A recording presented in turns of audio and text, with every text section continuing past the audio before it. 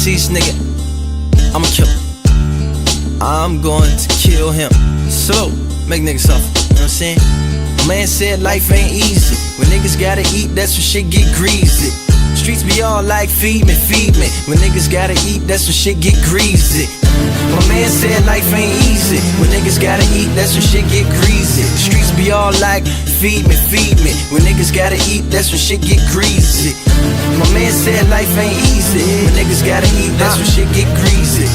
Hey, he had a whole lot of cheese. Plus he was the Mac, had a whole lot of C's. Made a lot of niggas fat, gave a whole lot of G's. Grams, man, he had a whole lot of these. And he would let you hold like a whole lot of keys. Even if you lose some, he would give you new ones. Twice the bread, it's like he had 2 buns. And he had a whole lot of seeds. Even his kids had meals, for real. Some rich small fries wrapped in paper since they was lil. Catch up, nigga. Man said life ain't easy. When niggas gotta eat, that's when shit get greasy. Streets be all like, feed me, feed me. When niggas gotta eat, that's when shit get greasy. My man said life ain't easy. When niggas gotta eat, that's when shit get greasy. He was a heartbreaker and a lawn shaker. If it was about caking, he was a partaker. International, he would take trips. Bon voyage, that's the hard. He was fishing for the chips. So greedy, never gave to the needy. That's what some say. The way he shunned all the bums hanging in the subways. He called them fruits and laugh at him. Delivery man on the pickup, drive through and throw a bag at him. And it was hard to understand him sometimes, making the killing the way he had him standing in line. Like, my man said life ain't easy. When niggas gotta eat, that's when shit get greasy. Streets be all like, feed me, feed me. When niggas gotta eat, that's when shit get greasy. My man said life ain't easy. When niggas gotta eat, that's when shit get greasy. Lovers call him king, haters call him clown. He would say, bite me, that's the way it's going down. He was having thoughts that maybe he should retire. Went to church on a Sunday and saw a deep fry. Said he had beef and people want him dead. He loved the hungry ones, was only scared of the feds. He lived a fast life, could he get his path right? Fry just told him about the hooters that he had last night. Turn yourself into the paddy wagon, said no. Bacon wouldn't take him, had the pigs on the payroll. Yeah, my man said life ain't easy. When niggas gotta eat, that's when shit get greasy. The streets be all like, feed me, feed me. When niggas gotta eat, that's when shit get greasy. Hey, my man said life ain't easy. When niggas gotta eat, that's when shit get greasy. Hey, to be continued on another menu. You dig, you dig, you dig, you dig, you dig. Will he give up his life of crime, or will he stay? This and other adventures on Lupe Fiasco's next album, Lupe End. Yes, sir.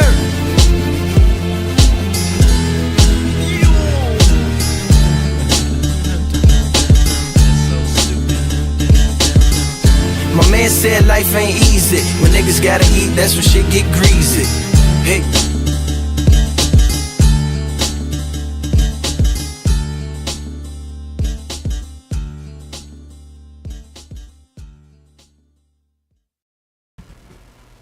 Alright, chat. How's it going? Big ups to everybody who has showed up or decides to pile in. Very much appreciate that. Let's hop over. Alright, let's hop over for a minute and give you guys an idea of what this was supposed to be and what it's actually going to be. So let me do something real fast. Okay. Alright, chat. So, first off, as you guys know, it's the Ides of March, and if you follow me for any period of time, you know I like to do something around this time as it pertains to it. As you guys know, this is the day that Julius Caesar was assassinated because he couldn't really read the social or political landscape at his particular time, which ended up him getting killed. You guys don't need a lesson on that shit. If you know, you know. I initially started this a number of years ago to show some of the correlations between DSP and really the nonsense amongst his friends at that time. And that with Julius Caesar and his downfall and this, that, and the third. It's a whole thing. And I had a huge speech and everything for it and all that. Anyway, I initially had a stream lined up for you guys. There was going to be like I had like 8 DSP videos. I had some Low Tier God. I had some Wings of Redemption stuff because he's talking about potentially wanting to box oh my god, box 007. I had a whole smorgasbord lined up for you. And I guess that'll have to be on the next stream, because I'm going to have to scrap that for right now, just because of the nonsense I heard on the way home today. On top of that, as you guys know, if you followed the last stream, I have a whole fuckload of shit to talk to you guys about when it comes to Woody's gamer tag and his sex advice saga. I've got a whole bunch of stuff lined up for you on that, so that's something you can look forward to on a future stream. What are we going to talk about today? But, you know, enough of all that. I want to still keep with the tradition of the Ides of March, so let's keep going with it. What are we going to talk about today? We're going to talk about this dumb shit that I heard DSP talk about as it pertains to the interview this morning. So that's, or not too long ago, a while ago. We're going to talk about that. I had Diggs go ahead and throw a whole thing together for me on it, so we're going to go over that. And then I have... I went ahead and gathered a couple bbno videos, kind of give us something to kind of vibe with, and we'll go from there. And that'll probably be it. I don't think we'll be able to tap into the much larger show I had lined up, but you know, it is what it is. So that's a thing. With that being said, chat, hopefully you guys are, you know, doing well and whatnot. Big ups to all of you who've chosen to show up and whatnot. I very much appreciate it, because I'm sure your favorite detractor is currently streaming at the moment. But I did tell Prop that I was going to do this. So, so that's a thing. Let's see here. Actually, hold up, Prop. I can actually pull up Discord real fast. Let's see. So, like I said, big ups in chat. Let's see what's going on. Let's see who's here. Bunch of people in the building. How you guys doing? What the fuck is this? No, I'm not interested in that. Oh, that dude responded. Oh, he responded. Oh shit! Sorry, I'm talking out loud. If that dude actually does what I think he's gonna do, that's just gonna be hilarious. Holy shit! All right, here's Prop. Let's see what's up with Prop. Locale live. Huh? Well, what is this? I'll have to look at that. Oh, speaking of which. Since DSP kind of already tapped into it, I'll mention it when we get there. But that whole situation with Boogie talking to what's his name, EDP, we're gonna talk about that, because I had a theory I actually presented to ProleteR the other day, and I've actually sent it to James the Lesser too, but he didn't get. I don't think he got my DM, so I'll try to resend that to him later. I don't know what's going on with Discord. It's been kind of finicky over the last like 12 hours. Anyway, I have a theory about that whole nonsense. Like, so, you know, that's a thing. That's a thing. Yeah, Emperor, like Emperor 5000. We're gonna go over that. Cause, sorry, I'm kind of jumping around a little bit. Yeah, because that needs to be brought up. That definitely needs to be brought up. That's silly as shit that that shit went under the radar as long as it did. So yeah, that's definitely gonna have to get tapped. That shit has to get tapped, for sure. Because it's very hard to overlook that nonsense. That shit's wild how that shit went about the way it did. Big ups Prop. Big ups Swell. Shit, Grim's in here. There's a bunch of y'all in here. What's up? I heard about the Facebook outage thing. I don't know what's going on there. I'm not on Facebook. But people that I'm cool with talked about that. So that's a thing. So anyway, that's the plan. Okay, so give me like a minute or two and whatnot. Grab myself my Snortbucks and shit, and then we can get started. Matter of fact, I can give you guys Lupe again if you want. No, it won't even be that long. It'll only be a few minutes. All right, so let me just go ahead and play this out, and like I said, I'll literally be right back. Oh, actually, you know what? I do want to give you guys some Lupe. There's a song today I actually heard in the car that I actually want to give to you. Give me just a second. And then I can also look at this post here that ProleteR dropped. Let's see here. What do we got here?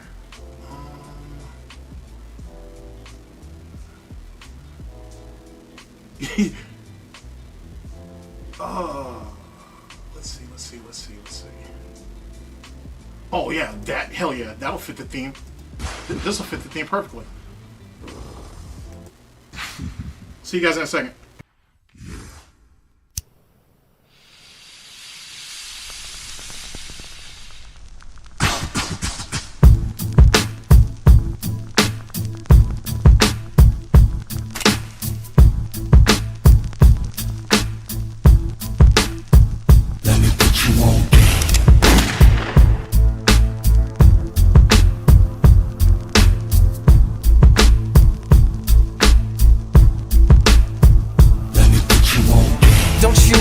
I run this place, and I've begun this race. Must I rerun this pace? I'm the reason it's become this way, and their love for it is the reason I have become this praise. They love my darkness, I've made them heartless, and in return they have become my martyrs.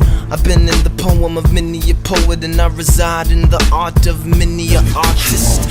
Some of you smartest have tried to articulate my whole partnerness, but they're fruitless in their harvest. The dro grows from my footsteps. I'm the one that they follow, I am the one that they march with. Through the back alleys and the black markets, the Oval Offices, the crack houses and apartments. Through the mazes of the queens, the pages of the sages, and the chambers of the kings. Through the veins of the fiends, a paper chases pages, yo, I'm famous on the scene. One of the oldest, most ancientest things, speak every single language on the planet, yeah, I mean. I am the American dream, the rape of Africa, the undying machine, the overpriced medicine, the murderous regime, the tough guys front and the one behind the scene. I am the blood of this city, it's gas, water, and electricity. I'm its gem and its math and its history. The gunshots in the class, and you can't pass if you missing G. I taught them better than that. I taught them aim for the head and hope they never come back. I'm glad your daddy's gone, baby, hope he never comes back. I hope he's with your mother, with my hustlers high in my trap. I hope you die in this trash. I can't help it, all I hear when you crying is laughs. I'm sure somebody find you tied in this bag behind the hospital, little baby crack addicts had. Then maybe you can grow up and be a stripper, a welfare receiving prostitute and gold digger. You can watch on TV how they should properly depict you. The river shall flow with liquors, quench your thirst on my elixirs. I am the safe haven for the rebel, runaway and the resistor, the trusted misleader, the #1 defender. And from a throne of their bones I rule. These fools are my fuel, so I make them cool. Baptize them in the water out of Scarface pool, and feed them from the table that held the Corleone's food. If you die, tell them that you play my game. I hope your bullet holes become mouths that say my name, cause I'm the...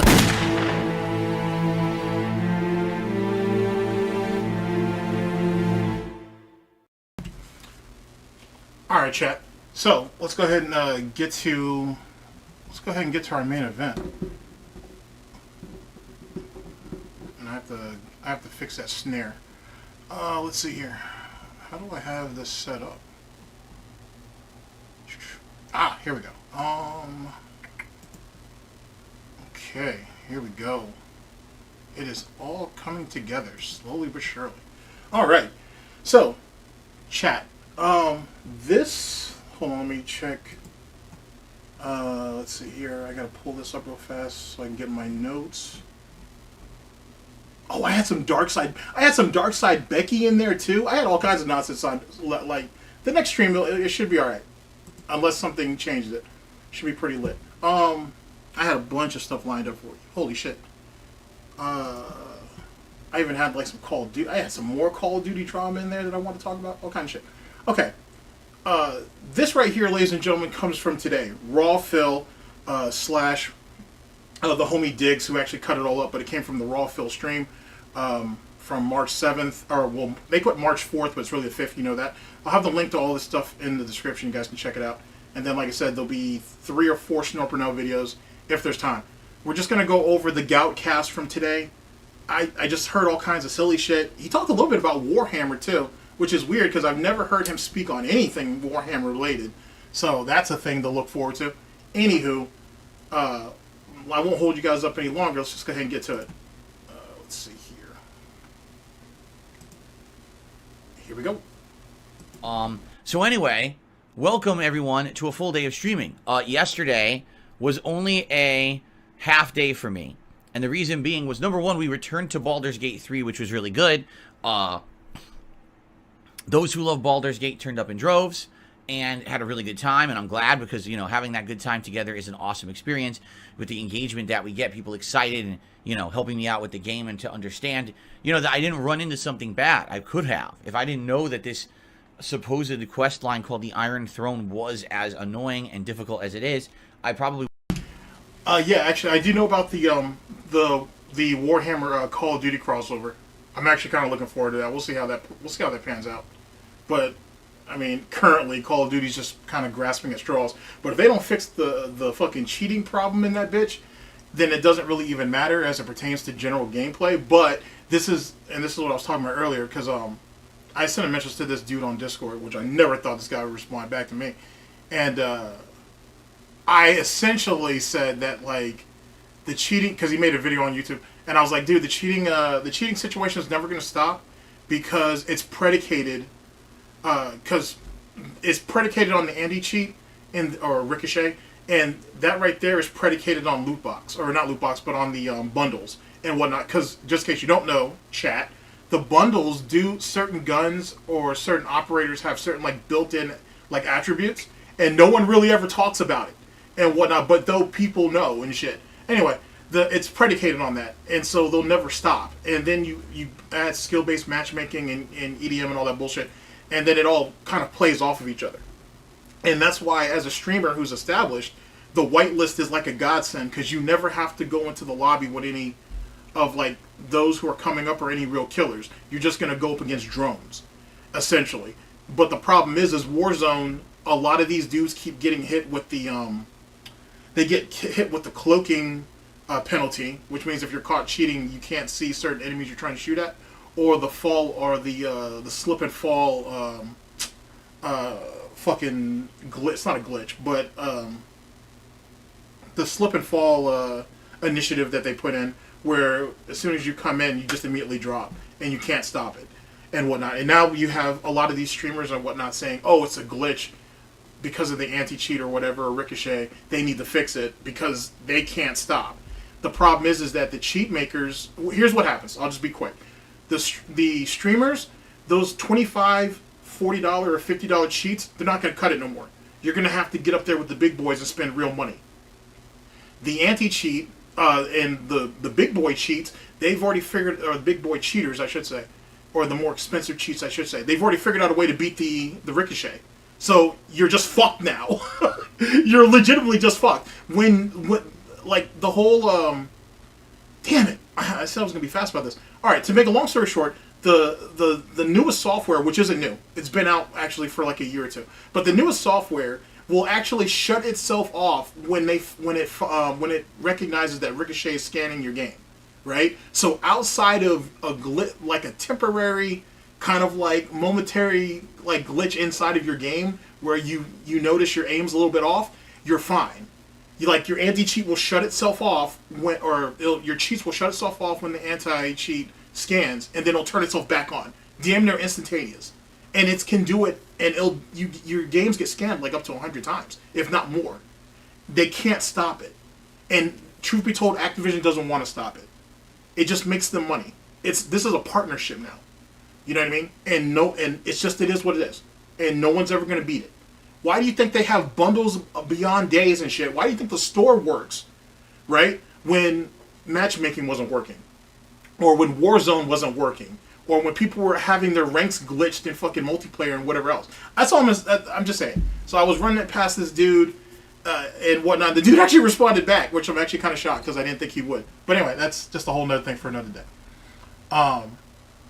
Escaping the work soon.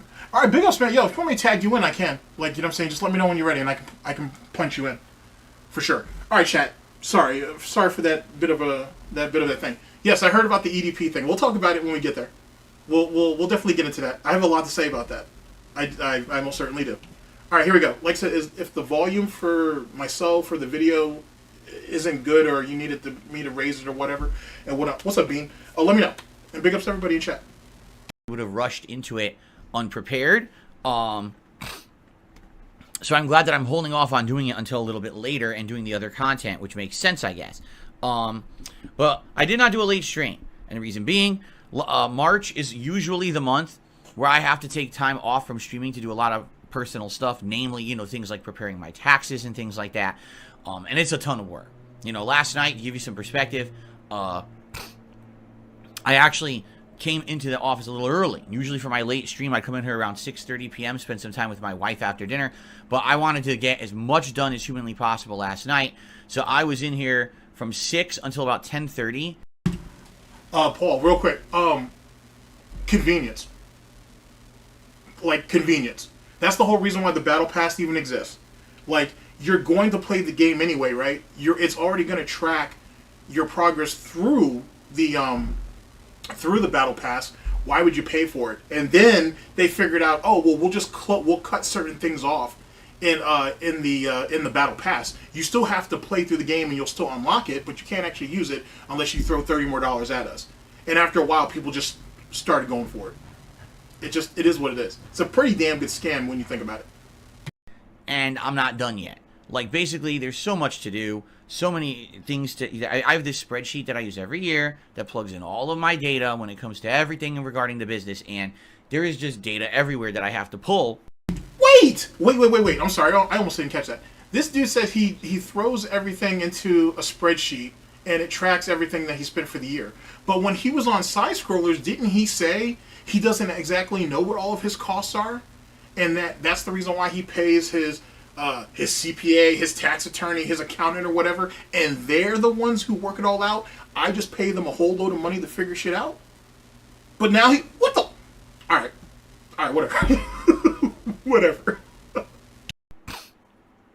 And it takes a lot of time, and it's reliant on basically where I'm pulling the data as well. So some years where things go smoothly, and other years where it just doesn't work. Namely, this year, I go to pull data from this place I've pulled every single year, and they change the whole thing.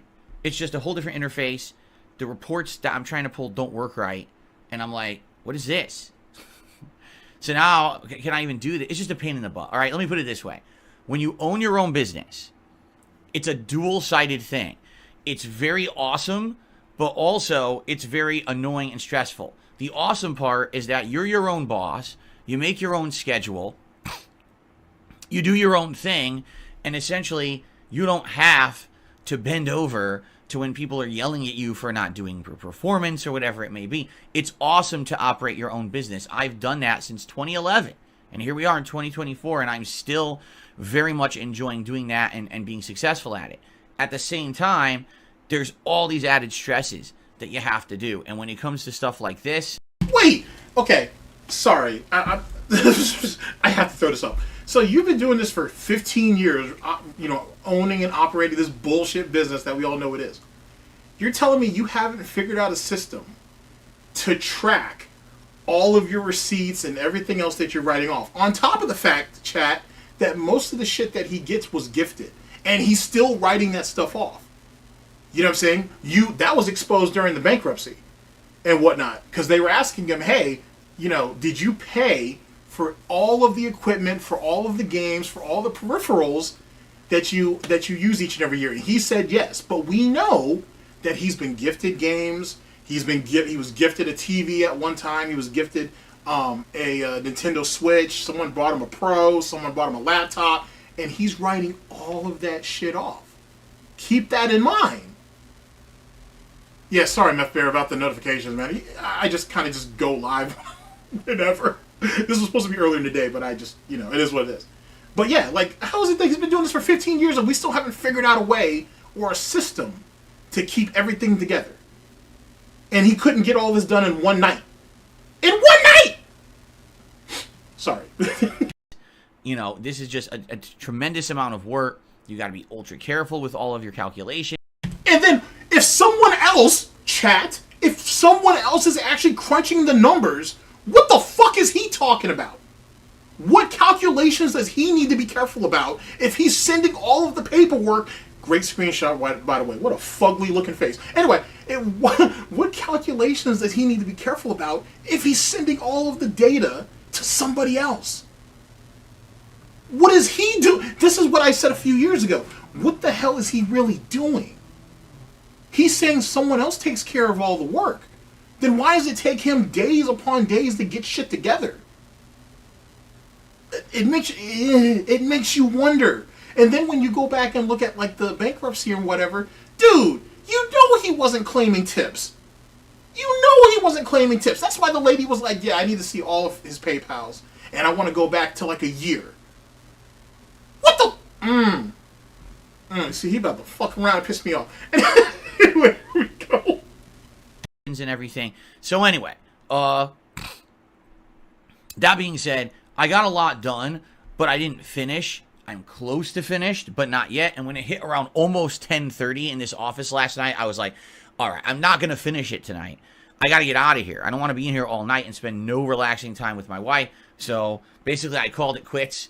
And I will definitely need to have a couple more days later this month off from streaming. I don't mean days. I mean like a session, like a night session. Because number one, I have to finish with that.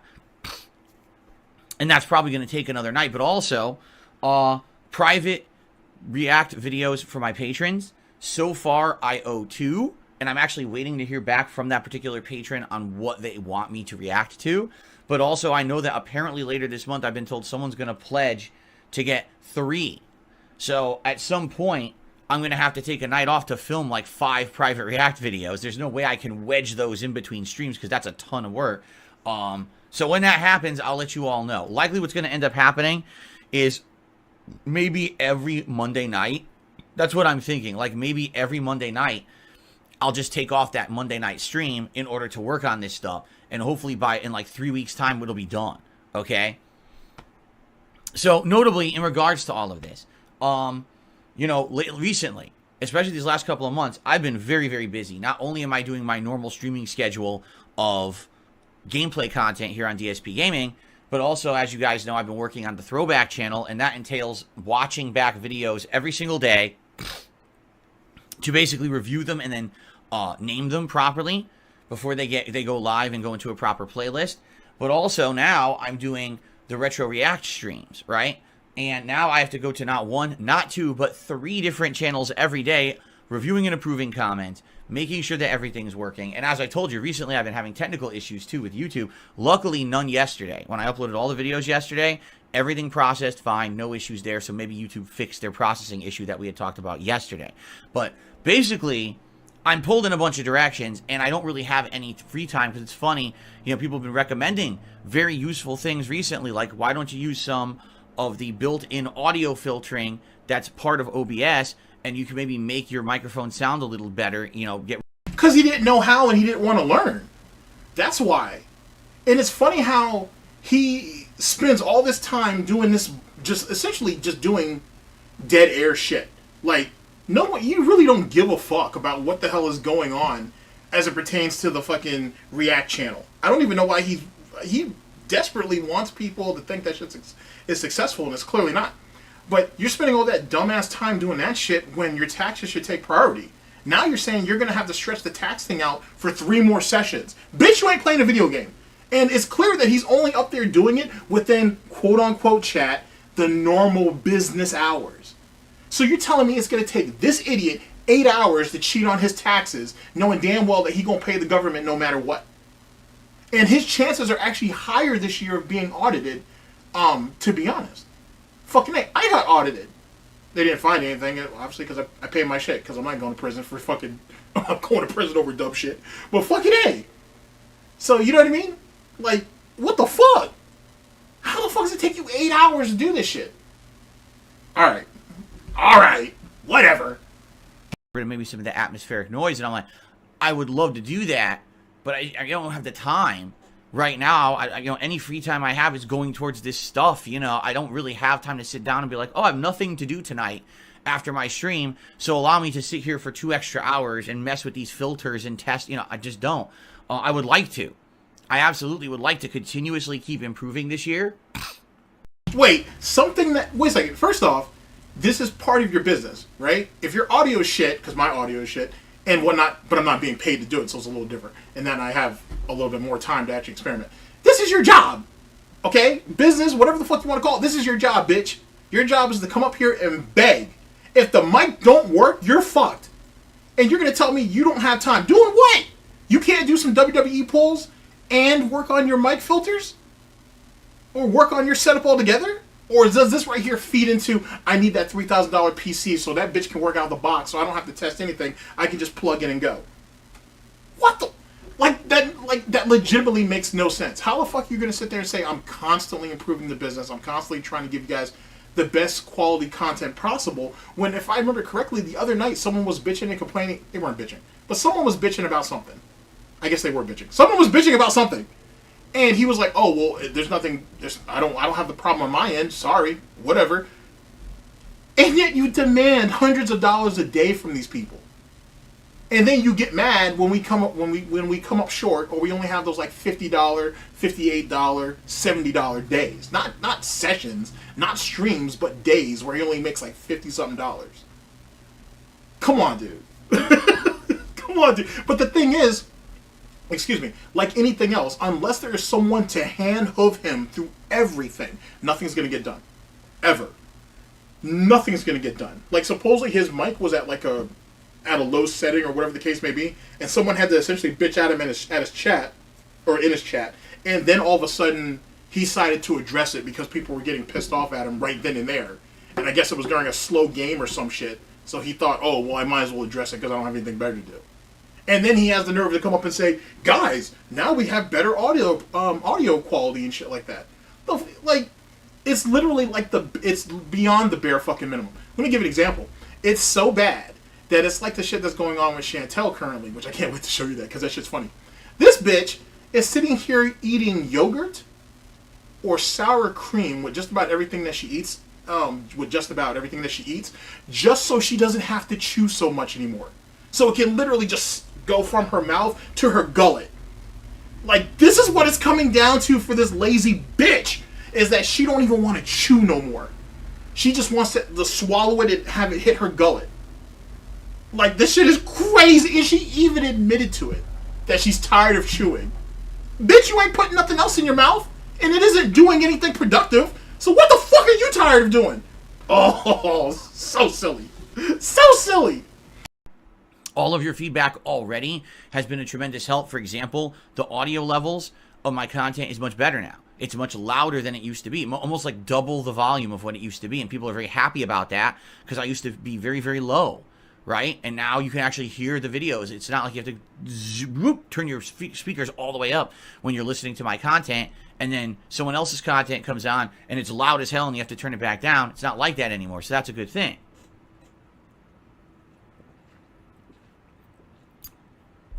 So, I want to keep improving, but I apologize, I can't really work at the pace that a lot of people would like. Sure, right now I'd immediately like to get these improvements and other improvements right now, and you know, it's tough. I'm being pulled in all these different directions, all this stuff I have to do right now. Just to give you another piece of perspective. He really does. He's really, like, you could tell, like, he's really, really getting to the point where, I mean, he's always done this, to be honest, but he's really to the point where he spends probably the majority of the time going over detractor content and just looking for whatever his next opening is, which is what the same thing is that Chantel's doing. Like, she ain't sat there and admitted it, that she spends a lot of her time watching detractor content. Speaking of which, that bitch has to go back to Canada. She's going back home. Which, you know, French Fry Girl's having an orgasm over that shit, but and probably for good reason, maybe. But she has to go back home. And I think, one, the fake marriage has just run its course, or it's damn near getting there, and two, the pain pills. Like, this bitch is probably addicted to the pain medication, and she can't get it at the frequency that she wants. So now she has to go back home to Canada and get on the healthcare and abuse their healthcare system to make that happen. So crazy, so fucking crazy. But she admitted too that she watches a lot of reaction content. You know what I'm saying? It's the only thing that she has nothing else to do. She's too big to essentially be able to take care of the house. You know what I'm saying? And she don't talk to, and, you know, Salah isn't even there, I don't think, or at least he's not there most days. She has nothing else to do. This is what it's come down to. And her depression, or if she even has it, has gotten to such a fever pitch that now she want to go home because she knows she failed. The marriage thing doesn't work. No, you know, the dude didn't want to claim you. He just wanted to shit on other, I guess, prettier women and wanted to see what their salaries were, if they could be a good replacement for you. You failed, Chantel. You failed. Deal with it. Deal with it. And that's where this idiot's at too. And he's just having a hard time coping. Can you imagine right now, if while all this is going on and I'm so busy with everything, can you imagine if I had gone through with the documentary that I was talking about doing a couple months ago? I was supposed to start filming like right about now. So can you imagine me being in the middle of all these games that I'm already backlogged on, right? Working on these projects, the throwback channel, and now telling you guys, oh, by the way, now I can't stream. this week, you know, it's going to be a half week, entire days away and stuff like that. You know, so, I mean, I think, quite honestly, I dodged a big bullet there. And what I mean by that is not to say that working with a documentary with Mike Clum is a bullet, but I don't think that, honestly, with the situation I'm in my life, right, that I would have been able to handle that at all. It would have been overload. And again, as I've already reiterated previously, imagine if I was trying to do that. Now, the thing is, this is very important. You know, a documentary about me would have had to be done well, and basically... Wait! He asked you when your availability was, so why would you set up the documentary around tax time if you know that you're so inept and so stupid that it takes you 4 weeks to come up with all of the information so you can send it to your tax guy? Or whatever. Why would you choose that? That's the first thing. 2, the documentary really, like I said, I'm just glad it didn't go through because it would have, that shit would have easily have been a smear campaign against the Tractors, Trolls, Haters, and Critics.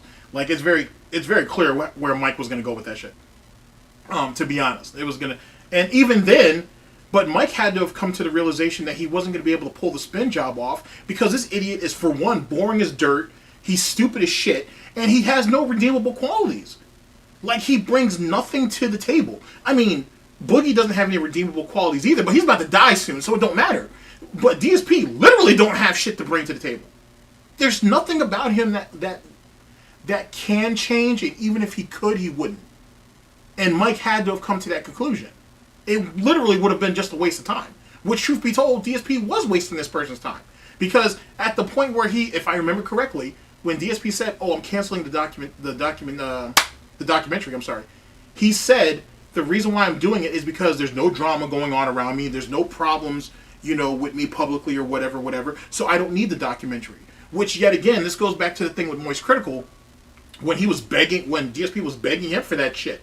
He was in a fucking bad spot where the Tractors, Trolls, Haters, and Critics were clowning his ass, and he needed a larger platform for the spin. And it never came through.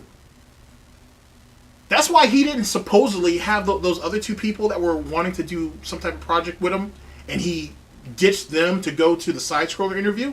That's why those people got thrown to the side. And he never double-tapped them. And you know he's still waiting for the June the King thing to go on. And I've seen, and I don't follow June on Twitter, but I've seen what he's been saying lately. That dude has a monumental task, almost Herculean task ahead of him. So I don't expect to see him anytime soon. And if it's a rush job, he's only going to get criticized for it. So he needs to be mindful of what the fuck he's doing. You know, I'm telling you, it's utilitarianism. He only interacts with people that are useful.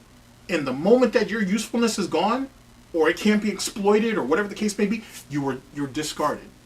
And then it's on the hunt for new blood. That's legitimately what it is. And DSP had to have known, if he brings this dude into his home, either A, it's the fucking dilapidated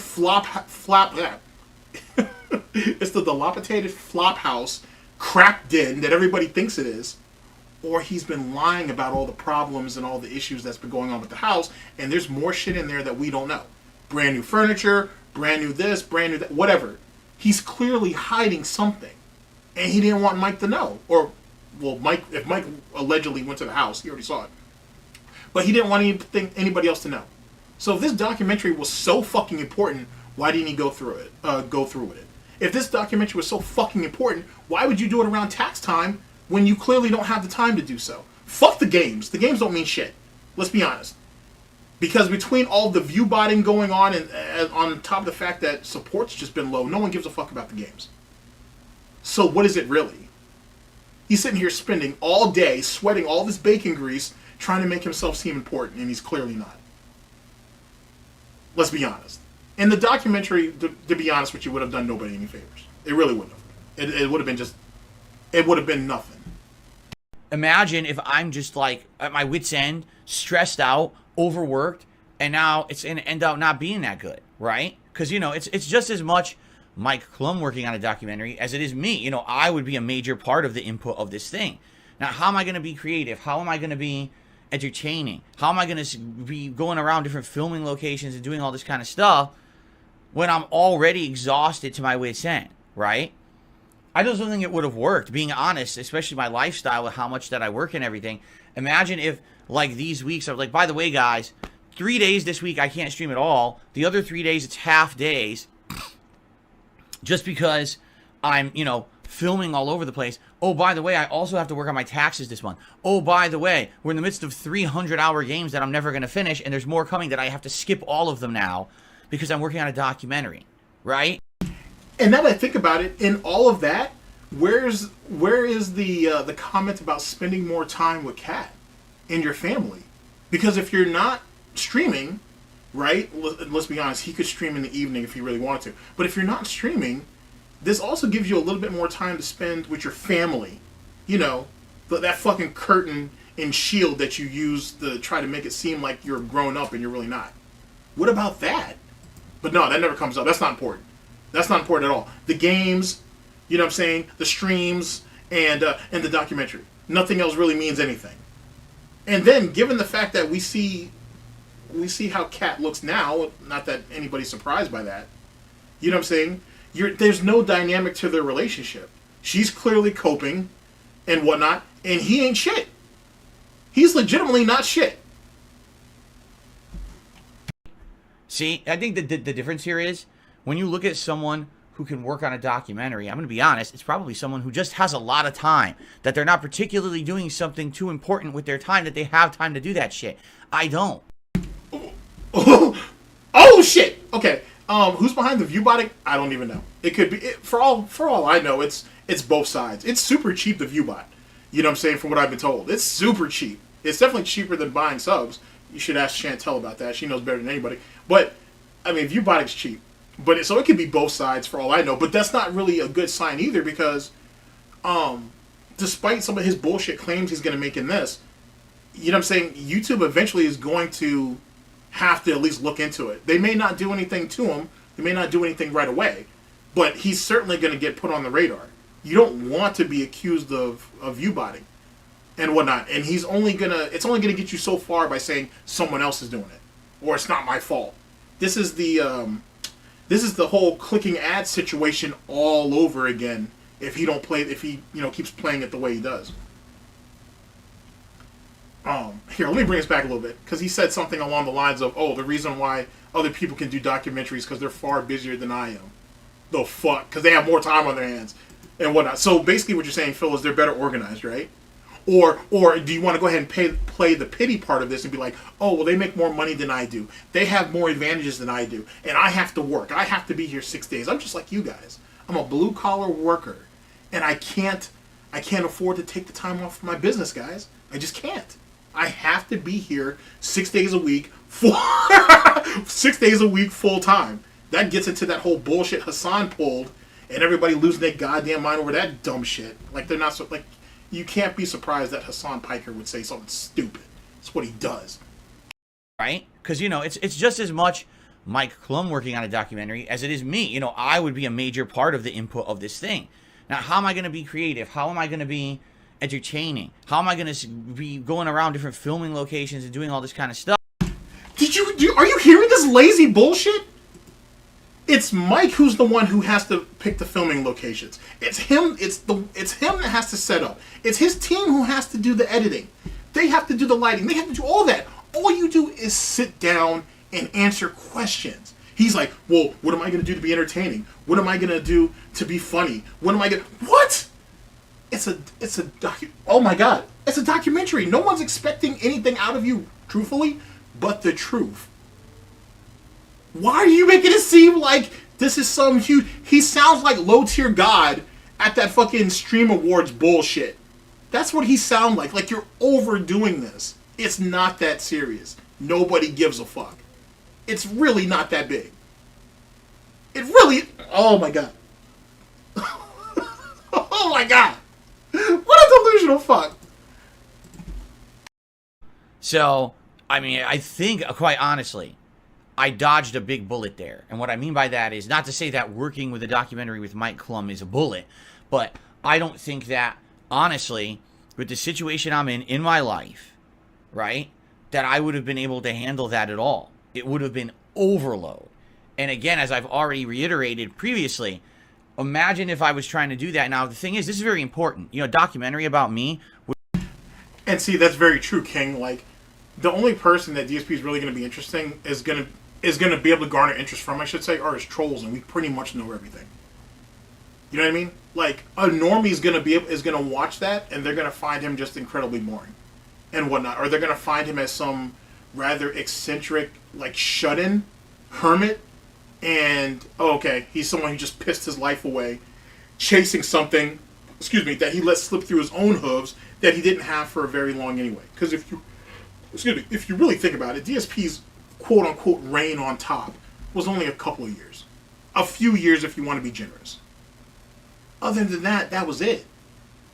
As quickly as he started making money off this is when the problems happened, and he turned into a fucking joke / meme / the toilet of the fucking internet not long afterwards. I mean, granted, he was a piece of shit before, but now he has the porcelain crown to go with it now. That's the only difference. Like, you know what I'm saying? Like, when you really put it into perspective. Like, you know what I mean? Like, the amount of time investment you have to put into DSP's bullshit to, like, grasp or even take anything away from it is more than a normie's willing to put in, if you think about it. You know what I mean? Unless you have some type of ulterior motives, of course. Would have had to be done well. And basically, imagine if I'm just like at my wit's end, stressed out, overworked, and now it's going to end up not being that good, right? Because, you know, it's just as much Mike Clum working on a documentary as it is me. You know, I would be a major part of the input of this thing. Now, how am I going to be creative? How am I going to be entertaining? How am I going to be going around different filming locations and doing all this kind of stuff when I'm already exhausted to my wit's end? I'm going to be exhausted. First off, the best vest will always be the platinum vest. Mr. Potato Head wrapped in aluminum foil will always be the best vest ever. And that's one of the things that killed the vestry. Exhausted. Chat.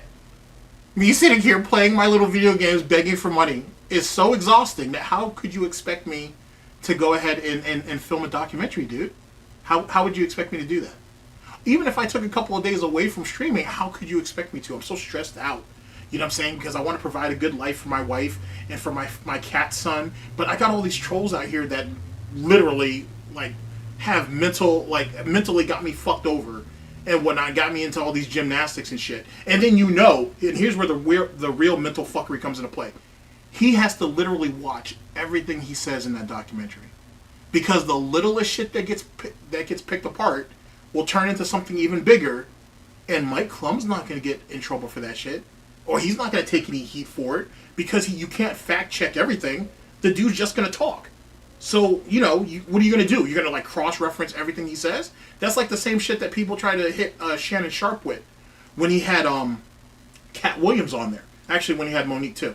Where they were like, well, you know, maybe you should have verified some of that shit. You can't verify that shit on the fly. You just go off whatever you go off. It's just not practical. Anyway, the point being is, you know what I'm saying? He's going to be in a catch-22 regardless.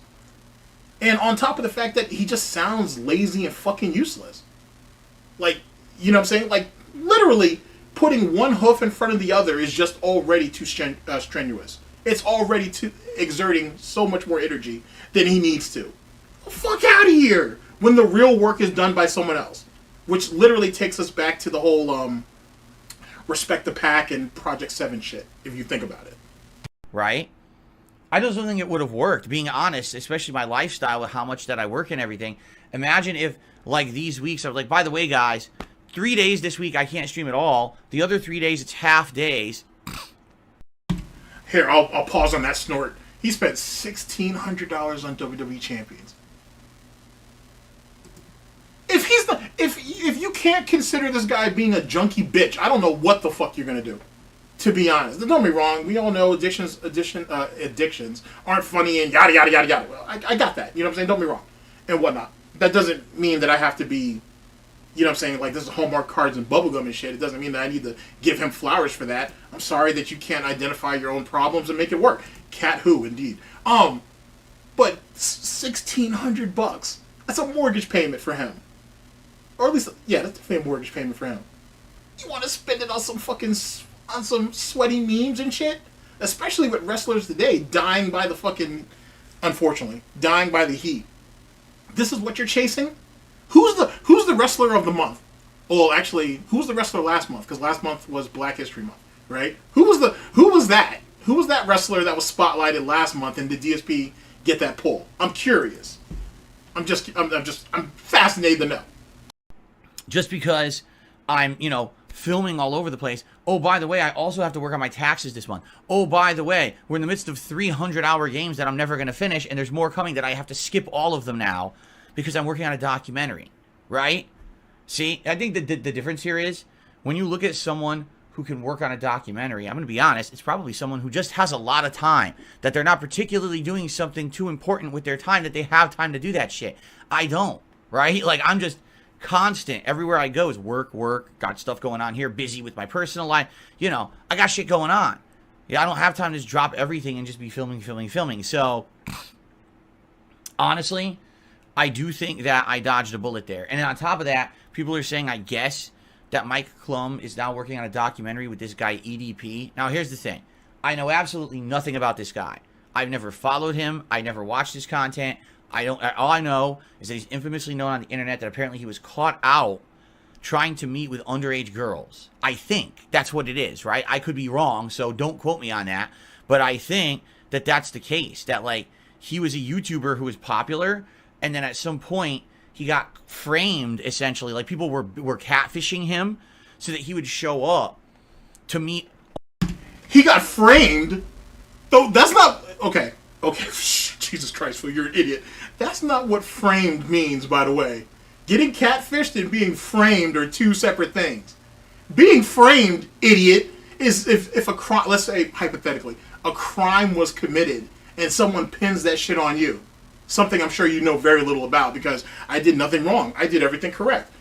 Getting catfished is someone convinced you or had you commit to something under the guise that things were one way when it really wasn't. So while he was out here looking for cupcakes and whatnot, someone set up the situation and he bit. That's what happened. Yes, the whole situation was fraudulent, but he went for it. And that's where his problem is. That's where his problem is. Because if he didn't have that problem, or if he didn't have that mindset, or whatever the fuck, he would have never committed to it. And it wasn't just the engagement they did with him online, but the fact that he was willing to drive out there to chase his quote-unquote cupcakes. That's not being framed, you fucking idiot. Oh, God. Fuck you. Fuck you that you even made me explain that. Oh my God, you stupid son of a bitch. This kind of stuff when I'm already exhausted to my wit's end, right? I don't think it would have worked, being honest, especially my lifestyle with how much that I work and everything.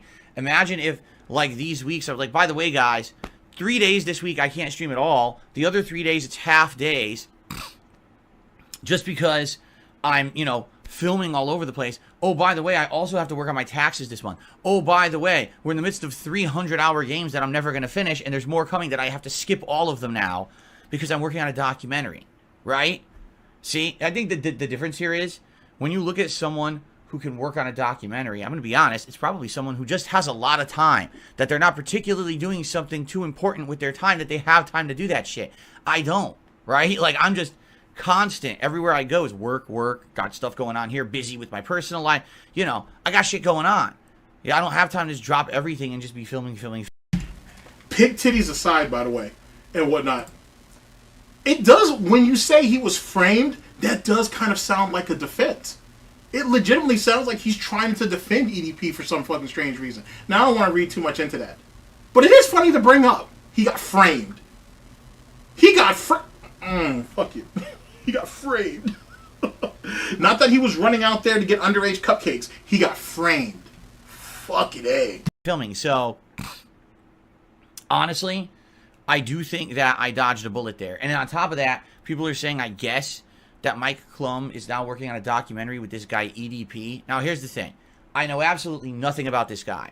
I've never followed him. I never watched his content. All I know is that he's infamously known on the internet that apparently he was caught out trying to meet with underage girls. I think that's what it is. Oh my god. I don't know, man. I saw a stream with Bossman Jack where that dude got up to like $40,000, and like he lost all that shit in the same stream or something like that. It was a ridiculous amount of money. It had to have been like 40K. Like, you know what I'm saying? And that's not too bad, because I think he only had like $80 to start. And oh my Christ. Just bouncing like off and on that stream, I couldn't tell you how long the stream was, but it was long as fuck. Yeah, he lost all that. Like, the moment he was like in the 30s, I was already thinking to myself, well, motherfucker, just stop. You know what I'm saying? You could buy yourself a lot of nose candy with that. Just stop. Stop.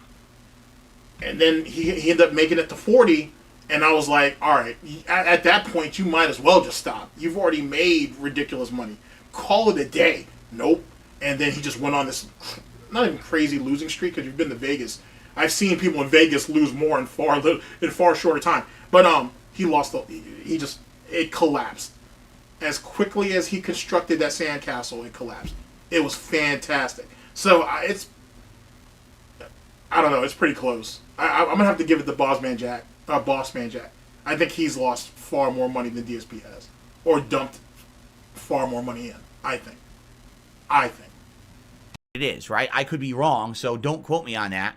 But I think that that's the case. That, like, he was a YouTuber who was popular, and then at some point, he got framed, essentially. Like, people were catfishing him. He got framed, chat. I'm sorry to keep dwelling on that shit, but he got framed. This idiot, it's bad enough this idiot doesn't know what a fucking rainy day fund is, but this idiot can't tell you the difference between being catfished and being framed. I want you to take that all in, chat. I want you to take that all in. I'm going to bring it back for you one more time. Actually, I'm going to have to take the senpai thing off for just a second. I want you to see it and hear it in all of its glory. That shit. I don't, right? Like, I'm just constant. Everywhere I go is work, got stuff going on here, busy with my personal life. You know, I got shit going on. Yeah, I don't have time to just drop everything and just be filming. So, honestly, I do think that I dodged a bullet there. And then on top of that, people are saying, I guess, that Mike Clum is now working on a documentary with this guy, EDP. Now, here's the thing.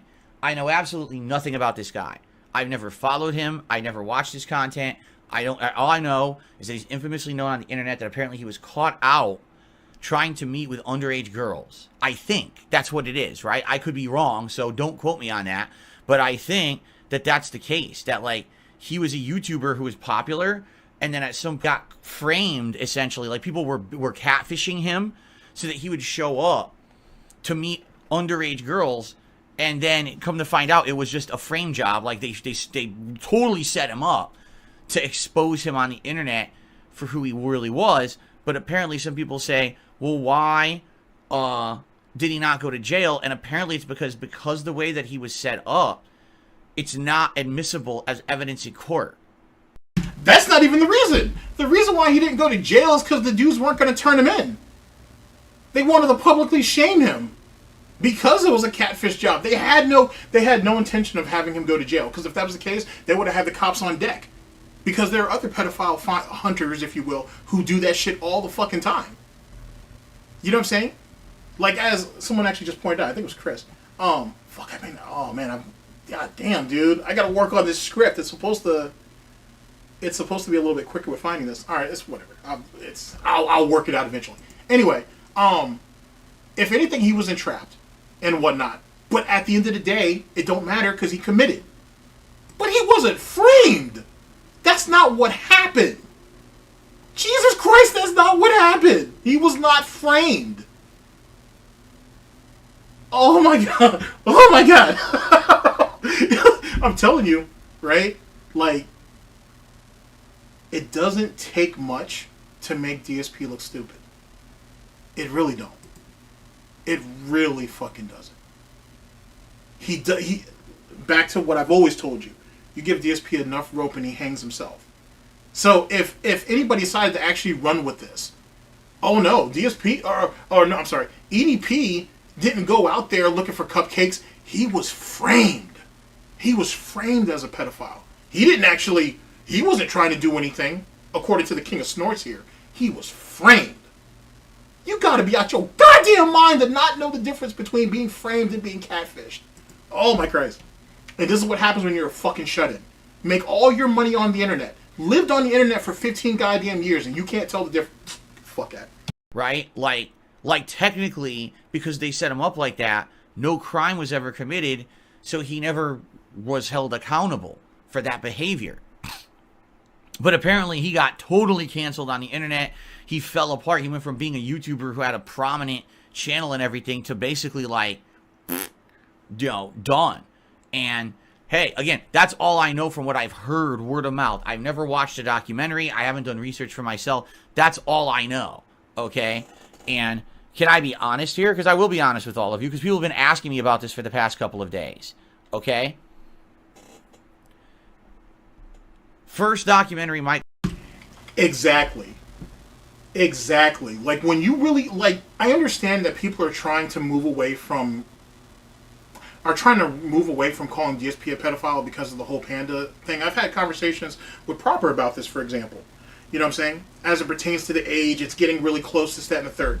I'm not talking about when and I've told this to ProleteR, it's not about when he started dating her, right? The fact that he had damn near 11 years or 12 years on her was already a problem, right? If you want to pearl clutch a little bit or whatever, that's already kind of a problem. That's already kind of icky. But the fact that you were definitely talking to that chick when she was 18 or 17 years old, that's the problem. The fact that you were literally grooming her, if he waited till she was 18 does not change a goddamn thing. He was talking to her when she was 17. And because all of those messages and shit are gone, because neither one of them have screenshots as far as I know, and whatnot, he can go ahead and run away with it and just say, oh, I was 11 or 12 years her senior, was that the right thing to do, yada, yada, yada, yada. But I was not talking to her when she was 17. You have no proof. You have literally no proof. And obviously you were talking to her for a while before you decided to make that official. Now, I understand people want to step away from that and whatnot and just say, they don't want to peg him with that anymore. Or some people currently don't feel comfortable with it. I get that, but I'm always going to hold his ass to the fire on that shit. I'm going to always hold his ass to the fire on that shit. Because why the fuck would you want to date a chick that young? And then you ain't poached your fucking fan base twice. That's the thing. You know what I'm saying? You got yourself the young one. You couldn't handle it. You know what I'm saying? You got low T, your dick don't work, whatever the case may be. So then you had to go to a slightly older chick. You couldn't satisfy her. And now she's fucking heavy as shit. So either way, he fucked up twice. He fucked up twice. But that's just me. Clum does is on Boogie. The entire documentary is about Boogie basically being a miserable human being. The sad, dark life of Boogie. Right? But who made Boogie's life sad and dark? Right? Was it a group of people who just decided to, ruin his life? No, his life is sad and dark because he is sad and dark. And when you watch that documentary, you see the things in it that, he could improve, he could change for the better, and he just doesn't. He keeps engaging with trolls on social media. He keeps doing the awful life behaviors. He's a miserable wretch because... Oh, yeah. People forget, though, too, because Dwight actually points that out. Dude, EDP got caught like 1 or 2 more times after the initial shit. Like, what the fuck? So like, there's that. Currently, we're talking about, Frederick, how DSP... inadvertently, maybe, basically tried to run defense for EDP, saying that he was framed because he doesn't understand the difference between being framed and being catfished. He apparently that's something that's beyond his frame of mind and shit. So that's what we're currently speaking on, which is just fucking wild. Keep in mind though too, I'm behind in messages, so you might actually already know that by now. Sorry about that. So yeah, that's fucking silly. So fucking silly. Because of his own decisions and actions that don't change, correct? And I think what's supposed to happen is you watch it, you feel sorry for him, and it was supposed to turn his life around. Has it turned his life around? That documentary was not supposed to... See, that's what you want. That's what you think a documentary is supposed to do. See, this right here actually provides some pretty good insight into what DSP thinks a documentary should do, right? It's not that, oh, this basically talks about your past, talks about your current, and if you think you have a future, this is what you might try to work towards. That's what a documentary usually encompasses. He thinks, no, it has to serve a purpose. I need this documentary to go through so it can make me look better moving forward. And that's just not how it works. You know what I'm saying? Or at least not all the time. And saying that Boogie has a sad, dark story. It's pathetic, certainly. You know what I'm saying? And you ain't sat there and thrown away 200,000+ on a bunch of pussy, and you don't even have nothing to really show for it, which I get it, and whatnot. And then look at Boogie; he's like in his 50s, and he got himself that 20-year-old, and that chick is damaged. Like you can see it on that girl's face that she's damaged. But then again, that's Boogie's type, so it is what it is. But how is that supposed to fix anything? It wasn't meant to do that. It was meant to really showcase where Boogie has been at over the last couple of years and why Boogie has all the current problems that he has. Dumbass. That shit wasn't meant to fix a goddamn thing, which is the reason why it didn't. No, not at all. He's on a lolcow podcast. He freaking keeps doing this kind of almost degenerative content on the internet. He's not going to change. Sorry, let me bring that part back, actually. I want you guys to hear that again. First documentary Mike Clum does is on Boogie. The entire documentary is about Boogie basically being a miserable human being. The sad, dark life of Boogie. Right? But who made Boogie's life sad and dark? And then keep in mind, though, too, let's not forget, right? Because this was brought up on that being said a bunch of times. I've used this clip a bunch of times. You guys know this. But Phil was the one on the SRK forums and shit sitting there talking about, hey, come out to Connecticut and we'll go to the mall and play fighting games and shit and chase 14-year-old girls. That was DSP who said that. Just putting that out there. Just laying all the cards out. Womp womp. Was it a group of people who just decided to, ruin his life? No, his life is sad and dark because he is sad and dark. And when you watch that documentary, you see the things in it that, he could improve, he could change for the better, and he just doesn't. He keeps engaging with trolls on social media. He keeps doing the awful life behaviors. He's a miserable wretch because of his own decisions and actions that don't change. Correct? And I think what's supposed to happen is you watch it, you feel sorry for him, and it was supposed to turn his life around. Has it turned his life around? No. Not at all. He's on a lolcow podcast. He freaking keeps doing this kind of almost degenerative content on the internet. He's not going to change. It's pretty obvious at this point, correct?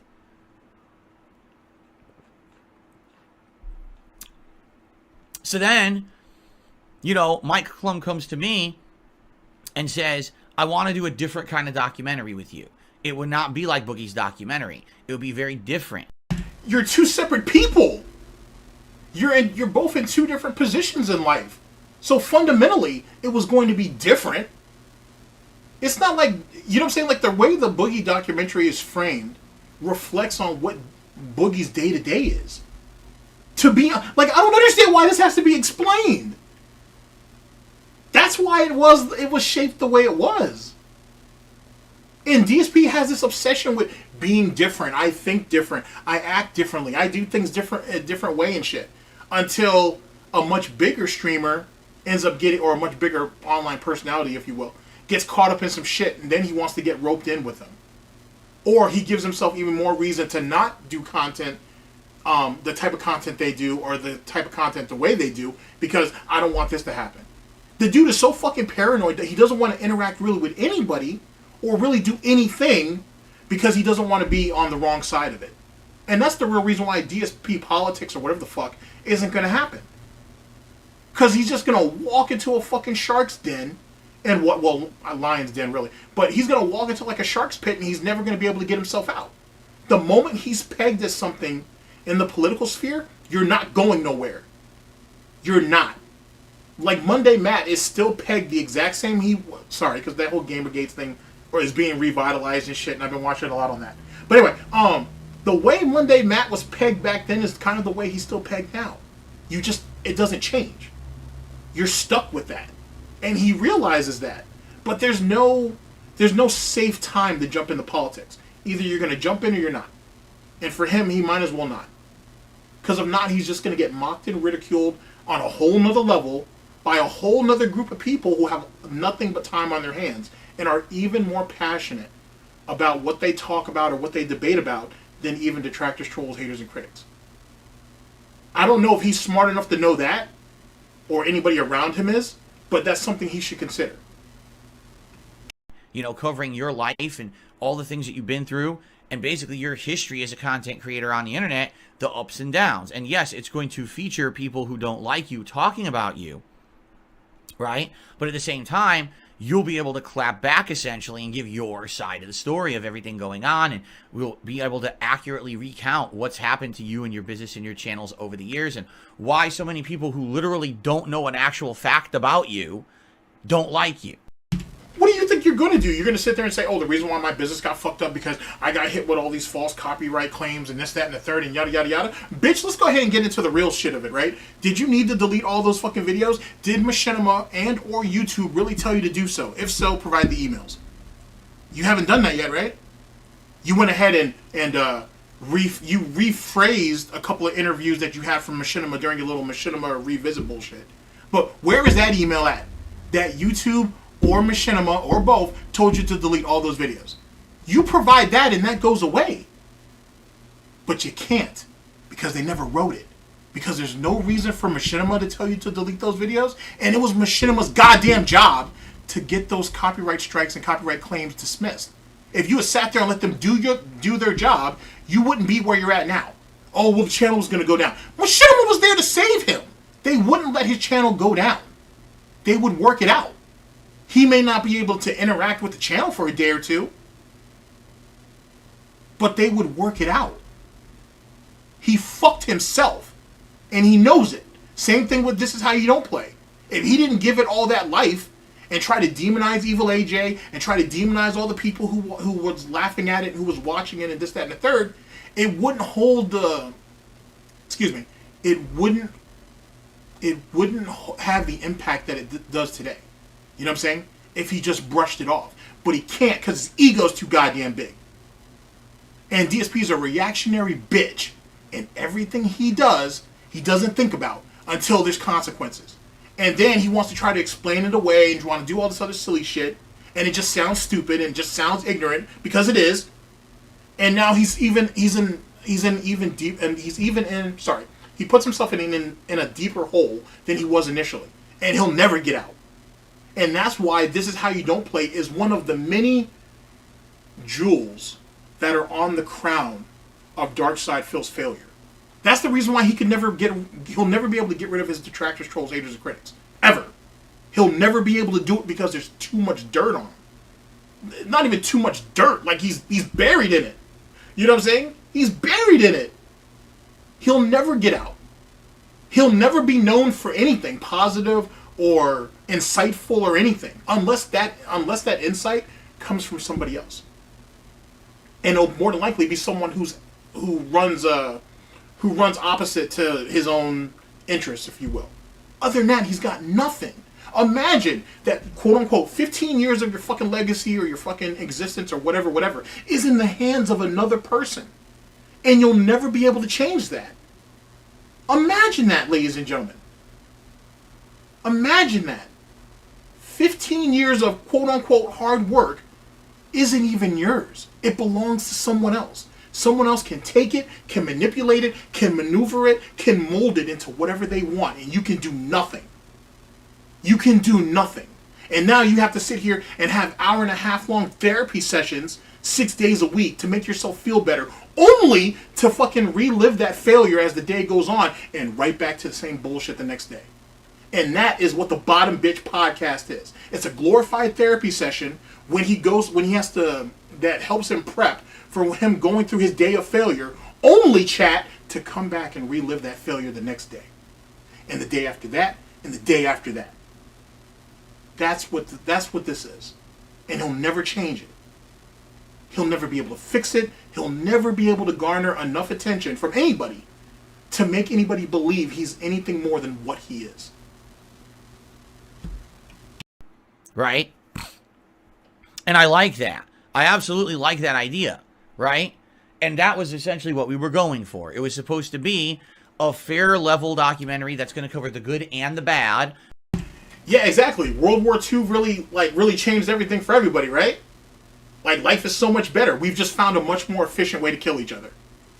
Well, World War I really actually helped like put us on that, and then World War II, and then everything afterwards, right? Like, you know what I'm saying? A documentary is supposed to fix everything, right? And the thing is, yet again, he's so desperate to try to be on the right side of history that he'll never really be able to change it. Same thing with LTG and his coping on a much smaller scale. But LTG and his fucking coping at the fucking award ceremony and shit. I was watching I can't remember the dude's channel now. It wasn't Cornstar, but it was one of those fellows in the LTG community. Big ups to them.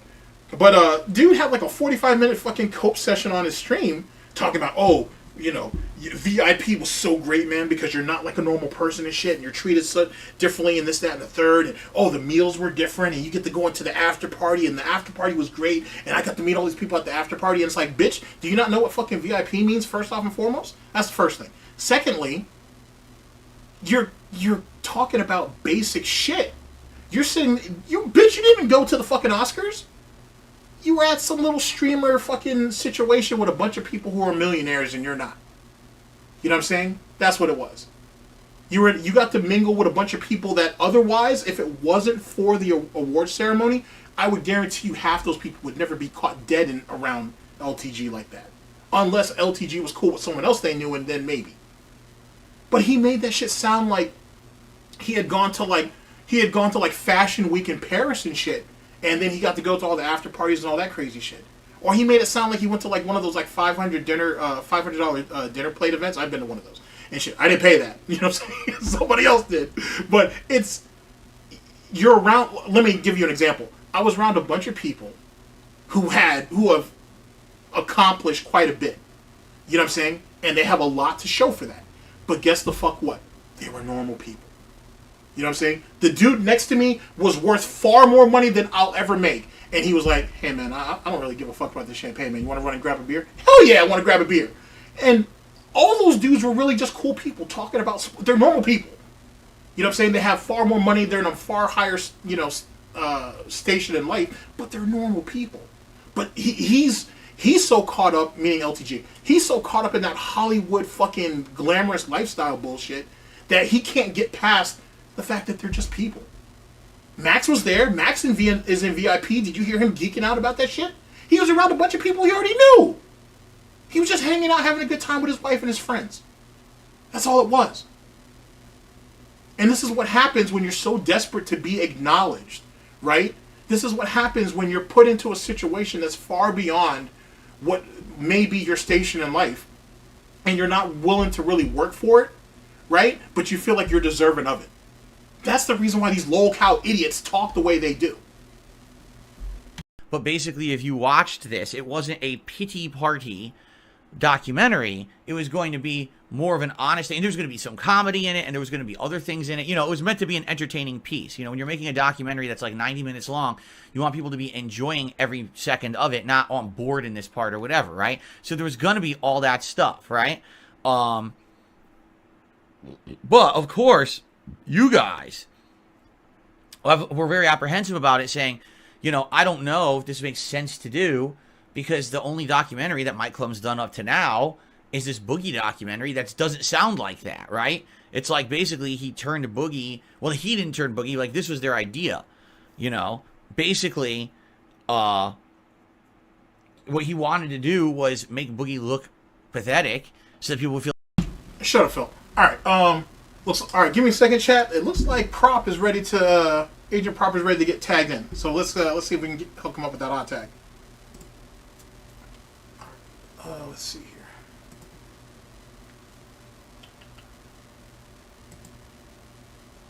All right, give me just a second, chat.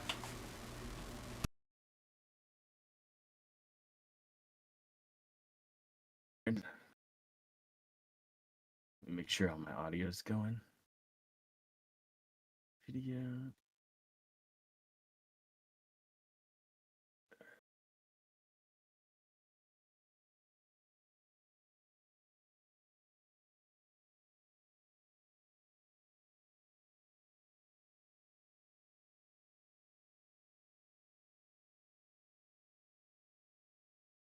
All right, chat. I'm gonna go ahead and tag Proper in. Let me know if you can hear him. Let me know if he comes through clear. Go ahead, Prop. Oh, there we go. What's going on, chat? How are you guys today? All right. So Agent Proper of the DIA has graced us with his presence and whatnot. And so Prop, first off, you know what I'm saying, how you doing? You know what I'm saying, how's things going? How's your day going? Oh, fantastic, man. I just got off of work, and I decided to hit you with the hot tag and come in here and talk this bullshit today. Good shit, good shit, good shit. With that being said, Prop, I guess from what you've heard so far, what are your thoughts, man? How do you feel about this? You know, being so busy that, you know, he can't do a documentary like normal people because he just has so much going on with his day.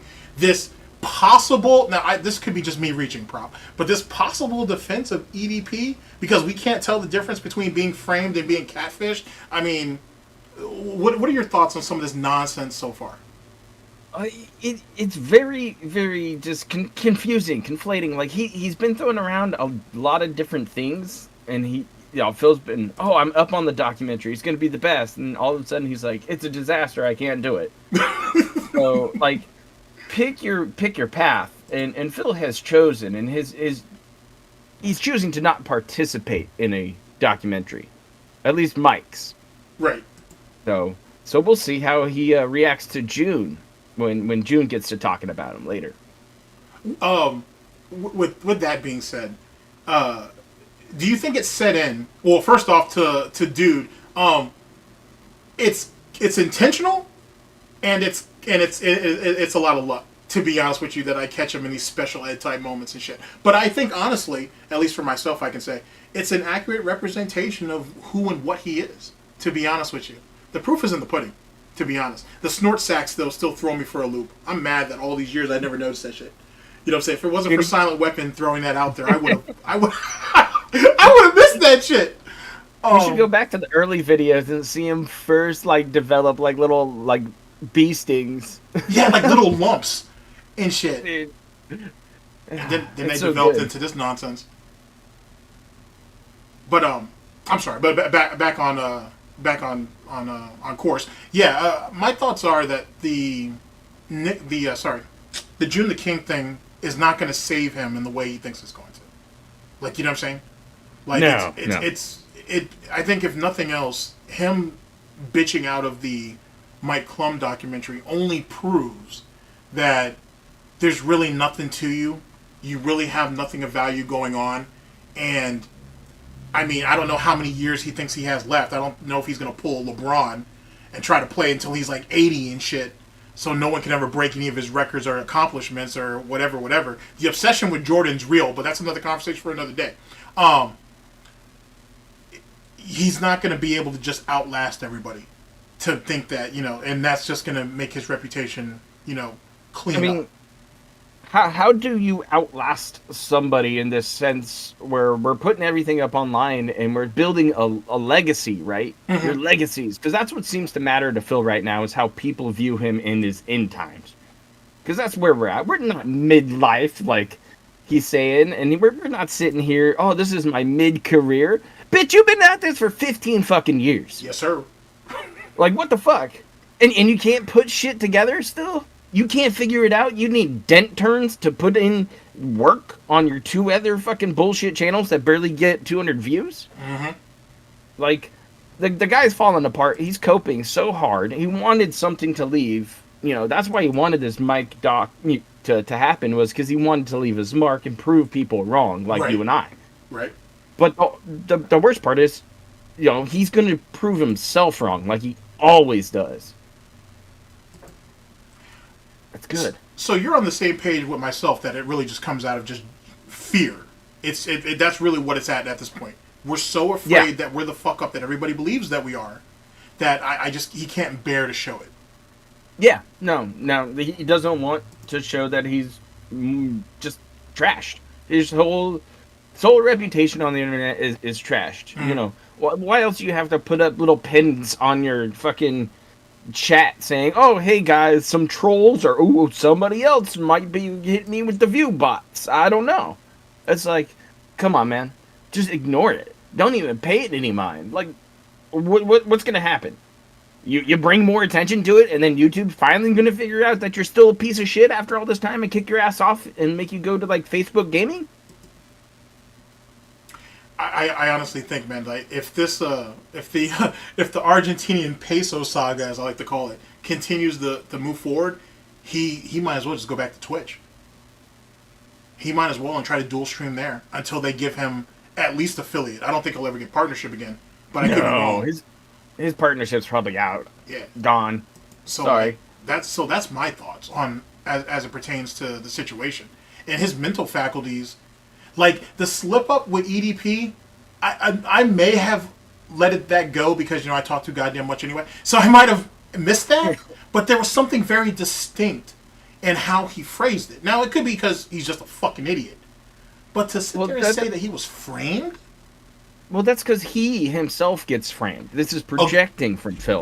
My man. This is him going there and being like, hey, man, I got framed for fucking buying PlayStation consoles to run a fucking tournament using Best Buy. It's like that kind of shit. It's like, I was framed on Blip TV when I did my, terrible Jew jokes and got in trouble. Those trolls came after me with a campaign.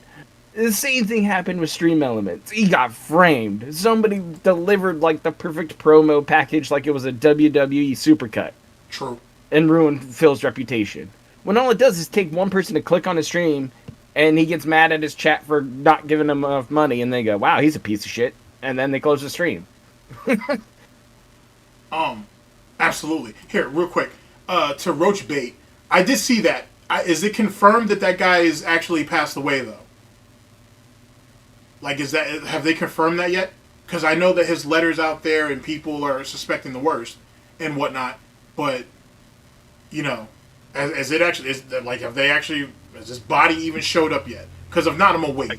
Because that guy's an absolute fucking narcissist. Like, I don't see that. Just wait. Yeah, just wait. Just wait. Unless something's happened. It's been like 8 hours since I heard about it.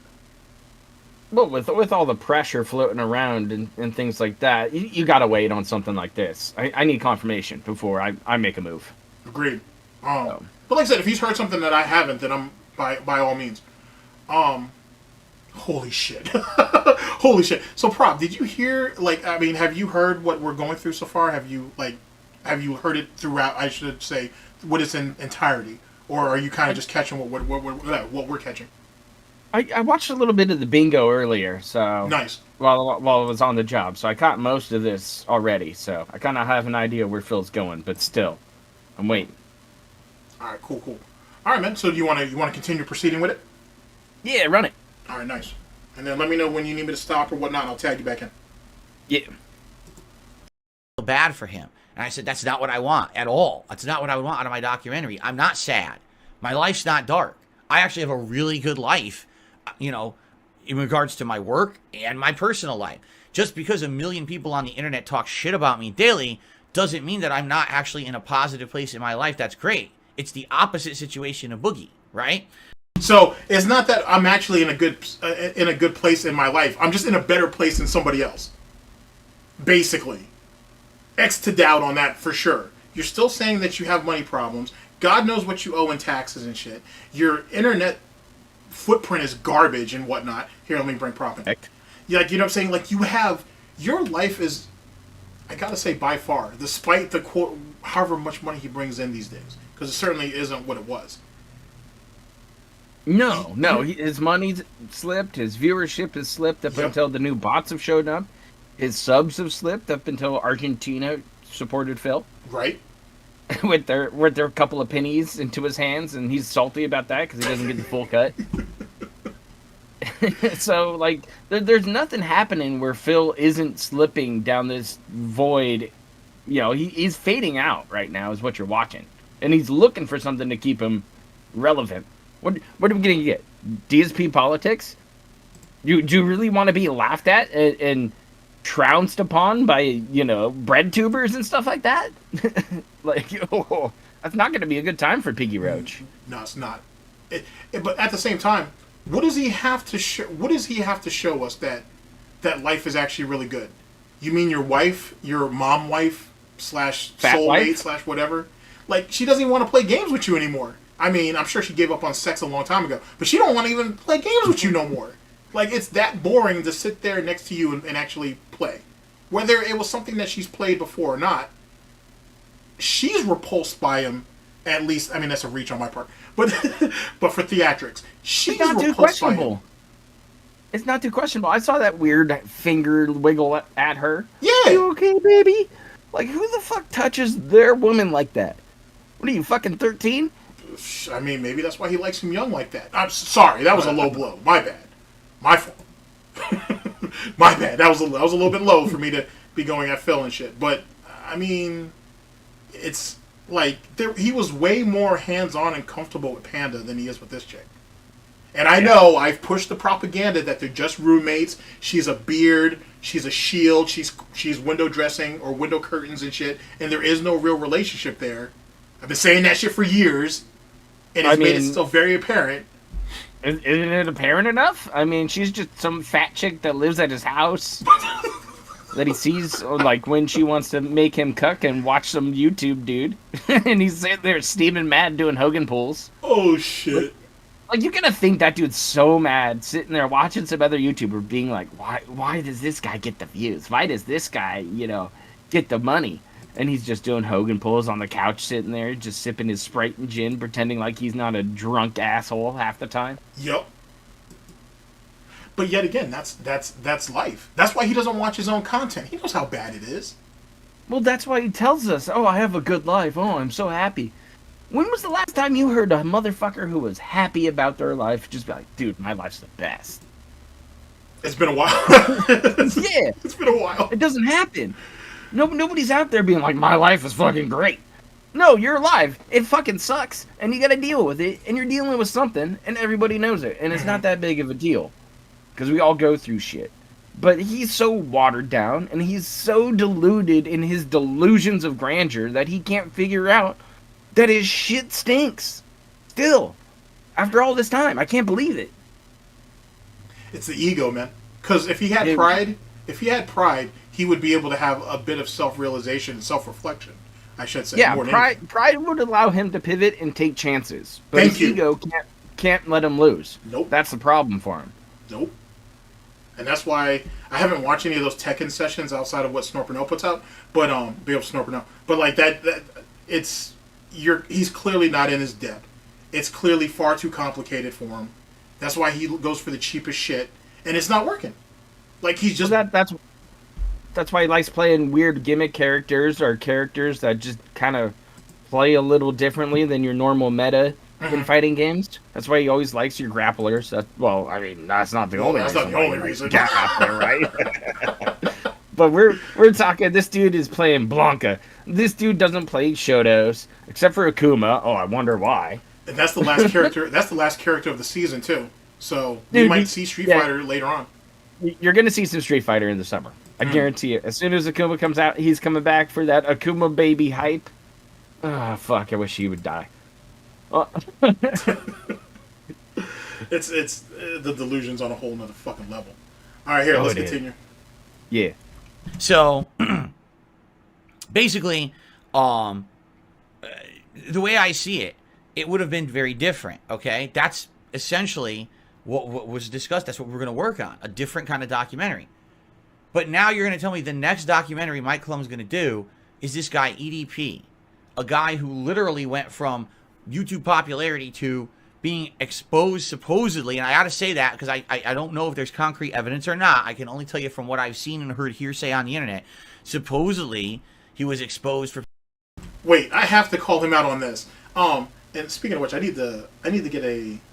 if I do a fucking key thing for you, it'll be just a button press to bring you in and out. Alright, it's funny how, for EDP, right, we need proof, right? Without a doubt.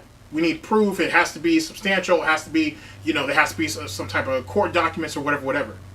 But for years, he ran around calling Tevin a criminal, and that was just okay, and it was just acceptable. Well, yeah, but that's because, Tevin's whack. But so is EDP! Not to Phil, because Phil doesn't know who he is, and he's not mad at him. Ah, touche. You're right. Phil's not racist, duh. Oh, yeah. He's told us for years. But the thing is he lays out all this history about EDP, just like he does with anybody else. Oh, I don't know who this person is. Oh, I don't know about this thing going on. I don't understand what's happening. And then he gives you the full fucking history like somebody gave him the docket. Yeah. It was like, here's the jacket on him, this dude. Read this down. Like, you know, he got a giggle out of the fact that EDP is sending out doo-doo pics to people. Yeah.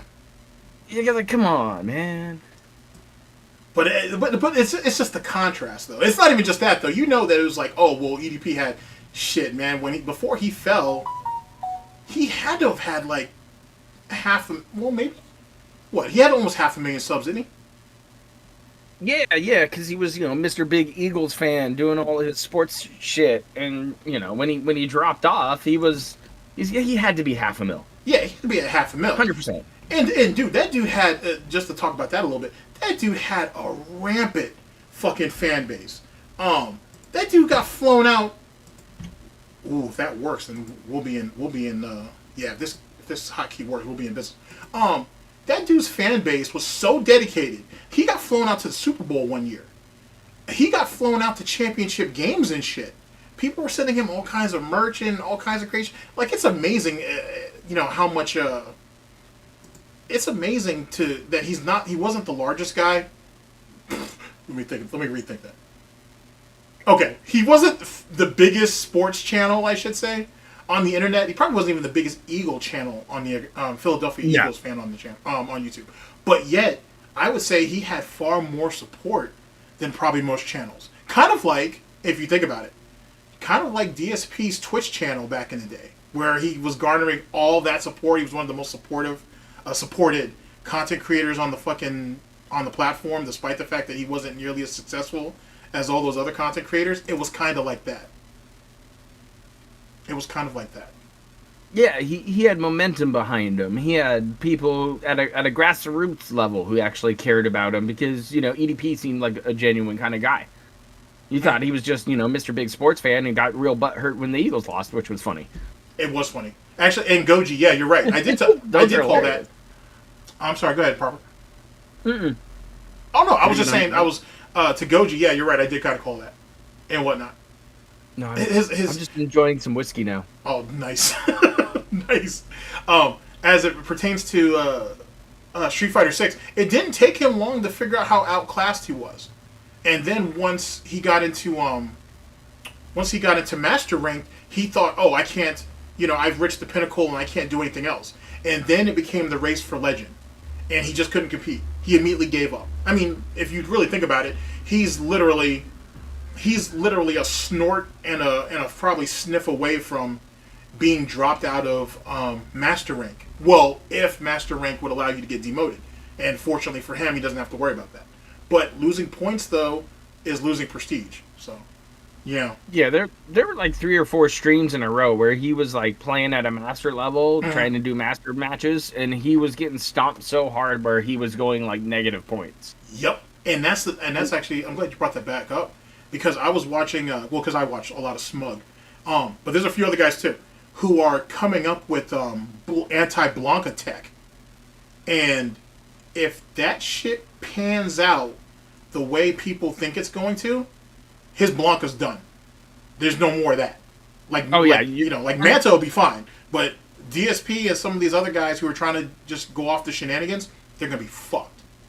Because he really doesn't know Blanca at a basic level. He just kind of understands enough about the shenanigans to get by. Well, that's the thing, is he touts himself as Mr. Pro Fighter, right? Formerly Pro Fighter, FGC aficionado guy, you know, he's done fighting games forever. But the problem is he's never truly understood fighting games. Like, he can X-copy somebody and do it pretty well. Yep. And he can understand how a flowchart works. Yep. But if somebody's starting to use new tech on him that hasn't been exposed before, he's not smart enough to piece that together. Nope. For as long as he's playing fighting games, he can't understand when somebody is doing stuff that he hasn't witnessed before and how to change his game to, you know, balance and try to fight against something like that. It's a shame. It's a shame, but it's not surprising because, yet again, the way DSP does anything is the way he does everything. So he can barely run OBS. He can barely function on a computer. He can barely play kids games, to be honest with you, let alone the harder stuff. I mean, yeah, Kirby Souls? That was a thing. Oh, shit. Oh, so many good times. All right, here, let's continue. Pedophilia, or at least accusations of pedophilia, was canceled, and literally no one wants anything to do with this guy anymore, right? So I guess the question is, what's the story, right? And maybe that is the story, is to find out the true story of what happened. But from what everyone says, it's like a slam dunk case. Like, it's not like you can dispute it and say, oh, it was fake. Like, it happened. He was exposed for it, and that's why he got canceled, and that's why he's not prominent anymore, you know. So the thing is, I didn't even know anything about it until you guys told me a couple days ago. You're like, are you aware that Mike Clum's working with EDP? And I'm like, no. And then, of course, it starts showing up in my feed. Boogie has met with EDP, and they're sitting down to eat a meal, and the meal is like a bunch of Big Macs and powdered donuts. And I'm looking at it, I'm like, what the fuck? All right? Like, no, really, what the fuck? Two guys who are grossly obese sitting down to eat Big Macs and donuts together. Does that make any sense? Logically? Morally? Does that make any fucking sense? To have two guys sitting down doing that? No. Two fat people being fat. There's I didn't know there was a moral stance on that. Hit me with the pause, my guy. Hold up. Is this a low key jab at Kat for being fat? Probably. She's like, morally. Like she's eating fucking. Is she eating fucking Big Macs and donuts? Powdered donuts? Hey man, she might be making makeshift Luthers. We don't know. But you know what I'm saying? I ain't mad at homegirl for that. Eat well. I'm down for a Luther. I'm a big fan. I am too. Hit me with a couple of the glazes. Ooh. Mm-hmm. But still, like, Phil, how do you get? This is the point of it. Like, Phil, you have two people who are both accused of being a pedophile. And they're eating a meal together, and Mike Clum has interactions with both of them now, right? Right. Do we need to go on this road now? I think we should. Should we? Yeah, I think we should. Okay. I'm not ready because I've been trying to piece together the video and get high enough to understand what's happening, chat. I'm sorry. But you are still working. But you are still working on the timeline. Yeah. Yeah, no. That's where I'm kind of fish it out. Is cool. This whole Mike Clum timeline. All right. So Mike Clum showed up to do the Boogie Doc. Mm-hmm. And he put that out 4 months ago. Okay. Correct.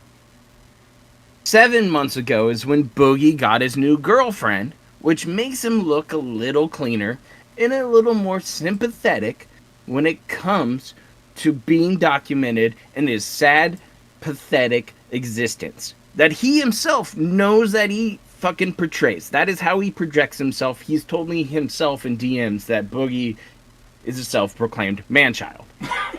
It's fucking embarrassing. It's fucking embarrassing, man. Like, you lost your money on some fucking sluts. You lost your money on some fucking slots with your gambling with crypto. Right. And shit happens, and you're in the poorhouse, and you had your fans bail you out. Yeah.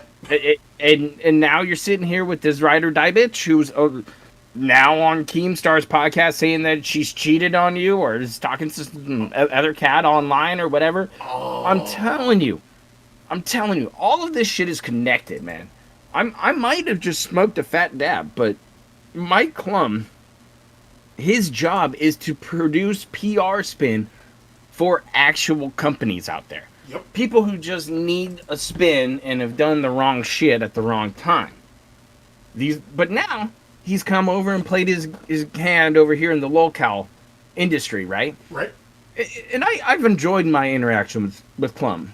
Him and I talking was very, very pleasant. I mean, I had nothing bad to say about the guy. I think the only thing I didn't like is how hard he was fishing to find a detractor that wanted Phil just to fucking die. You know, a mouth foamer. Right, he wanted an absolute fucking spur.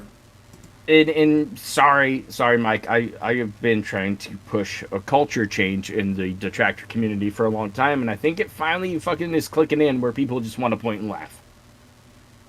I think it's finally happening. That people are trying to fucking just point and laugh at these dumb idiots online, and that's all they want to do. That's right. So Mike Clum then goes to DSP. Says, hey, I want to film you. DSP starts dressing differently. It's not just LTG that made him do it. It's Mike Clum that made him fucking dress differently. Dude, you look like a bum on those streams. I mean, now he looks like a fucking bum in San Francisco, but at least he's not trying to, you know, bip some cars from some poor tourists. Right now, he's just trying to fucking scam some dents. But even then, like with the halfway, you know, the adult shirt and shit that he probably hand me down from daddy, and then the piss stained fucking jammies or whatever, like, there really is no such thing as halfway crook. Like, if you're going to either commit to one or the other, then just that. Commit to one or the other. You can't have both. And then we got Clum, and entering the vortex, he goes on the farms, which we won't talk about it this stream. Yeah. I do have more to say about it, but we won't do it here. Don't worry, Chad. I'm still working on a little website for you guys. Don't worry. That's just a little hint. Okay, wink, wink. Wink, wink. But still, Clum enters. Cat finally comes out of hiding for the first time in 5 years, and is on stream with Phil, and she's a fat bitch. You can't tell me that wasn't to soften the blow. That wasn't to, you know, divert some attention, or the shock of seeing her being that huge on his document for the first time. Agreed. That video for the first time. Agreed, right? But I also feel like he wasted an opportunity with that, doing it the way he did it. Like, well, can we agree on that? No, that's just Phil. True. And an Invisible Mute puts up a very good point in your chat right now. Clum is on Keen's payroll. This has been a question in my mind for a while. Well, you and I have had this conversation as well. Like, yeah. I posed that theory to you about that. Right. And I will lead the horse to water, okay? I mean, we know we just finished our cat talk, but now you've got the mushroom shaman, or as Phil would put it, shaman, showed up and vandalized Boogie's house. Allegedly. The only other time I've ever heard about this dude was in the Boogie doc. So why is this guy spray painting and vandalizing Boogie's house with poorly written fucking needs some spell check graffiti? And they're claiming he's a pedophile and doing all this terrible shit, but the next time I see it, Mike Clum is talking to fucking EDP. Like, you can't tell me that shit isn't connected. And why is Locale live right now as you and I are talking? Sitting there talking about this mushroom shaman doing his fucking dirty work on Boogie. Because when Boogie... When that show... Hold on. Okay. When that show is fucking dead in the water in a sack of shit. True. Nobody wants to watch that shit. True. It's sad but true. Only time I've ever wanted to watch Locale live was when 007 got fucking shit on. And he deserved it. He came up there so unprepared. You could so unprepared. He was not ready for that. And terrible moves. Misstep. But still, I mean, I get it, chat. It's a weird fucking theory, and I might be a little stoned, but if you follow me, I do believe that Mike Clum has an influence right now, currently, in this locale kind of sphere, where he is manipulating things behind the scenes to make his document, you know, his videos, to be more entertaining. And the thing is with Phil, it's not entertaining. I mean, for people like you and I who know Phil, it would be entertaining to watch Phil and his fat wife waddle around fucking, you know, Petco buying Jasper treats and putting them in the basket. To anybody else, that's not fucking good. You know what is entertaining? EDP being investigated by the FBI right now. That is hilarious. That's fucking entertaining. And intriguing, yes. Weird how it all lines up and it all fucking times out perfectly.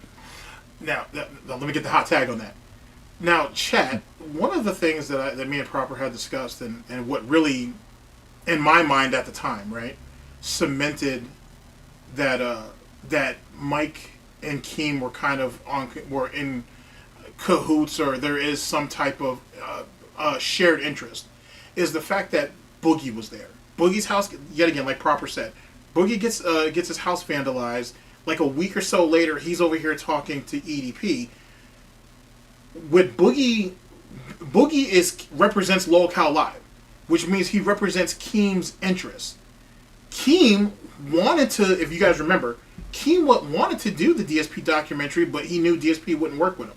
Mike Clum was a fantastic middleman, right? He's there to kind of bridge the gap. And because there was very little contact between them publicly, who's to say what for what? But with Boogie represents Local Live. That's Keem's interest. And the fact that Boogie's under an NDA, the fact that he was compensated for his time out there, and while he was quote unquote out there, wherever EDP was at, was when his house got vandalized. It's more interest for Local Live, and then there's going to be even more questions, which most of them won't even get answered. But there'll be even more intrigue as it pertains to the documentary, which feeds Local Live. And yet it also continues to draw more attention to Mike Clum and his documentary. It's a symbiotic relationship. That's basically the long and short of what we talked about. I mean, there's nothing wrong with it as long as you get your entertainment out of it. I'm not saying there's anything wrong with what Mike's doing, but I just want people to be thinking about it. I want them to be aware. It's just a thought I've had. But, that's just who Mike is. He's a PR guy. That's what he does. He does spin. And the problem is with why he left this, thing with DSP high and dry is because, Mike A should have known that Phil was going to drop it. B should have had something lined up right behind it, which apparently is EDP, which is funny as fuck. Yes, it is. But I mean, so that's just the kind of get Phil is. He got burned during the side scrollers whole thing with Adam and Craig, and he will never recover from that. No, he never. It'll be great. But he deserved that too. Like that was he knew he was walking into a minefield, but yet again, he thought, okay, I'll take this beating, I'll take another beating because the follow up. But if I can get myself what's his name? Goddamn, Razor Fist. If I can have like a Razor Fist / Melanie Mac type position where I'm on there maybe once a week or whatever, it'll be worth it. Because I'll just use I should say. DSP would just use the side scroller platform to kind of reform himself. You know what I'm saying? You don't need to bleed everybody. He just needs to bleed a few of them. Hey, I'm one of you. I've been friends with Craig for years, even though he wasn't, and he wasn't one of them, and whatnot. But as you guys deal with me here, you'll think, oh, well, you know what, that DSP guy isn't too bad. Maybe I should go over there and watch one of his streams and see what happens.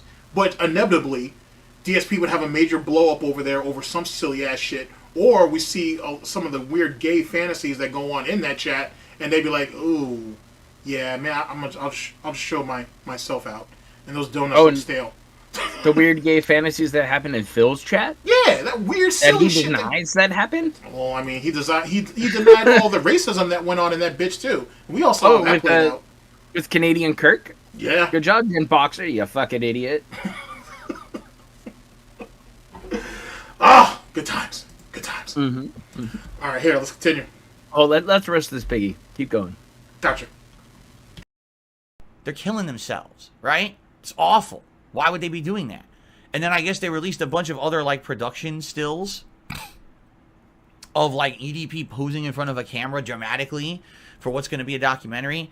And, to be honest here, I think that's about it for me.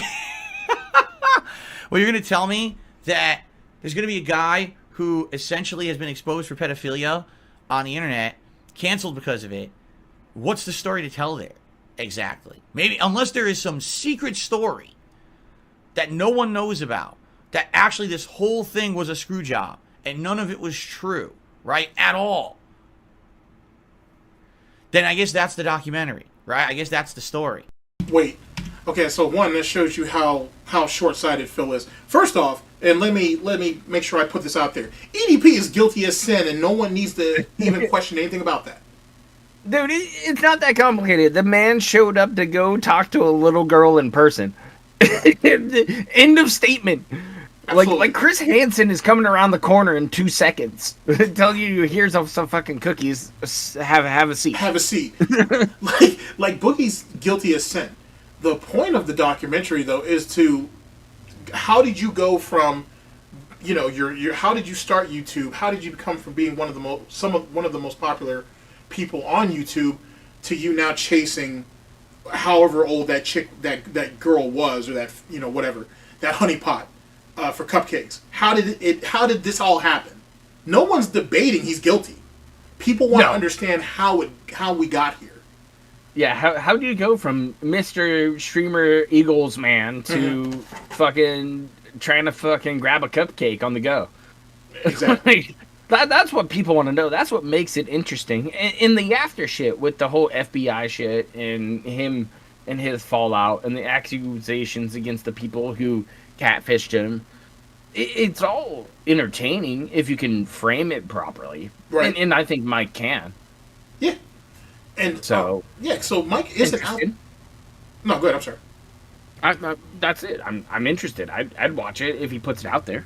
Yeah, like Mike is obviously not running defense for him. It's literally just to tell his story.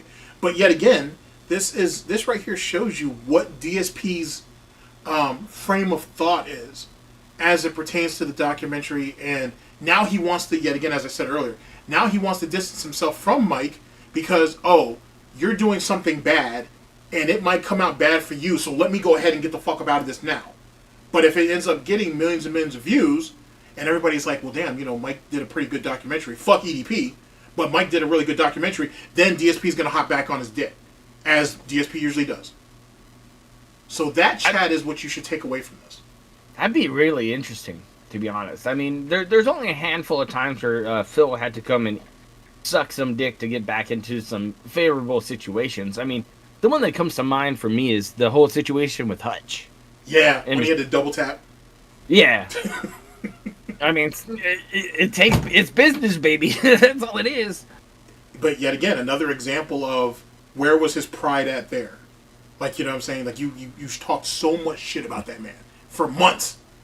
And then he was the one that you had to go back and beg for a job. On top of the fact that you had yourself a deal with Machinima at first and turned it down because they required you to do something that you felt like you didn't want to do. And even then, they were still willing to bypass that, and yet you still figured out a way to fuck it up. Yeah, what did they make him want to do? I can't remember it. Like his job? Do filming? Well, on like E3 or some shit? Shit, I mean, make of that what you will. Yeah. No, they wanted him to promote other Machinima people on his platform. Or other Machinima products, pissed right? him off. Yeah, that pissed him off. If I remember correctly. Womp womp. Alright, back at it. But unless that's the story, I don't think there's anything to tell there. You know what I'm saying? And a lot of people already on the internet are very upset with Mike Clum basically saying, why are you giving this guy a venue to be heard when basically we were done with him years ago? Like, we don't want him to have a venue. We don't want him to have a way to speak out about anything because he's a scumbag, essentially, from what was found out about him, right? Again, I don't know, but I'm just speaking from, you know, what I've heard on the internet. So here's the thing. That's what's funny. The boogie stuff, EDP stuff, that shit has nothing to do with me or my content or my life, right? At all. Couldn't be further different from my situation at all. You know, I have a full-time, very, you know, productive business. Wait. Shouldn't it be, I have a very full-time, profitable business? Productive. Does this go back to that whole meaningful bullshit? Oh, I make meaningful content for people. How can you call me a failure? It's all filler words, man. Oh, it's all just like the business buzzwords. He needs to preach this to his chat and make them believe that he's not this person. Just kind of like Rich wants his chat to believe that he's not like Phil. Exactly. Weird. Very weird. But yet again, a typical lol-cow type tactic. Successful. I have people who support me. I have people who love me in my personal life. My life is going good, except for the fact that there's thousands of people on the internet who shit on me on a daily basis for personal gain. Outside of that, everything's going good, right? I don't have a horrible story to tell about my sad, miserable life, about being accused of horrible things like pedophilia. Wait. I do not have a terrible, sad story to tell. Phil. All those times that you were unjustly fired from your job. All of those tournaments that held you back and promoted the Asian players, and that's what fucked you over. How YouTube never really gave you a fair shake, and you were fucked over by other more successful, more talented content creators, semantics, and you had to struggle as the little guy, as the underdog, against the current to be where you're at.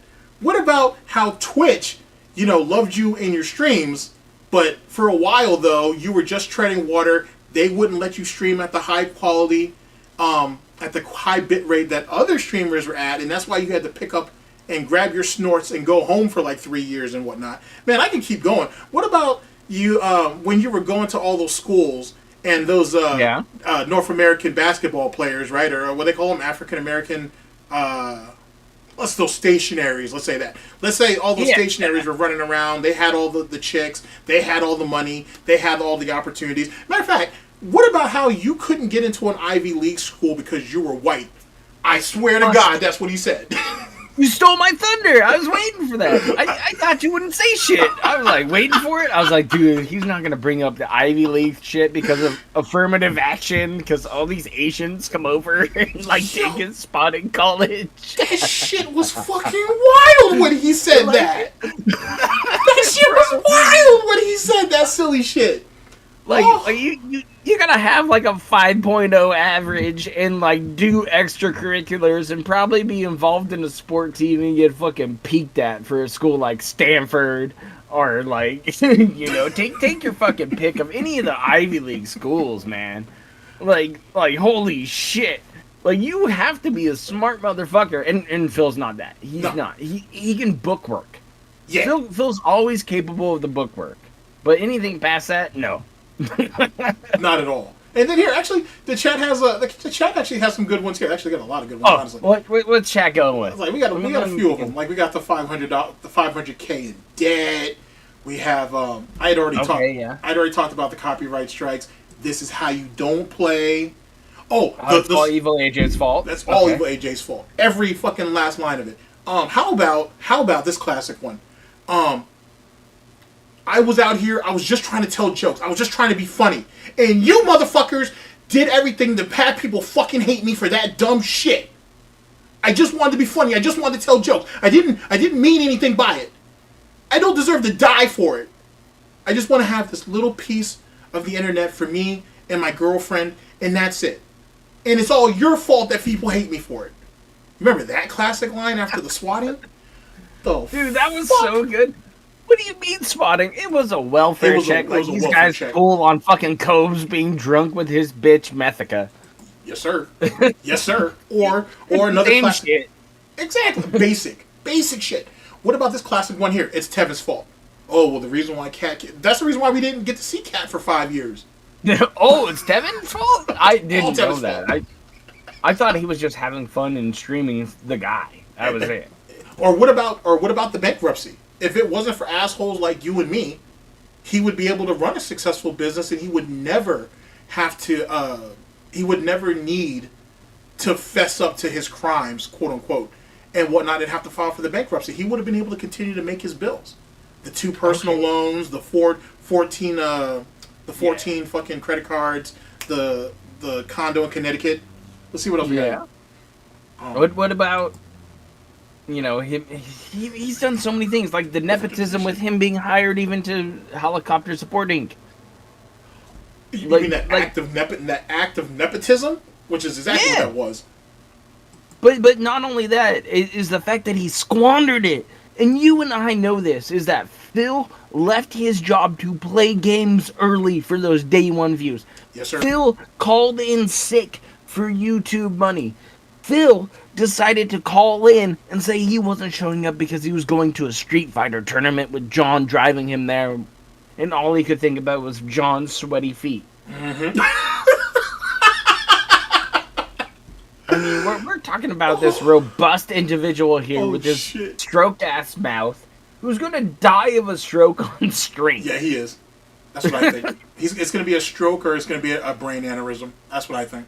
Oh, that would be just, weird. Like Derek would ask him 15 questions. Phil, are you okay? Derek's going to be the only one to not realize what's going on. Yet again, yeah, like I said, so him being doxxed, him losing all the prominence on YouTube. Him being doxxed? Well, that was him putting out his own mail. Hey, man. In a video. I know the story, you know what I'm saying? He was the one who panned the camera to the fucking envelope, picked the envelope up to show it, and then put it back down and said, fuck you, no one's going to do anything. Yeah. I mean, just like he said, fuck you, you can't dox my wife, or girlfriend at the time.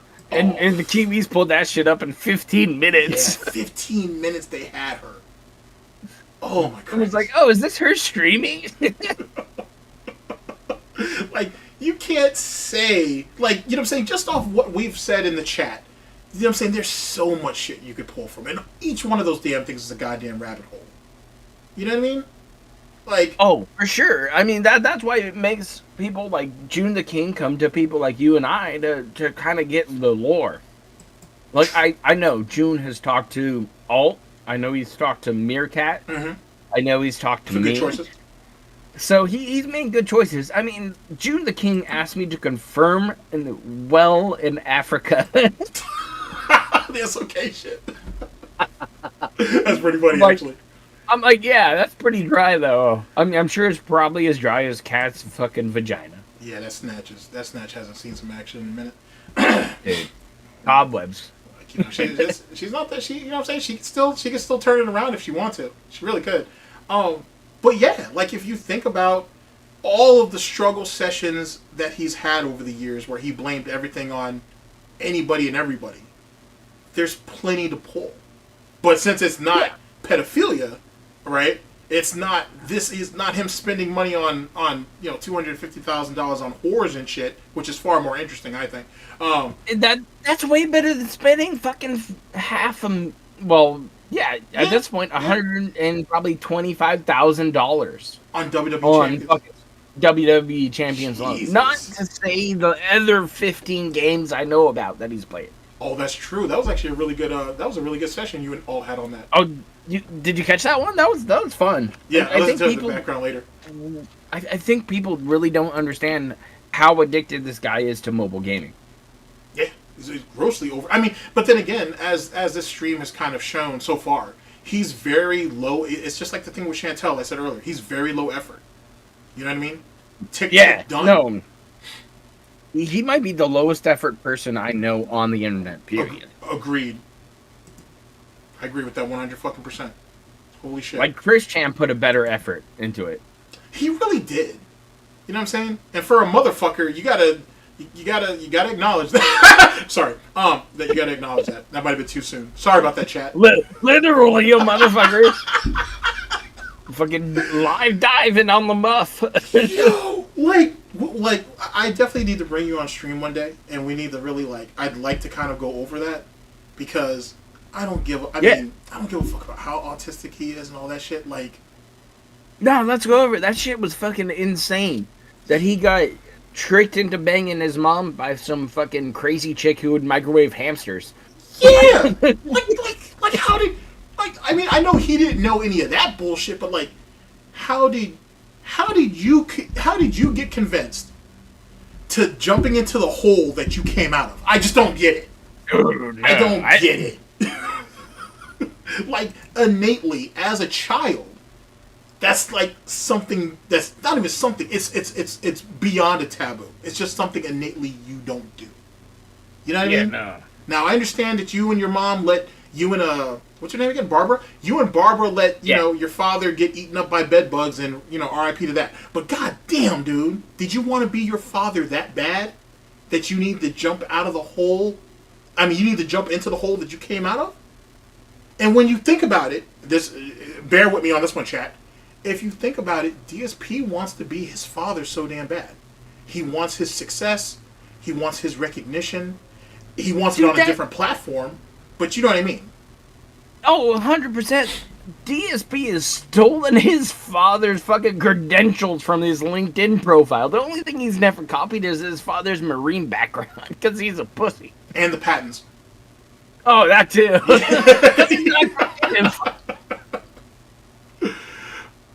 Oh, just this Wild stuff, man. Holy shit, wild stuff. All right, here. All right, chat. We're back at it. Yeah, don't worry, chat. Nothing like that. Okay? So I couldn't be further from guys like that. So then why would I be making a documentary with someone who makes those kind of documentaries? Right? And that's kind of the take I have on it. Like, okay, maybe the Boogie one was the first one, but you're going in a different direction. But now the next one is with a guy like EDP. It's like, what? Like, wait, what? I don't know, man. So at the very point here, I'm very happy that I have not gotten wrapped up in all of this shit. In the last year, they tried to get me to go on a stupid lolcow podcast. Thank God I made the completely 100% correct decision to not be involved with that kind of crap. And I'm, doing my own thing. I was interested in doing, this documentary if it was going to be what I was told it was going to be. But now when you're telling me the first two... I'm sorry, chat and prop. I have to say, this sounds like Cope. This sounds like he's realizing, you know what? I missed out on a fucking opportunity and shit. So let me go back and say, oh, I'm glad I dodged that bullet. What's your thoughts? I mean, yeah. He needs momentum. He has nothing. He's stagnant. He's as stagnant as the sewer line in his house. like shit's fucked up for Phil. And he should know it. I mean, look at the frame you paused on. He doesn't know. I don't know. There's no other way out of it. I mean, he's just trying to line up his ducks and be like, look at this. These are reasons why I didn't participate. And, why he should have participated is because Mike Clum is the PR man. Mm-hmm. And he chose not to for his own selfish, egotistical reasons. Very true. Yeah. Dwight, you make a fair point. It's very possible that Mike got close to something, and maybe that's what bothered, or maybe that's what shook DSP. That's a very, very good point. What do you think, Prop? Oh, yeah. Without a doubt. I mean, come on. I've been trying to help out Mike or June or whoever comes and talks to me. I'll be like, hey, man, let me help you out. I'll lead you to the information. I know it's out there. I can go and find it for you. What do you need? What do you need? That's all I ask these people, usually. Hey, man, is this true? Hey, is this true about Phil? Oh, yeah, let me get you these 5 videos on it. And I'll just push them to these guys.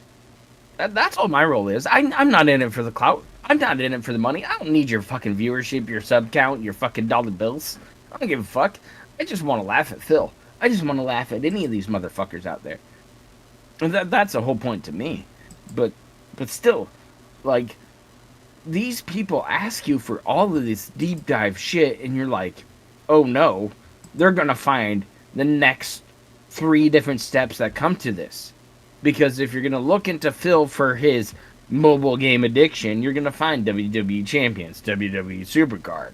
You're gonna find that Phil is a terrible person, and he fucking pushes on his own chat, and that he runs it like a cult. It's not too shocking once you get into it, but at the same time, it's really hard to, explain to people in the normieverse about Phil. Right. It's difficult. Phil at base level is somebody who plays games poorly. And he streams like a piece of shit, and he thinks that he earns $50 for just turning on the webcam. Absolutely. I'm sorry, it's so funny the way you said that. Yeah, it's like when you really let it go through your noodle, it's like... And he had the nerve to shame LTG for that? The fuck? Yeah. He's done multiple shots at LTG. Oh, let me get $40. I'll turn on the face cam. And do the go laugh. He just comes off as a fool. Because he does this shit all the time. The man waits for his viewer count to come up. Well, as long as it's not botted, like all those dirty detractors do. Which actually, I'm glad you brought that up, because you remember back in those days where DSP would wait until he had 400 people on stream on Twitch before the camera came on and he even started talking. I mean, today it's lower. He waits for like 250, and then he comes on stream. True. And it's usually about a 30-minute wait. So he starts his stream in the morning at like 10:45, local time, pig roach time, whatever you want to call it, West Coast time, Best Coast time, and then he shows up probably about 11:10 is a good number. Mm-hmm. I think King Jad has dialed it in pretty close. Yeah, I think so. Yeah.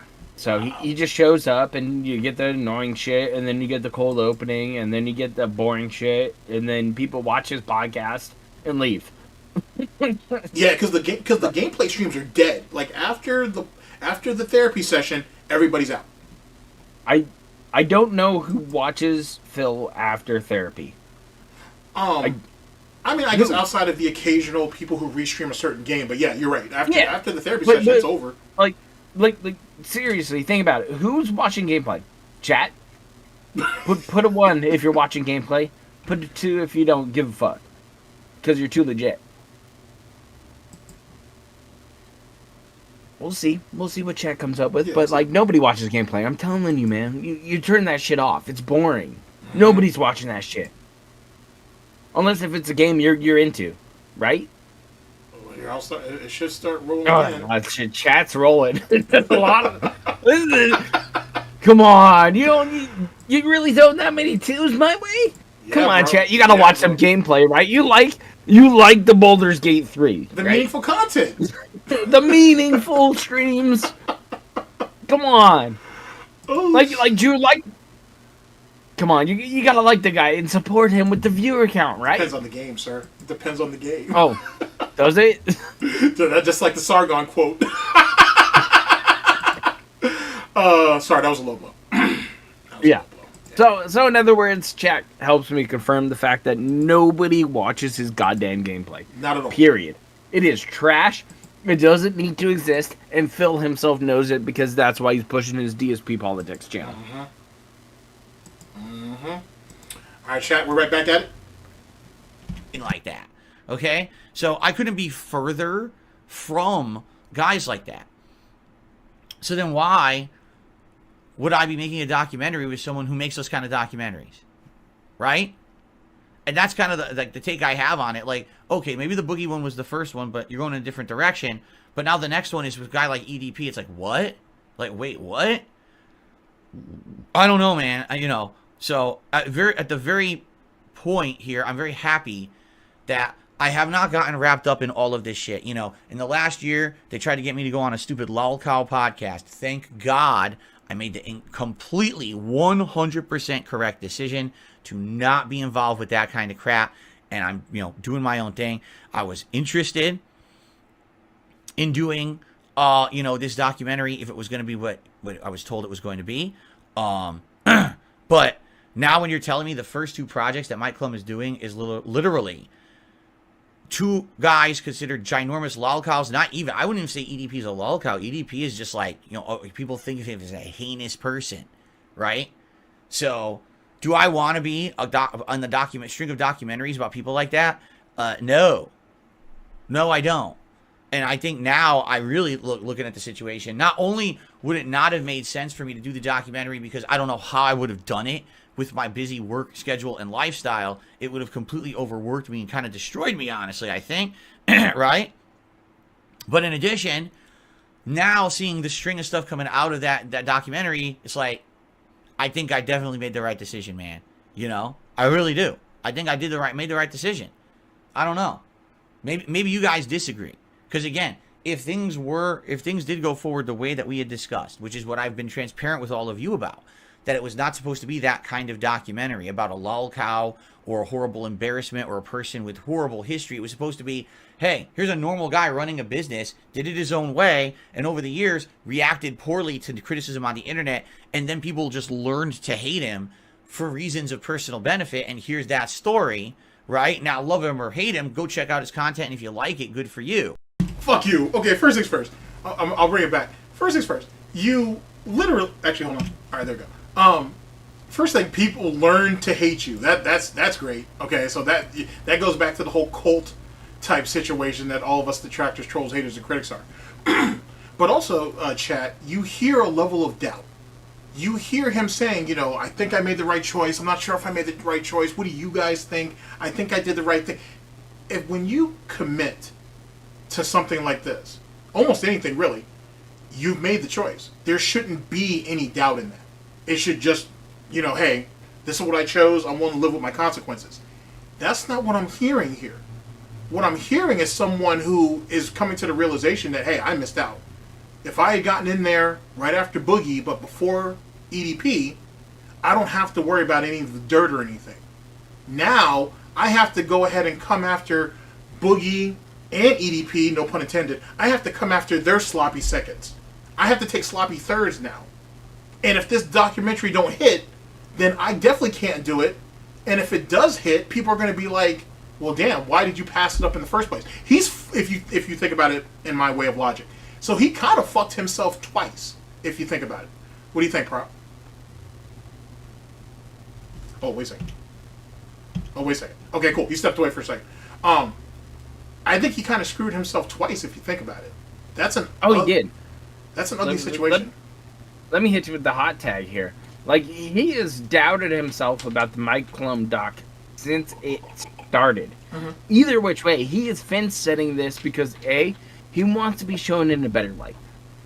Phil wants to be Mr. Average Gamer. That's what he just told you. He wants to be Mr. Average Gamer Man, Mr. Businessman on YouTube, who has been just shit on and made fun of by these mean trolls like you and I. That's all he wants.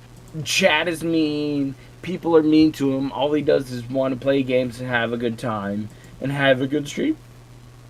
But no. What Phil has done is put himself into a coffin corner. He's on the 2-yard line. Somebody just kicked a fucking dope punt and just put him in the corner. And Phil has to figure his way out, and he can't do it. He can't do it. He can't do it. He's going to fucking try to drop back and fucking pull off like a 15-yard pass here. Because he wants to get over your head and make sure he gets out of harm. And he is unsure if he's missed the mark with the money. And he's unsure if he's done the right thing at this point. Exactly. So well said. He's asking his chat for validation. That's what he's doing. He's asking his chat to validate his own view that he doesn't have.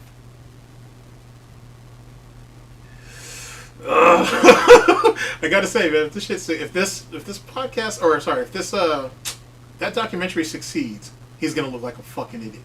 It's gonna be the. Go ahead. I'm sorry. That's what he fears. That's what he fears. He doesn't want this EDP documentary to get like 5,000 or 5 million views. 5 million views, exactly. Like Boogie did.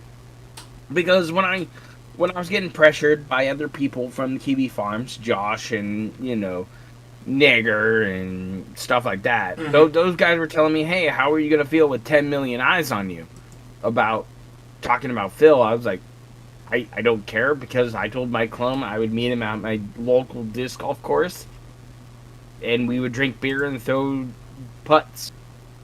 Like I have no fear because I'm an average dude. I work hard for my money, and it's not that deep, as Charlie said. Right. But at the same time, Phil has to make this some vast ocean and have your everything just be laid out perfectly for you. And that's not his life. His life isn't perfect. No, Phil is far from perfect. He's a piece of shit, and he just doesn't want people to reveal that.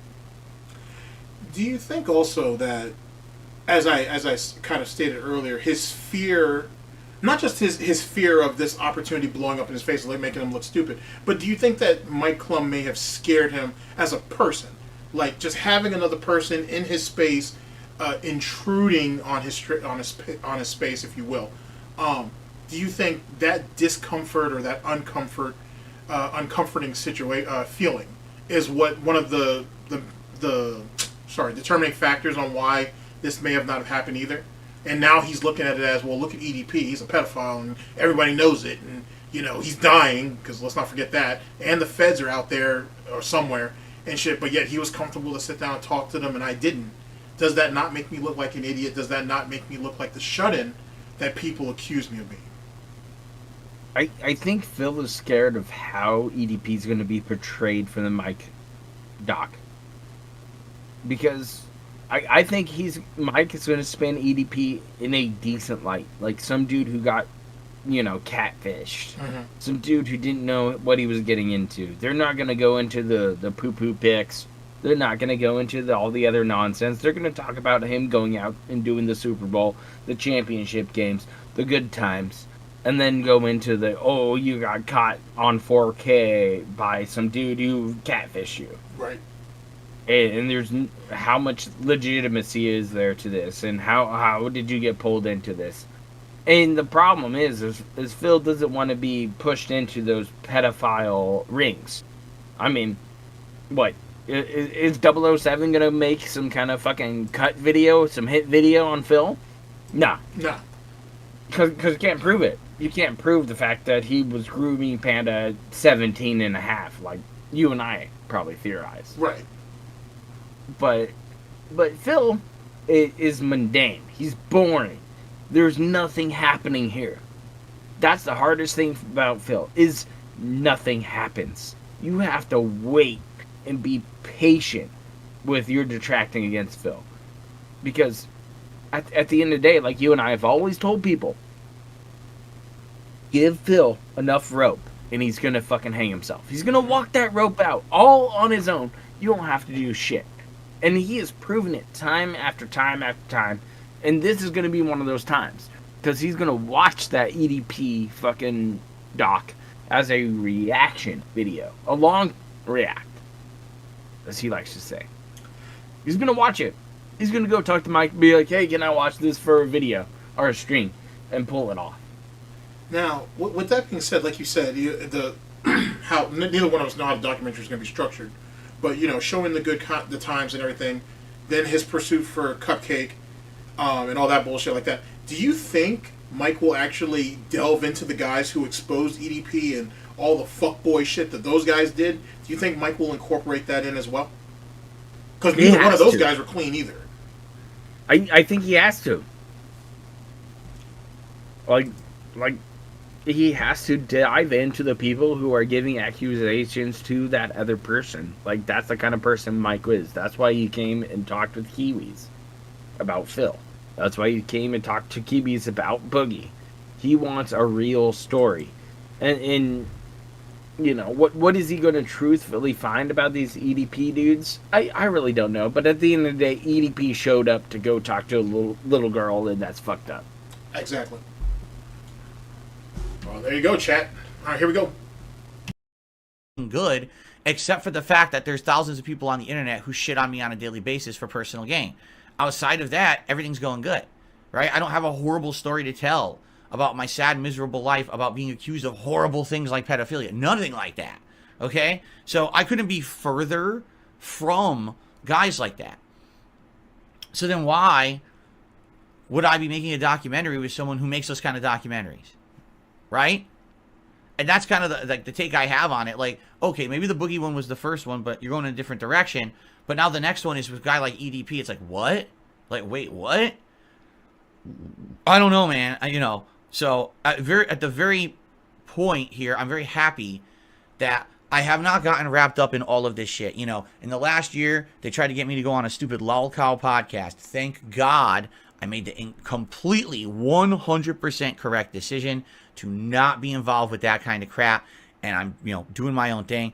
I was interested in doing this documentary if it was going to be what I was told it was going to be, but now when you're telling me the first two projects that Mike Clum is doing is literally two guys considered ginormous lolcows, I wouldn't even say EDP is a lolcow. Yeah, I got you. Go ahead, man. So, chat, I just want to let you know that Aqua Teal is back. Oh shit, their channel's back up? Yeah, go look. It's back. She's back, bros. She waited out the period from the fake ass Superhound fucking bullshit because he's a fag. And we're back, bro. So I can't wait for the next Aqua Teal Infinite Wealth shit. So I just want to report on good news because she is amazing. I love her streams. She gives away games. She is baller as fuck. Yeah, and she's Canadian, so she must like hockey. So we're cool. All right, well, big ups to Aqua Teal. Good shit. So the bad bitch is back. So get ready for a stream. Just letting you know. Like you can check it out. She just hit me up with that. All right, nice. Did she say when she's thinking about streaming? Not yet. All right, Not cool. yet. But still, it's good news. It's good news. Yeah, that's very good news. All right, big ups to Aqua Teal. All right, here we go. EDP is just like, people think of him as a heinous person, right? So, do I want to be on the string of documentaries about people like that? No, I don't. And I think now I really looking at the situation. Not only would it not have made sense for me to do the documentary because I don't know how I would have done it with my busy work schedule and lifestyle, it would have completely overworked me and kind of destroyed me, honestly, I think, right? But in addition, now seeing the string of stuff coming out of that documentary, it's like, I think I definitely made the right decision, man. I really do. I think I made the right decision. I don't know. Maybe you guys disagree. Because again, if things did go forward the way that we had discussed, which is what I've been transparent with all of you about, that it was not supposed to be that kind of documentary about a lol cow or a horrible embarrassment or a person with horrible history. It was supposed to be, hey, here's a normal guy running a business, did it his own way, and over the years reacted poorly to the criticism on the internet, and then people just learned to hate him for reasons of personal benefit, and here's that story, right? Now, love him or hate him, go check out his content, and if you like it, good for you, right? If you don't, oh well, at least you got to know his full story so you understand the references you hear all the time. Like, that was supposed to be the point, right? So, anyway, I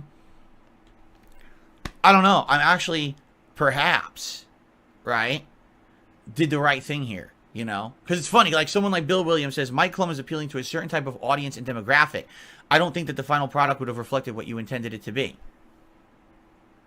Maybe you're right. The thing is, in life, you don't know. You don't know. This is the same nonsense we heard back during the Side Scrollers interview, especially after the fact, but definitely before. This doubt, this uncertainty, but he was willing to commit. He was willing to commit to Craig because he thought him and Craig had a friendship or some type of rapport or whatever the case may be. And no, they didn't. Like I don't hold that against Craig at all. Like he didn't know him. No, Craig didn't understand that Phil thought of him as a friend and a peer. There we go. They shared the stage during Screw Attack conventions, and that's it. Like Phil did the whole Gaming Man Marathon or whatever it was, Iron Man Marathon, and that was it. And he got smoked because he didn't know how to play DuckTales. But still, Phil has his own belief system of hey, I'm a good dude, and people are holding me up as a little guy, and no, people are gonna use Phil as a fucking stepping stone, and they should. As they should. They should, right? As they should. Tell them. Tell chat. Yeah, let them know. DSP is built for just being a stepping stone. He's not someone who is willing to put in the work, and he is well known enough to where you can build something off of it. And this goes back to something that I've said as it pertains to Street Fighter. If he had just accepted his place in the FGC as the quote-unquote stepping stone / gatekeeper, people would respect him. Because he has a role, because going off of his own mindset, he'd have a role to play. He would have a purpose. He's not a tournament caliber player. He's never going to be held up there in the upper echelon or whatever. He's terrible at commentary, so he was never going to go anywhere there with that. But if he's the one, if he's the quote-unquote measuring stick for players who are who are on the come up, he would have far more respect that way, or he would have. Not now. That time is long gone. That's what he's meant for. Phil Burnell is a stepping stone for people. It is what it is. He's the proverbial measuring stick. He'll never be anything more than that. He has no value beyond that, and he's devalued himself. This isn't me devaluing him. He's already done that. He's already debased himself. He's already diluted himself to the lowest common denominator. The least he could do is be useful for someone else. But instead, everybody has to be useful to him. But you don't take chances on, you don't know what's going to happen. But here's the thing. Last year I took a chance on an interview that originally I didn't even want to do. It was just I was supposed to be a guest on a show. And it turns into this interview, and the interview essentially becomes a 3-ring circus of detractor drama that then benefits detractors for how many months and ruins everyone's experience here on my content for like many months. And I learned my lesson on that. I really did. Like, if that hadn't happened, likely I might have gone through with this documentary. But after last year, I think I've learned my lesson to stay away from this drama shit. That it doesn't help anyone around here, right? Like I said, maybe there will be one day when I decide that a documentary makes sense, okay? Right? For now, I don't think so. For now, I don't think it makes sense. Number one, I can't fit it in with my life as it is. And number two, I believe it would very much just bring way more drama to this community than anything else. And what's the point of that, right? Who benefits from that? Some people do. Boogie thought he did. Boogie thought he benefited from drama. I think that's the problem. Like someone like Boogie, he literally thinks that all he'll ever get attention for the rest of his life is fabricated drama on the internet. So he just keeps fabricating more so people will keep paying attention to him. Him sitting down with EDP to eat a bunch of fucking Big Macs and donuts. It's fucking disgusting, right? It's completely immoral. But, oh, look at these two lolcow guys. Let's laugh at them and talk about them today. So he gets attention, right? Like, that's not me. I'm literally the polar opposite. I want nothing to do with that. I just want people to come by and hang out with me and enjoy games and a fun discussion during a podcast. And I want to branch out over the years. Now I'm doing throwback content because I'm such a long time and prolific creator. I'm a long time and prolific entertainer. What the fuck? Okay, first things first. You're already too far over the hump at this point. Let's be perfectly honest. All right, so that's the first major problem that we have. Secondly, and more importantly, how much time chat does he really think he has? You can't just, and this goes back to him trying to outlast everybody. You're not going to, interest in DSP content, as in most local content, to be honest with you, it hasn't balanced itself out yet to the point where people are losing as much interest as people are gaining interest.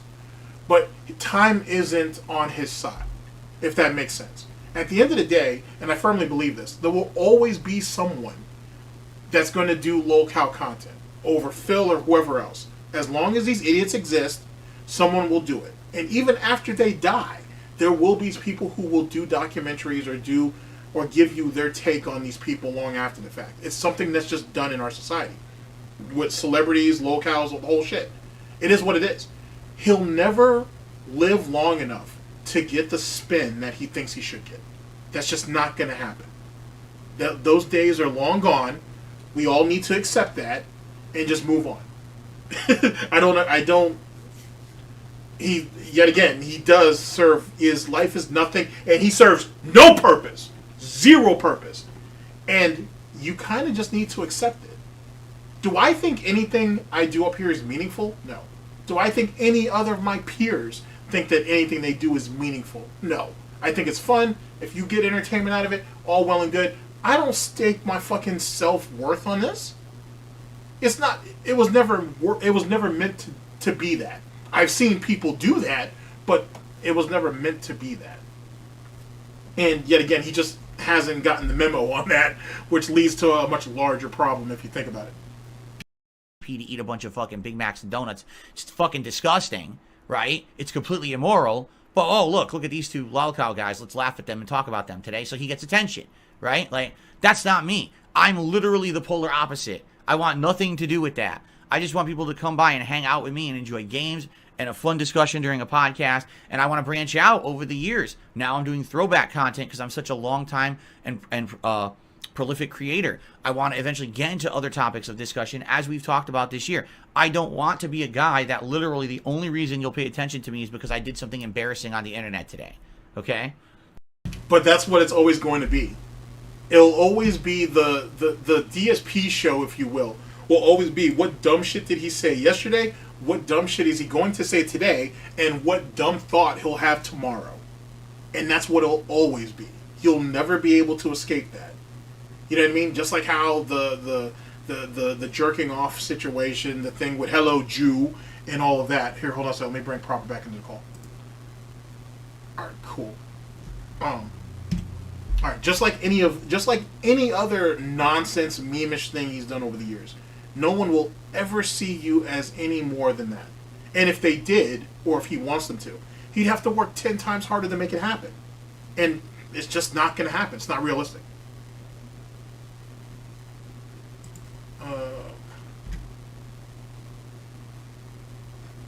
All right, cool.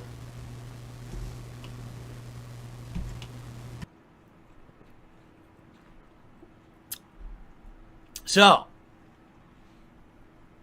there you have it. I'm avoiding it. I'm glad I did. Okay?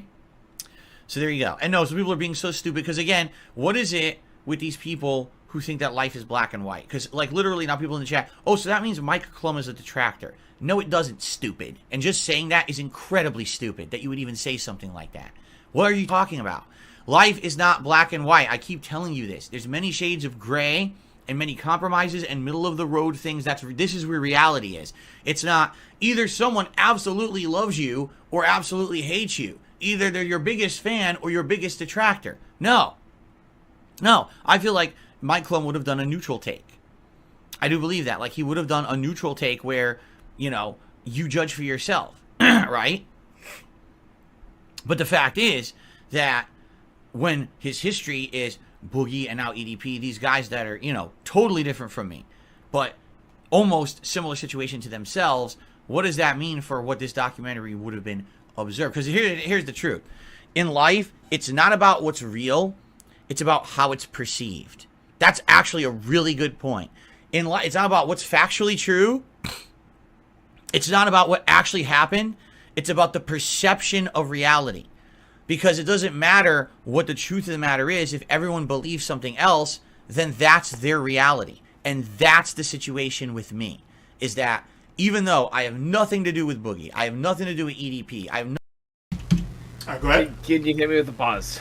Yeah, no problem. Okay. I'm sorry, chat. I had to hit it with the pause. So, what the fuck is this perception of reality shit? Like, the reality is Phil is losing viewers, losing subs, losing money, and he is kept afloat by, like, a handful of whales, if that. And what are we talking about here? Like, what is he getting to? Explain it to me, please, my guy.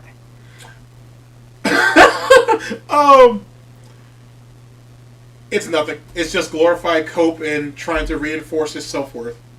Oh, so we're doing some cult talk. Okay, I got you now. Yeah. Okay. Yeah. Let him run. Okay. Let him run. All right, fair enough. To Mighty Thor, I think the reason why he calls his pre-stream a podcast is it gives it worth. It gives it a level of prestige, if you will. That's really what it comes down to. And then all he'll do is go back later on, and if it ever picks up, which it won't, and say, "Oh, well, I've been doing this for years. I was way ahead of the curve as it pertains to people doing podcasts or whatever the case may be." He said that back in like 2017 when people were getting into the Just Chat thing before they started gameplay. He said he started that before other people too. He didn't take full credit for it, like playthroughs or walkthroughs, whatever he calls it. But he basically said he was doing that before it even became popular to do it. So same type of concept. At least that's my thoughts. You want to add anything to that, or you're in agreement on that one?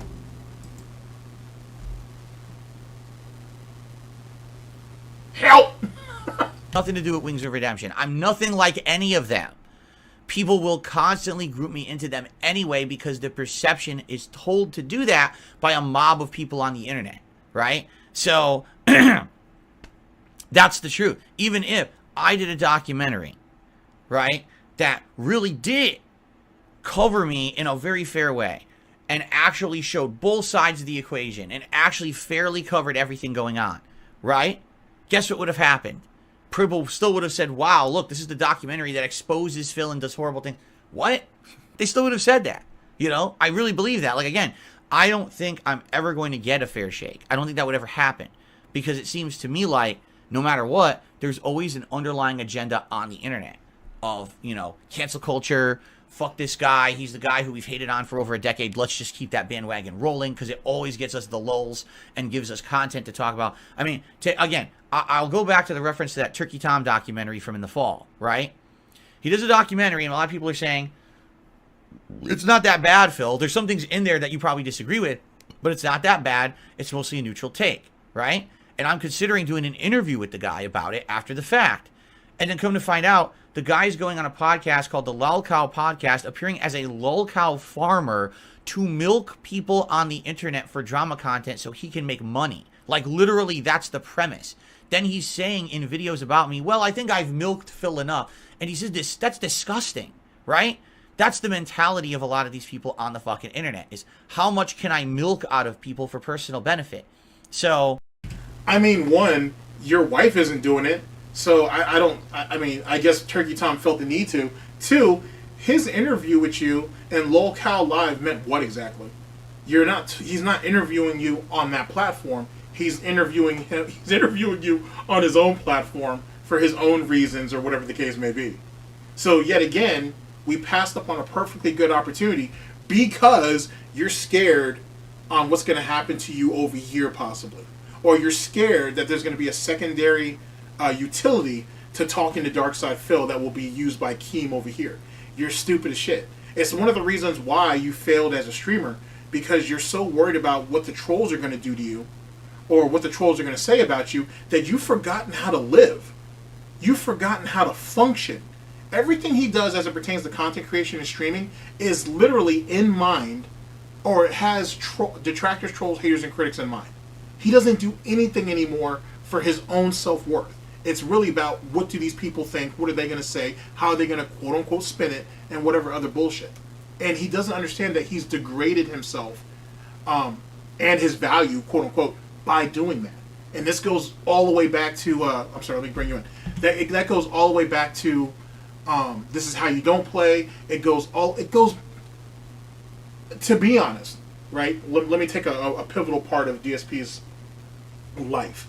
If you think about Street Fighter, right? If you think about his illustrious Street Fighter career, he comes over to YouTube, gets bodied by evil fucking AJ for free, damn near. And then you see evil AJ, you see Goji Tanks, you see Jose, you see Ryu Walks Alone, Lady Gambit. Go ahead, Pro. Piece to piece. Piece, exactly. I'm sorry. You see Piece of Peace. You see all of these different people, either detractors or people who view detractor content and whatnot. You see what they did to him afterwards. How good was DSP? Now, I'm the only one that I know of who has waged this personal war that DSP was never good at Street Fighter. He might have been good enough to compete, but he was never good enough to be a champion. And there have been plenty of the word that he was adequate. He's adequate. He understands patterns. He's a pattern player. He X-copies his foes. He understands how to play certain characters to a point. But, like, top-level characters at, like, the top-level hands, no. Phil's done. He gets cooked. Okay, I mean, look at it. Go ahead, I'm sorry. I mean, Goji Tanks ruined him as Sean in Street Fighter 3. Yeah. Ruined him. Yeah, he did. I mean, he hit him with the fucking basketball, bro. and the fact that, and people forget this, but Goji Tank's, I think one of Goji Tank's mains, I should say, was actually Alys. And his Alys is so dope. His Alys is so devastating. Tell him. Jesus Christ, I love his Alys. His Alys is fantastic. You know what I'm saying? And so for him to develop Sean as far along as he did, like, dude, I love watching Goji Tanks play. I need to go over that video on stream, but I love watching Goji Tanks play. I'm so excited. He just said he was going to come back for if Phil showed up for 6. I hope so. That's the only reason. I hope so. Please, Goji. It's one of the only real reasons that I enjoy watching DSP play Street Fighter get beat up, is the hope that he gets into that lobby with, like I said, with Jose, with Goji Tanks, and he just gets clapped the fuck up. And then we get one of those super turbo meltdowns that we got back in the day. Dude, those are so enjoyable. Like, please, Goji, show up. I know you want Street Fighter 6. I get it. Sunspot is out there, beating Phil's ghosts up, like destroying Phil. And the problem is he doesn't understand. Phil doesn't understand what's happening. He doesn't get it. He's not into it. But Sunspot is like beating Phil's ghost handily on Takin. I'm not surprised with that at all. He's straight killer. And I'm not surprised, but like, what does Phil have to offer when it comes to fighting games anymore? He's going to be traded as like the fucking home run dummy on Smash. Yeah, basically. I mean, like, and then you brought up Piece of Peace, and that's a great example, right? You're talking about someone who had I don't know what exactly how much experience Piece of Peace had with fighting games before he stepped in. Zero. Nothing. Okay. Zero. So didn't do him.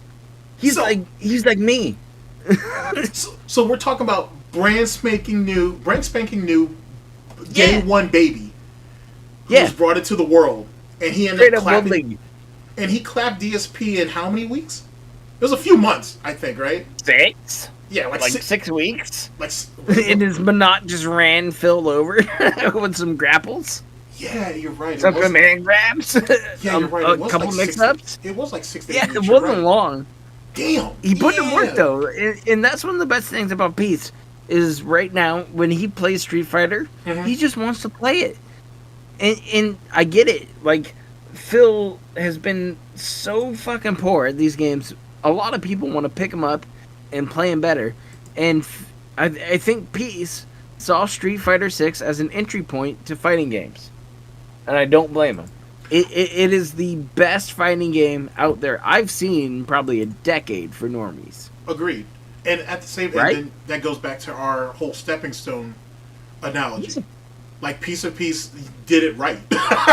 Essentially. Like, Piece of Peace did it right. Oh, it's fantastic. All right, here we go. No, I don't think that I want to be milked. Okay? I don't. I'm done with this nonsensical stuff. I'm just going to do my own content. Okay? And, you know, it is what it is. There's going to be ups and downs to that. There's going to be times when I'm playing a prominent game, there's something exciting going on, and people are interested. There's going to be times like literally right now where it's a million RPGs and people have burnout and they're waiting for new content that's different, right? And that's the case. And it's never going to be, you know, that situation where we're going to always have prominence or attention. But as long as I have a positive viewer base who come and support me no matter what I do, I'm good. And I have that. I do have that. So I'm happy and grateful for that. Maybe that's why I'm different from all the others who they have to make drama in order to get any kind of attention or popularity. I don't have to do that. I can still be successful without that nonsense. Okay, first things first. One, Jose retired? Damn. That's unfortunate. If that's the case. I didn't know he stepped out the game.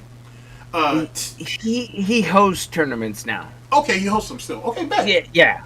Okay, bet. I can live with that. Good shit, because I'd hate to see someone like him step out the game. Secondly, as it pertains to... Okay, where is DSP showing me advancement in his career? Or in his frame... I know, I'm sorry. But in his frame of mind. Like, I'm sorry, but I'm not sorry. Like, where is that? Hey, as long as one of you idiots are dumb enough to keep giving me money, I think I'm successful, so I'm going to keep doing this. But where's the progression, though? Wouldn't you want more than one dent to give you money? Wouldn't you like to go back to having, what is it? It's a pod, right? Or is it a herd of whales? It's a pod, I think is what they call it, yeah? Like for a large gathering? It's a mental institution at this point. You Fair gotta enough. be fucking insane to fucking tip Phil and not realize what you're giving money to. You're giving money to this man to put up this facade of being a crowd-funded individual. It's such a fucking need to say that shit. But, like, where's the actual progression? That's why it just comes across as just lame-ass begging. Because, as long as one... right now is into death. What else is it going towards? Nothing else. But as long as one person gives me money, guys, I'm going to keep doing this. I still feel like I'm successful. Like, he'll never do anything more to help his position until either A, he has really no choice, which he's kind of already there, or B, someone walks him through it. Because that's why we get that flip-flopping about sponsorships.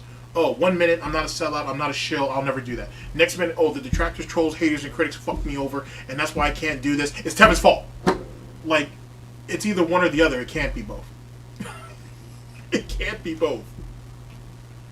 And I'm happy for that and grateful for that. Because if that were the case, if the only way I could get noticed was drama, then I would stop making content entirely. Really. I would just quit. Okay? I would have enough. I'd be like, that's enough of that crap. So. What just popped up on my screen? Oh, okay. Never mind. Nothing bad. Okay. So. There you have it. And,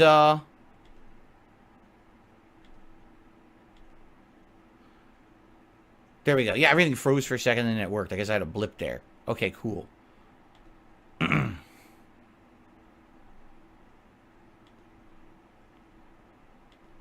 Are we good? Oh, beside this guy. Yep.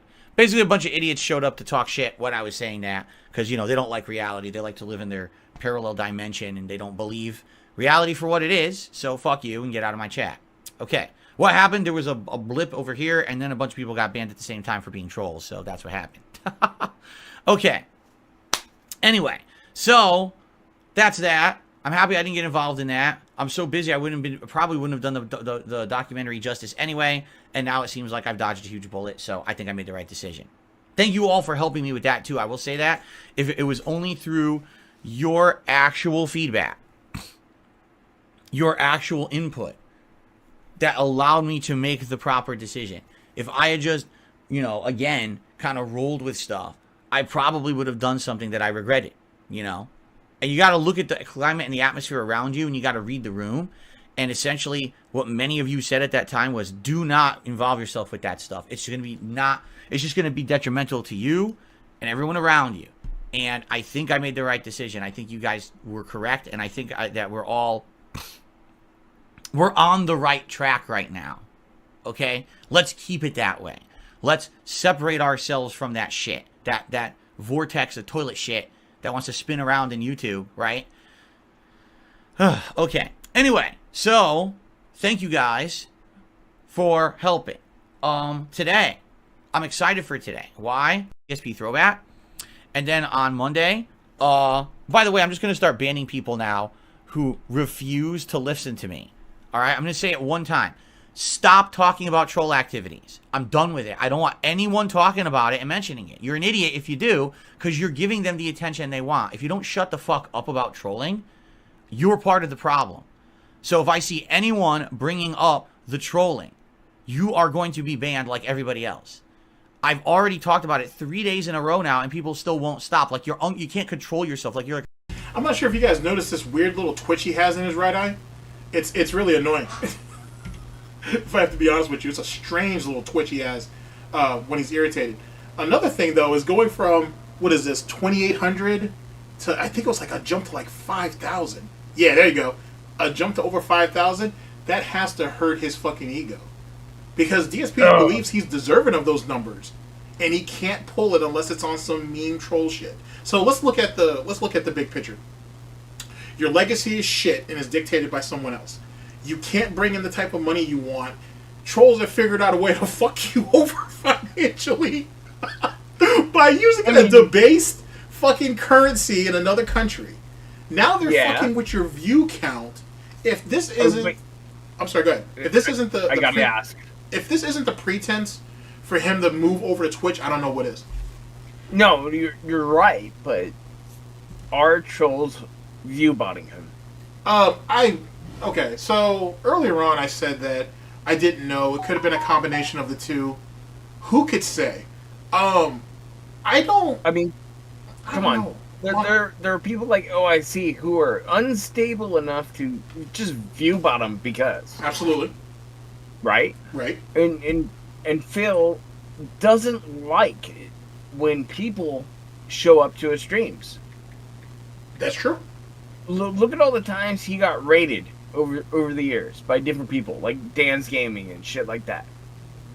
The dude dips out in a heartbeat and he's like, I gotta end the stream, I gotta poop, see you, and he dips. I mean, that's his MO. So now he's getting view botted all of a sudden. Like, what was it the other day? 25K chat? Like, 21K? Somewhere in there? Holy shit.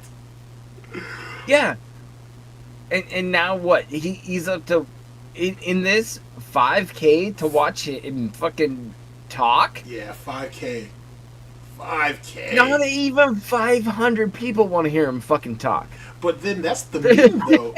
But see, isn't that the meme, though? It's like, hey, you're such a loser that you can't even pull this much, so now we'll view bot you for the memes, I guess. Yeah, because he's going to react to it. He's going to blame trolls. He's going to do this whole thing like, oh, don't talk about the shit. But it's happening. Argentina in high views, bro. Mm-hmm. Mm-hmm. Holy shit. All right, let's continue. That I regret it, you know? And you got to look at the climate and the atmosphere around you, and you got to read the room. And essentially, what many of you said at that time was, do not involve yourself with that stuff. It's going to be it's just going to be detrimental to you and everyone around you. And I think I made the right decision. I think you guys were correct. And I think that we're on the right track right now. Okay? Let's keep it that way. Let's separate ourselves from that shit. That vortex of toilet shit that wants to spin around in YouTube, right? Okay. Anyway, so thank you guys for helping. Today, I'm excited for today. Why? DSP throwback. And then on Monday, by the way, I'm just going to start banning people now who refuse to listen to me. All right? I'm going to say it one time. Stop talking about troll activities. I'm done with it. I don't want anyone talking about it and mentioning it. You're an idiot if you do, because you're giving them the attention they want. If you don't shut the fuck up about trolling, you're part of the problem. So if I see anyone bringing up the trolling, you are going to be banned like everybody else. I've already talked about it 3 days in a row now, and people still won't stop. Like you can't control yourself. Like you're like a 5-year-old with an impulse. I can't stop talking about this thing going on over here. Fuck that thing going on over there. It's an idiot with his pants down, trying to moon you in the middle of the street, and you keep talking about him. Fuck that idiot. Let that guy dance in the street with his pants down. No one cares. All right? Stop with this nonsense, because I'm trying to maintain a fucking semblance of normalcy. Trolls will be trolls. There's nothing you can do about it. Shut up about it. When you talk about it, you give them exactly what they want. Okay? Let the guy flagellate himself in the middle of the street.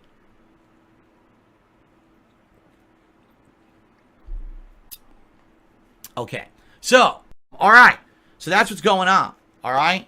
Now, since so many people keep mentioning it, I already talked about it last night in my daily wrap, but I'm just going to say it again. Yes, it's obvious that troll activities, they're trying to view bot this channel, which is stupid. It doesn't affect the channel. Okay, I'm just going to say that it doesn't. The views don't count. When you see a view bot come onto a channel like this, it doesn't count. It actually doesn't count as a legit view. YouTube doesn't count it for... I mean, I mean, truth be told, it doesn't in the long term, but that's certainly going to bring attention to him that he's not going to want. No. I mean...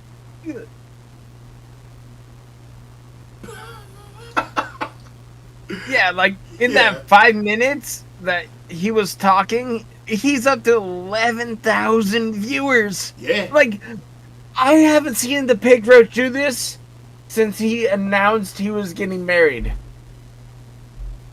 Yeah, actually, I was gonna say when he, when was that? What was that one game that he played? Last year. I think it was like mid-end of last year where he got view botted for that pre-stream and for maybe 2 or 3 streams afterwards, and then it died out. What game was that? It was that one game that everybody thought he wouldn't play, and he ended up deciding to play it because he got paid a bunch of money to do so. It wasn't Starfield, I don't think. No. What game was that shit?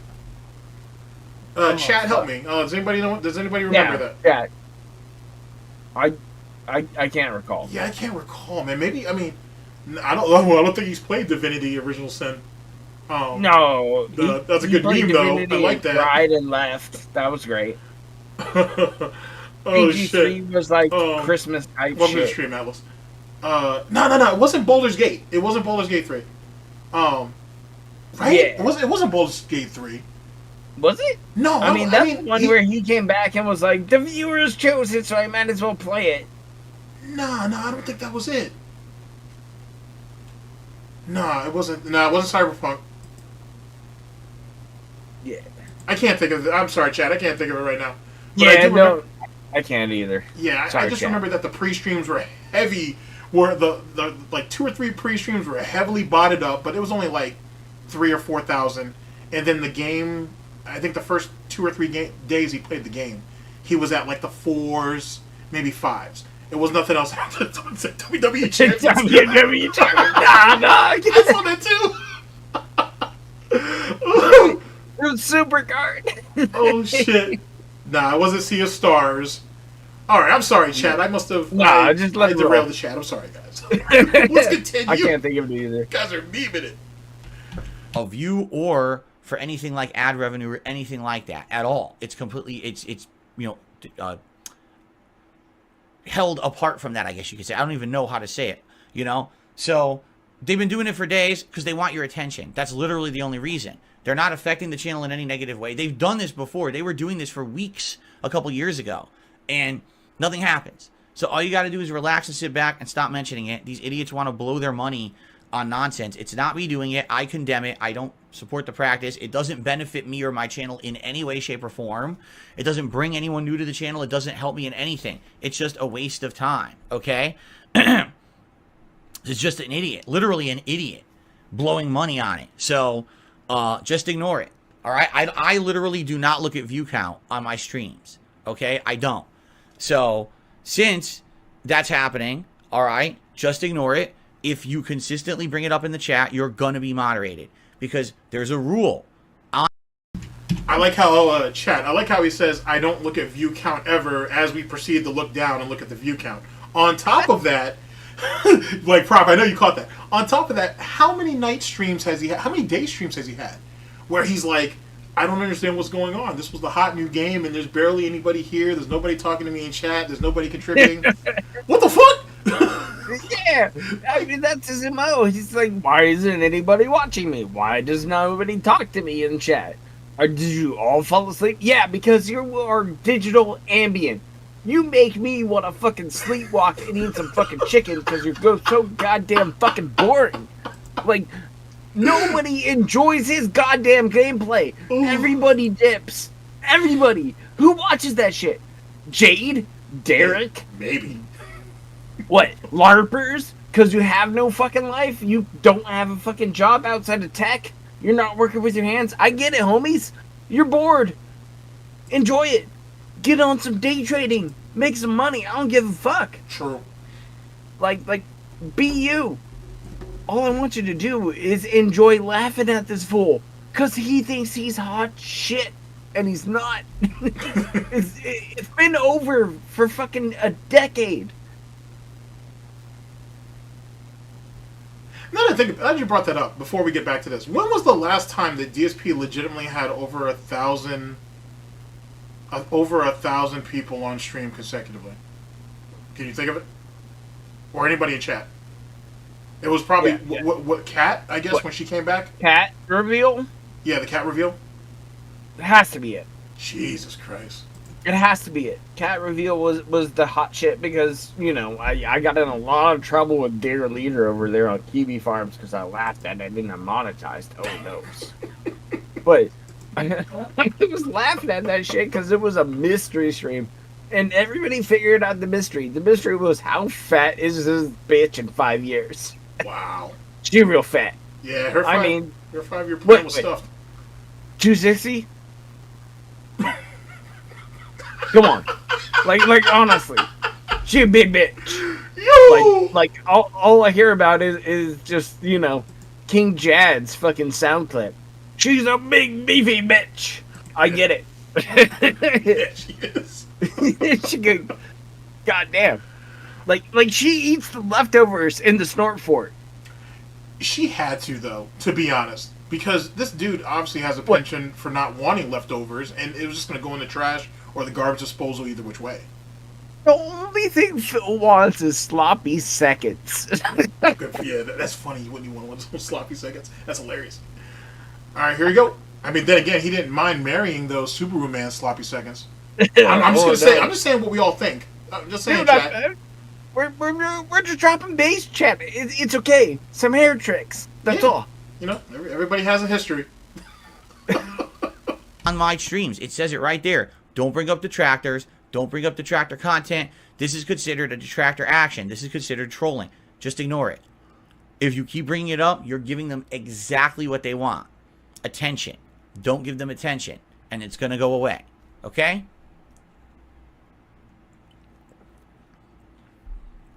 Okay. Fair enough.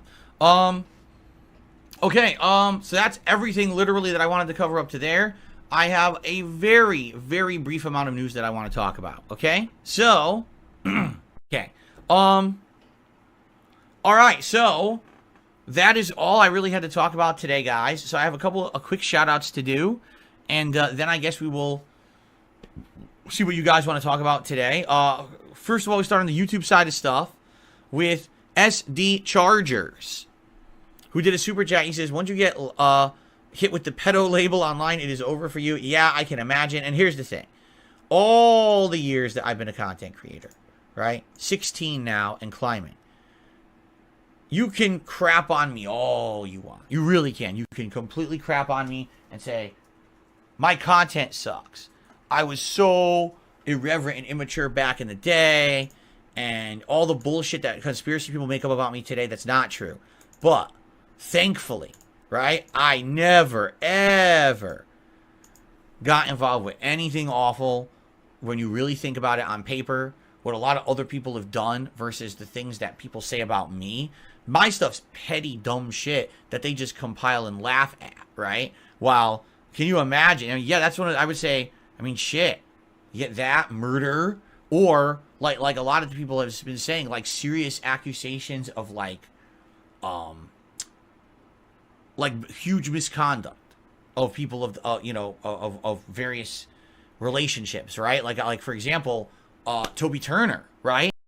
I gotta be honest with you, chat. That's not what he was going for. He wanted to bring up Pro Jared, and he just wasn't ballsy enough to do it. Let me bring it back for you just briefly, and you'll see what I'm talking about. He wanted so badly to bring up infidelity and bring up Pro Jared, and he wasn't man enough to pull the trigger.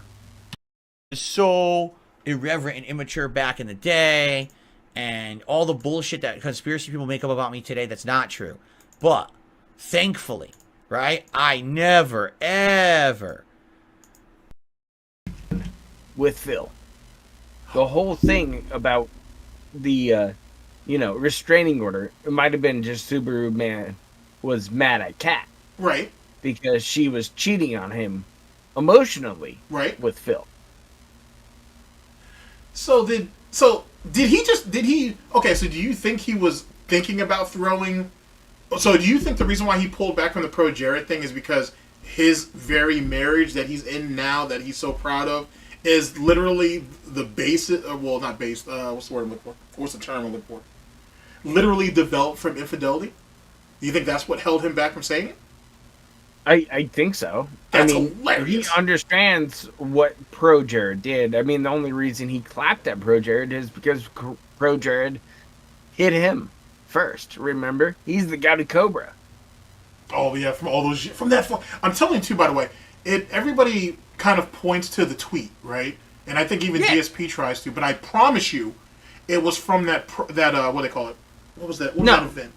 It was from the convention that they went to. The one, where Phil's panel got kicked because Pro Jared showed up. And that was the Gamer J Lee panel. Well, that was the one that Gamer J Lee went to, wasn't it? Yeah. Yeah, I'm telling you, that's the reason why DSP really hates Pro Jared. It has nothing to do with that bullshit tweet. It's 100% spite. Mm-hmm.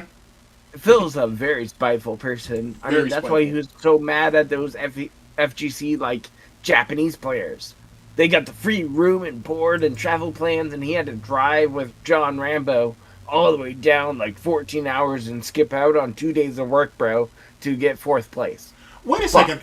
But wait, I thought DSP was the one that was chauffeuring people to and from tournaments, though. No. Okay, never. My bad. I'm sorry. SRK even documents it. Come on, bro. Like Phil was like, "Hey man, can I get a ride?" And everybody was like, "I'm not giving you a ride. Fuck you, Phil. You're a fucking piece of shit." And everybody didn't want to give him a ride. Oh. It's embarrassing. Nobody wanted to drive with Phil. Nobody wanted anything to do with Phil. The only homies that he had were the Connecticut crew, as he called them, right? Yeah. Howard, John, you know. He was like, "Oh, I'm good friends with Scott." Remember when Scott passed and the dude was like, "Oh, I'm so sad." Yeah, no, he didn't give a fuck about Scott. Come on. No, because who was it that reached out to him when Scott passed? That was because Scott passed before T did. Was that Arturo? It might have been. NYC Furby? It might have been. Now Right? that I think about it. It might have been. Now.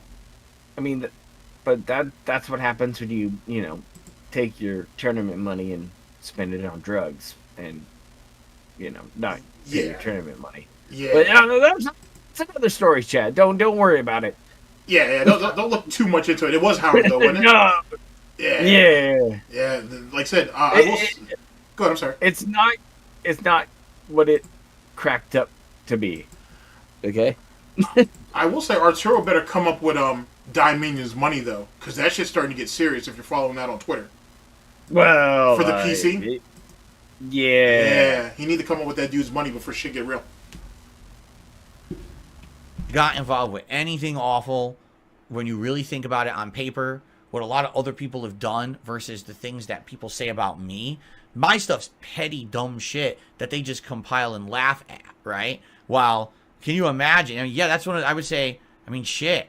You get that, murder, or like a lot of people have been saying, like serious accusations of like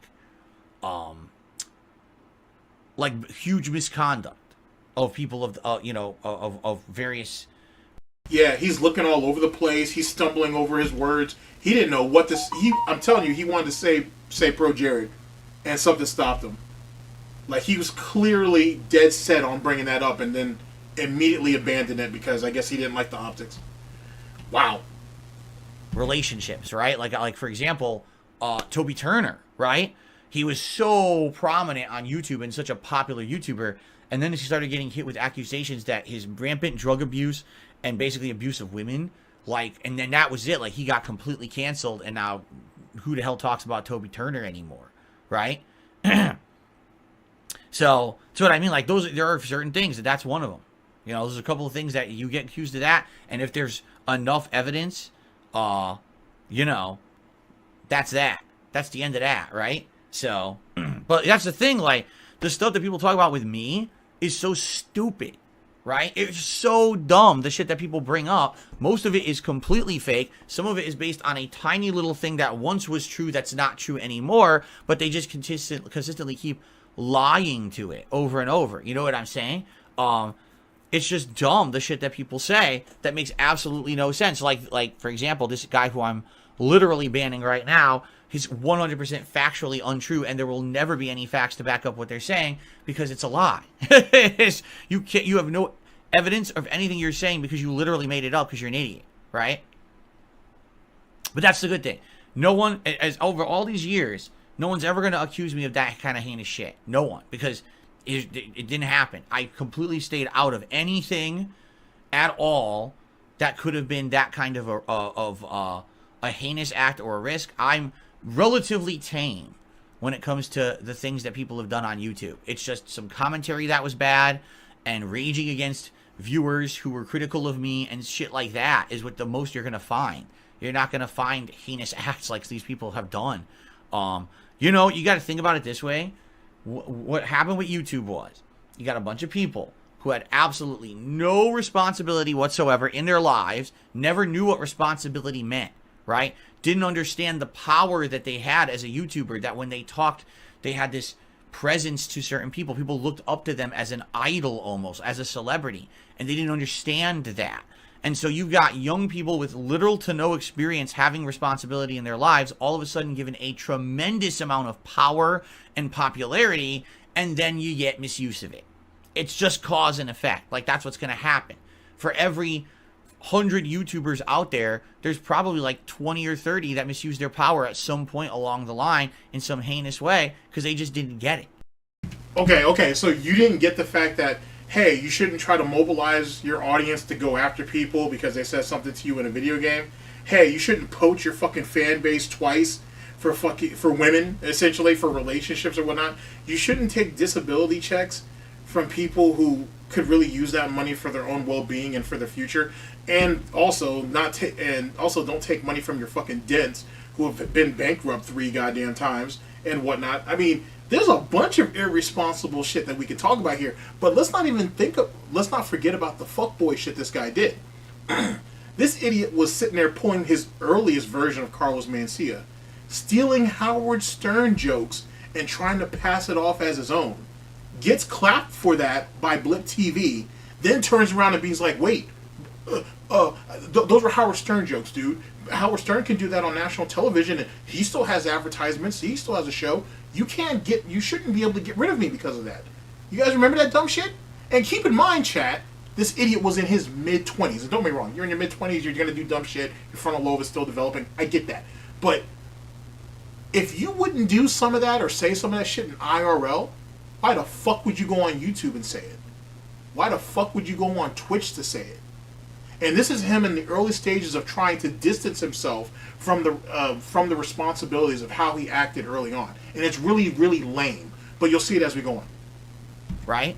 Now, things are different. Now we have a track record of people on YouTube becoming YouTube popular, YouTube famous, the power that they have, and we've seen case after case documented of people misusing that power. So now you at least have kind of an outline of what to follow when you're a YouTuber. There's do's and don'ts. There's things you don't do because it's just awful, heinous, unforgivable stuff, right? Thank you. He was 28. A grown man. And he was definitely between 26 and 28. Grown man. And we're sitting here talking about, oh, I didn't know how to act on YouTube. I didn't have a clue on how to actually navigate the landscape of being a YouTuber or an online celebrity or whatever, which already overinflating his value. That's the first big problem. This is the big, one of the big red flags you should pull from this. On top of that, how hard is it to be a decent person? Now, this is coming from someone who's an asshole, and I've said plenty of vile shit about a bunch of locals and whatnot, but I have no problem with saying none of that shit to their face. But you haven't seen me or heard me do anything just absolutely despicable that would work against your sensibilities. This isn't me pearl clutching, this is just being real. I treat people the way I want to be treated. A lolcow is not a person. They've already debased themselves. I'm just here to laugh at it and point out the bullshit. What you know what I'm saying? That's my right as an American. That's my right as a person, let alone American. So, you know what I'm saying? Like, what the fuck? You know what I mean? Like, let's not try to completely moral grandstand on this bullshit. But let's not act like, oh, we were 16, we were 18, we were 21, we were 24. Let's not do that. You were a grown-ass man. Just because you didn't know how to do laundry, your mom still had to comb your hair, you could barely wipe your own ass, doesn't absolve you from the dumb shit that you said and did. It just doesn't.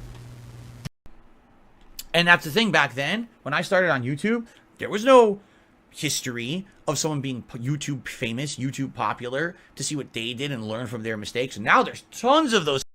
And I want you to actually, let me bring that back, because that right there is another telling, damn, phantom hooves. Sorry, guys, it's probably about as good as I can get it. Why did someone else have to establish the guidelines for you to act like a decent person? Someone please tell me that. Why did someone else have to put in the work? Why did someone else have to make the mistakes? And why couldn't somebody else be the example? That's literally what he's saying. I'm mad that I have to be the example of what not to do on the internet. But you can't completely say that's my fault because there was no one to come before me to take that responsibility. Why does it have to be on poor little me and my phantom hooves? I want you to really take that in and really digest what he's trying to say. Outline of what to follow when you're a YouTuber. There's do's and don'ts. There's things you don't do because it's just awful, heinous, unforgivable stuff, right? And that's the thing, back then, when I started on YouTube, there was no history of someone being YouTube famous, YouTube popular, to see what they did and learn from their mistakes. And now there's tons of those kinds of cautionary tales, but they didn't exist back then, right? So that's a good thing.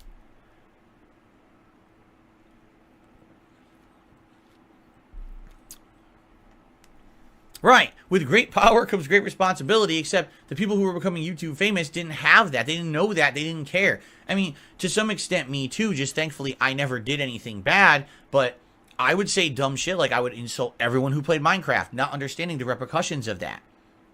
Why would I do that? Because I'm stupid. I'm ignorant. You know, I'm dumb.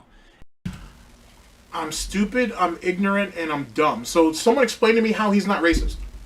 Just out of curiosity. Someone explain to me how he couldn't possibly be racist and whatnot. It was just misunderstood, or I'm pearl clutching, or whatever the case may be, when he himself has already outlined all of the things that he had, or all of the qualities, I should say, that he has that relates him to racism. Like, I'm just throwing that out there. Because it's really, really silly how that argument kind of comes up. Oh, I wasn't racist. I'm an equal opportunity prankster, jokester, this, that. How many jokes did he make about Italians? He doesn't say anything about the Polish because he's ashamed of that. And it's funny how all the people that he targeted with his racism were people who he felt had clear advantages over him. You were black. You were Asian. Shit, even Panda had a problem with Hispanics, and I can't be mad at her because there's a lot of chicks out there with a whole lot of cake, and Panda just can't match up. Maybe now. Not really. But you know what I'm saying? Like, you know, so there's stuff. But it makes you think, though. I mean, like he said, he's the one who said that he was stupid, he was ignorant, he was this, that, and the third. I'm not making, you know, excuses for him. That's him. And then as I grew up and I realized, man, I don't want to do that. I don't want to just insult entire blanket groups of people. I want to try to make an effort to understand from another person's perspective, or at the very least, if I disagree with someone's. Wait, that actually brings up another thing. Didn't this guy say he grew up in a literal patchwork of different people? He grew up around all these different people of all these different cultures and backgrounds, this, that, and the third, and yet he still did the very thing that he was accused of, and he actually apologized for it. Why would you apologize for something you didn't do? But remember, while he was fighting the racist accusations, he used to say that, hey, I've been raised around a bunch of different people. How can I be racist? You remember that?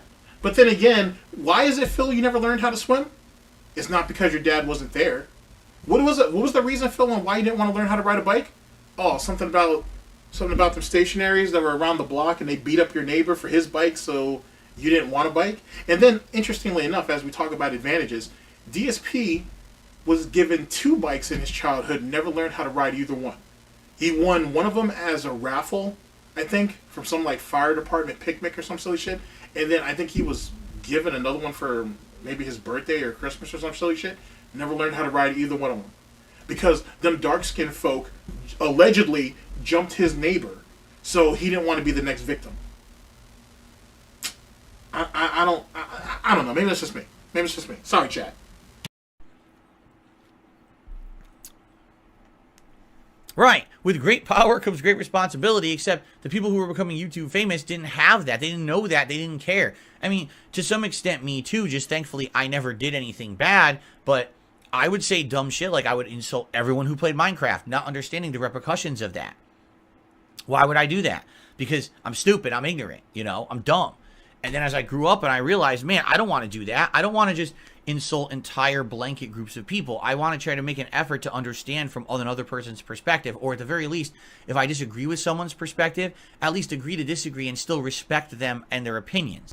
Oh, so you respect every opinion that's thrown at you without calling people stupid, idiot, morons, ne'er-do-wells, numbskulls, and everything else? Speaking of which, chat, on a very sad note, ProleteR had to go ahead and tag out.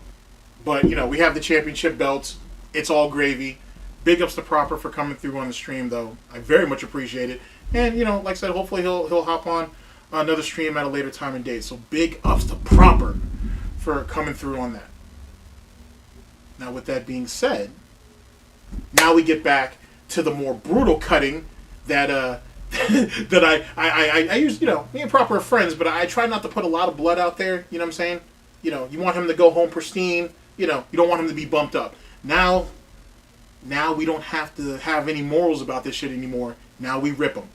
So, yet again, chat, like, someone explain it to me. How is it that we've grown as a person, but supposedly we had all the qualities that were needed and required to not be a racist? To not be someone who was ignorant, stupid, and didn't know what the fuck he was doing. Someone help me. Please. I want to know. I really do. I want to know. Consider it research for all of our future children that come after us. Right? That's something that I've learned to do over time. I used to be like, my way or the highway. Screw you if you don't agree with me. You're an idiot. Now, I'm not like that anymore. But that's a bad mentality to have, and that's how I used to be. You know what I say? I mean?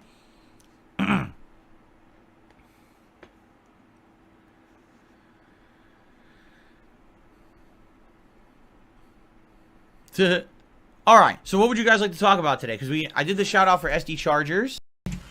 No, Matthew, he cannot ride a bike. He legitimately can't ride a bike. He can't swim either. And absolutely right here with DX. Yeah, he tried to fleece his father for a new grill. No, but seriously though, he can't ride a bike and he can't swim. So keep that in mind. Keep that in mind. And actually, Dwight, you're right about that whole watch out, black ladies coming for your purse or your bag or whatever the fuck. But I thought we grew as a person though. Yet again, this is what happens, ladies and gentlemen, when you didn't like you wanted to make the joke and you wanted to kind of scurry away clean, but you didn't want to deal with the responsibilities that came with it. That's the real problem we have here. Exactly. Piggy took my bike. God damn it. I don't know if he had a drumstick in his hand, but god damn it. Well, not even a drumstick, because Phil don't even really eat chicken like that, because he doesn't like the bone and whatever. It's too much work. I don't know, something like that. So, I don't know, like, Piggy had a slice of pizza or a bowl of ramen, or I don't know, whatever. You know what I mean? And that's what I'm seeing so far. So, if you guys want to talk about any topics, please tag me in the chat. If any contributions come in, I will shout them out. Okay?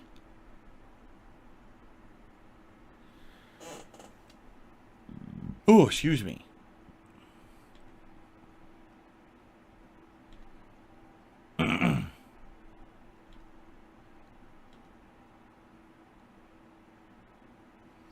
Anso Kamaru, I already said it's fine if you do.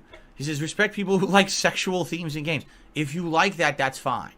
Go for it. But enjoy it in your own space, in your own life, in your own home. And don't impose it on others. That's the point I'm making in my gameplay, is if I don't like it, respect my decision to not like it and not want to partake in it, just like you have the right to enjoy it in your own life, but it's my business, my stream. I don't have to partake in that stuff. It's my personal preference. I respect you. If you like it, go for it. Wait, but I thought the whole point of you streaming games and you being a content creator was to share your experiences with games with everybody else. So, like, you're purposely not depraving. You're purposely withholding an aspect of, no matter how small it is, an aspect of the game that's not only robbing your experience, but their experience. Because what? You're uncomfortable with your wife, because you're a closet homosexual, whatever. No one's judging. You know what I mean? Like, make that make sense. You can't be in a fucking adult for like 10 minutes, do whatever little side game or do whatever little relationship path and just move the fuck on. I'm just asking. That's reasonable.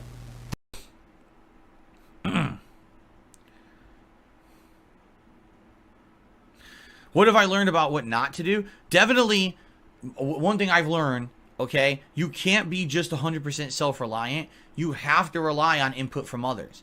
Because if you just stay self-reliant and you only listen to yourself, you only get that one perspective. You get this tunnel vision idea, and it basically makes you outdated. Like, for how many years? I didn't even want to do direct capture. I didn't want to try live streaming. I never wanted to be interactive with my live audience. Huge mistakes. Huge mistakes. Made me so outdated and set back from where everyone was going 10 years ago, right? And here I am adopting those things so late in the life cycle, and even when I adopted them, not adopting them properly. How did I stream for 4 years and not talk to the chat? Completely stupid, right? But that's how I was. You have to be open-minded. You have to take feedback. You can't be an obstinate, stubborn idiot if you want to be in an industry like this, Now, chat, that's not exactly what he means.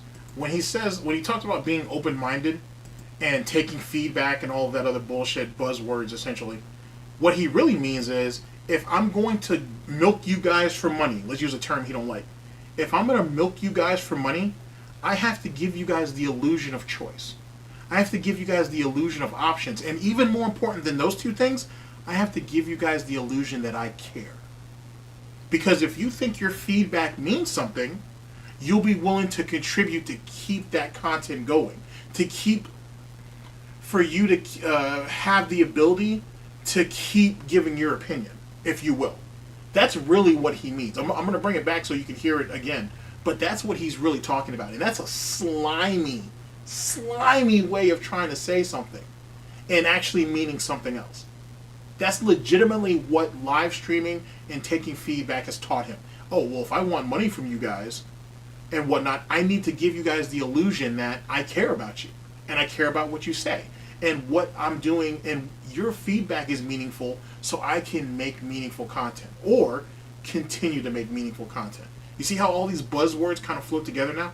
It's really slimy how he does that shit. I've been waiting a little while for him to say something along these lines. So here, on the second go, you'll catch what I'm saying. Any contributions come in, I will shout them out. Okay?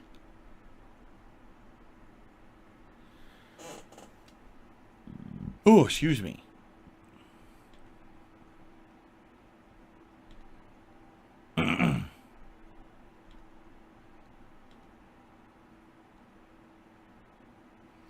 Anso Kamaru, I already said it's fine if you do. He says, respect people who like sexual themes in games. If you like that life, but it's my business, my stream, I don't have to partake in that stuff. It's my personal preference. I respect you. If you like it, go for it.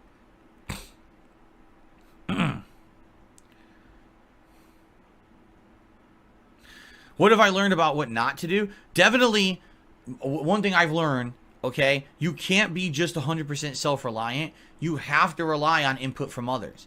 Because if you just stay self-reliant and you only listen to yourself, you only get that one perspective. You get this tunnel vision idea, and it basically makes you outdated. Like, for how many years? I didn't even want to do direct capture. I didn't want to try live streaming. I never wanted to be interactive with my live audience. Huge mistakes. Huge mistakes. Made me so outdated and set back from where everyone was going 10 years ago, right? And here I am adopting those things so late in the life cycle, and even when I adopted them, not adopting them properly. You know, how did I stream for 4 years and not talk to the chat? Completely stupid, right? But that's how I was. You have to be open-minded. You have to take feedback. You can't be an obstinate, stubborn idiot if you want to be in an industry like this, you know? Yako Almighty says, do you think you're being more authentic now or back when you first started? Now. Back when I first started, I keep telling you guys, I was purposefully trying to go out of my way to constantly fit every moment of dead air in a playthrough. Goji, I'm gonna have to look. If it's not on the Fight Club channel, the second channel, it's somewhere in my, it's somewhere on the first channel. I'll try to look for it actually over the next few days. But that is a good video though. When he that is a pretty good video now that I think about it. Like how he tried to explain it was super lame, but at the same time it was kind of insightful too. I'll have to look. Actually, I will try to look for that now while I let this play. With commentary, and that meant make it as cringe as possible so that people would talk about it. Do you really think that I had every one of those thoughts in my head? No. I was purposefully pushing the envelope to get attention for myself, and it worked, right? At least for a time. Wait. I was pig whistling to racists, and that's why I said what I said. I was going ahead and talking about women in all kinds of crazy ways, and I was doing all this bullshit because it garnered me attention. And that's why I kept doing it. Here, let me let the whole thing play out first. Holy fuck, I forgot about that. After a time, people basically got exhausted with it. Said enough with the constant blathering on about stupid sex and race and all this nonsense. Instead... But I thought he didn't say racist jokes. I thought he said he never said anything racist. Didn't he say that? Chat, didn't he say that? I'm pretty sure he said that. Alright, let me continue. I'm sorry. Just play the game, right? And so finally, like I said, in 2017, when I started to be more myself, and feel more relaxed and comfortable on streams with you guys having conversations like we're having right now, things just got better. It got more natural. I feel way more comfortable doing this now, and this is definitely more authentic me, right?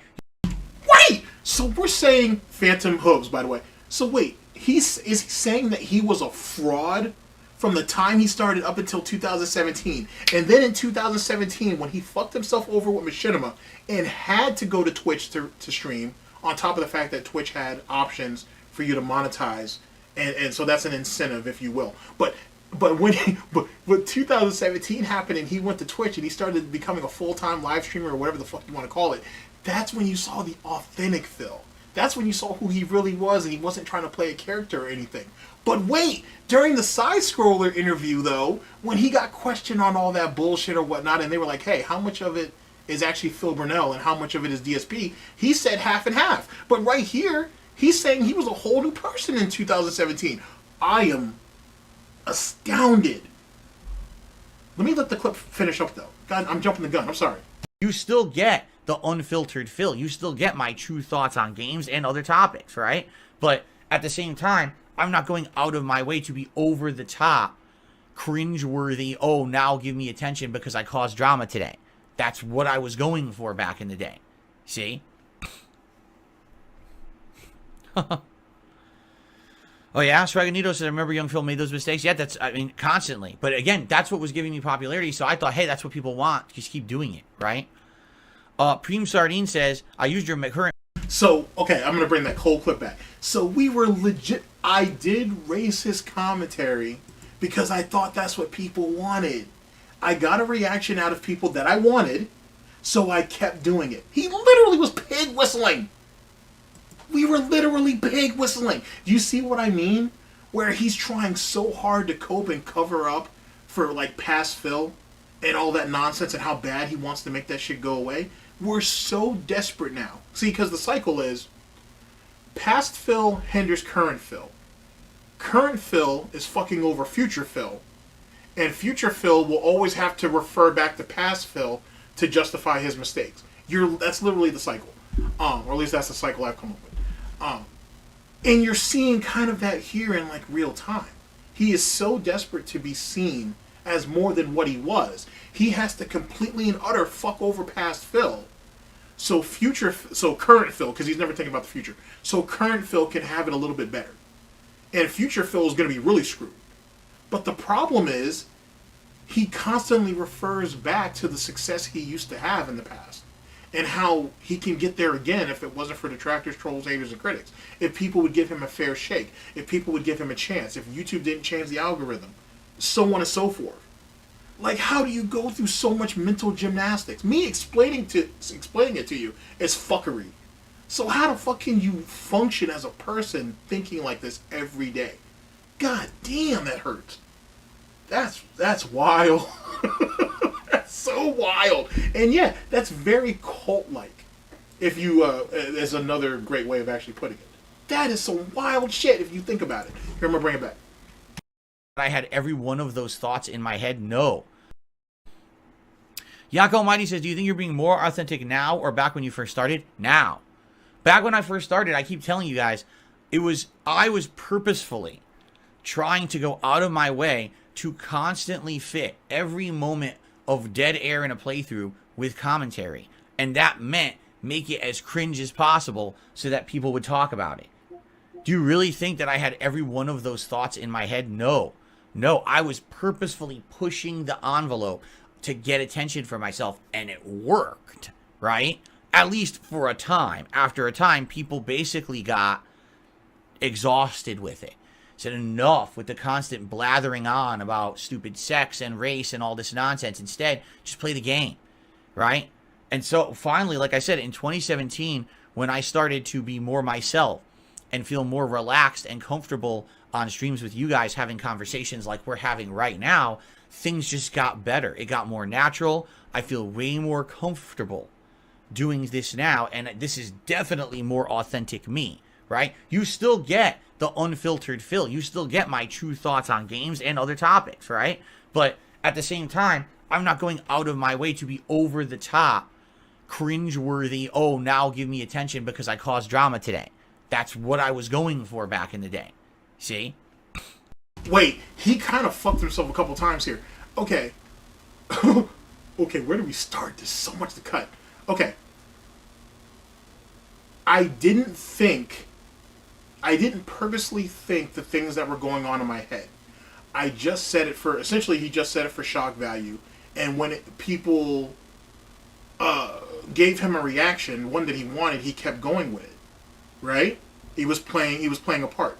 But then he says, then he graduates, I should say, to, well, when in 2017, I got far more comfortable with all of you because of our situation with this interactive thing, right?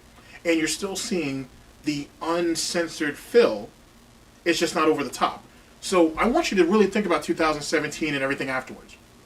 So the black lady going for the fucking purse, the slave trade shit, the fucking treating his audience just like absolute fucking garbage, absolute fucking trash, right?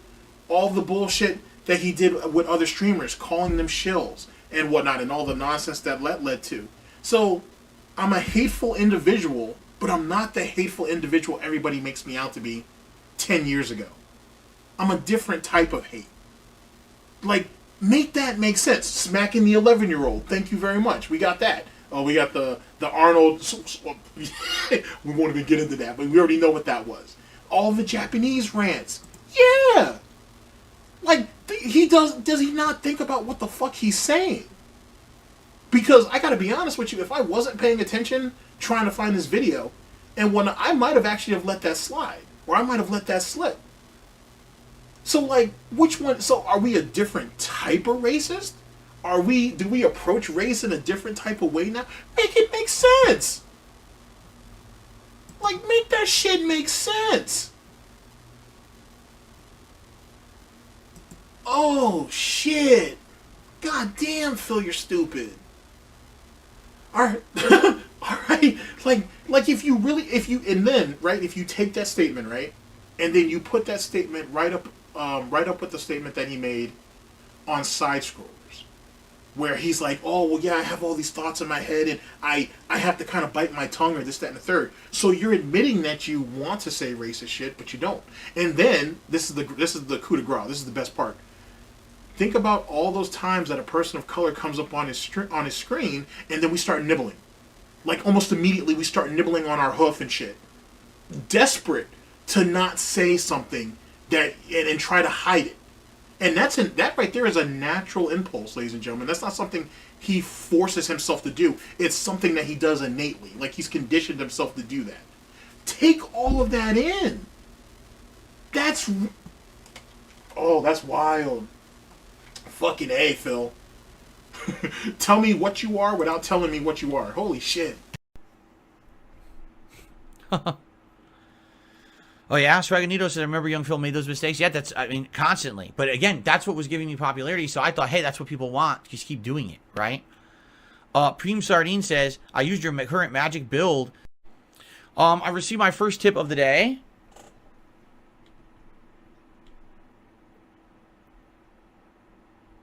Oh, really? I didn't know that.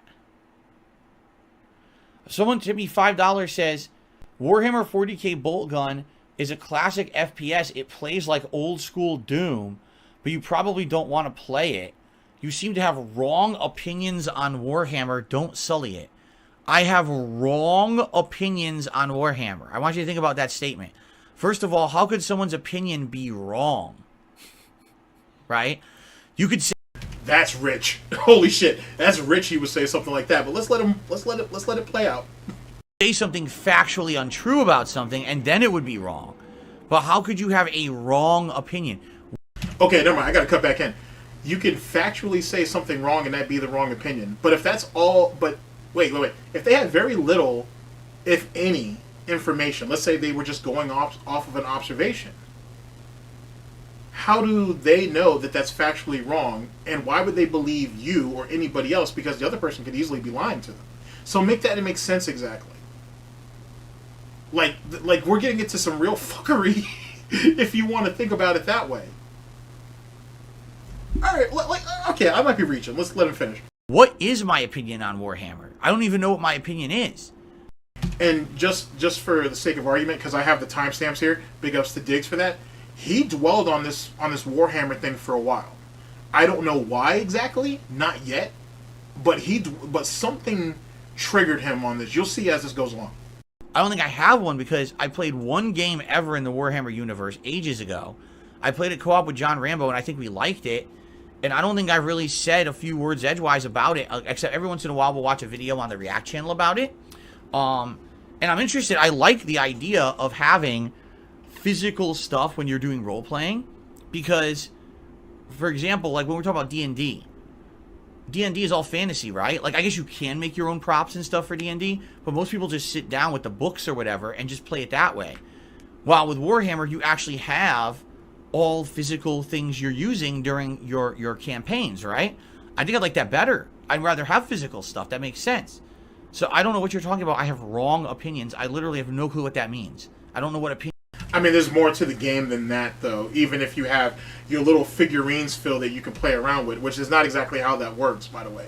Yes, you move things across the board, but you're not sitting there going pew pew pew. This isn't G.I. Joe or whatever the fuck, Phil. It's a little. We'll get into that. It's a little different. You think I even have on it, because I don't even think I have any. But it's good to know that it plays like an old school first person shooter like Doom. That's interesting. Probably not something I'm gonna play anyway, regardless. But thank you for the tip and letting me know.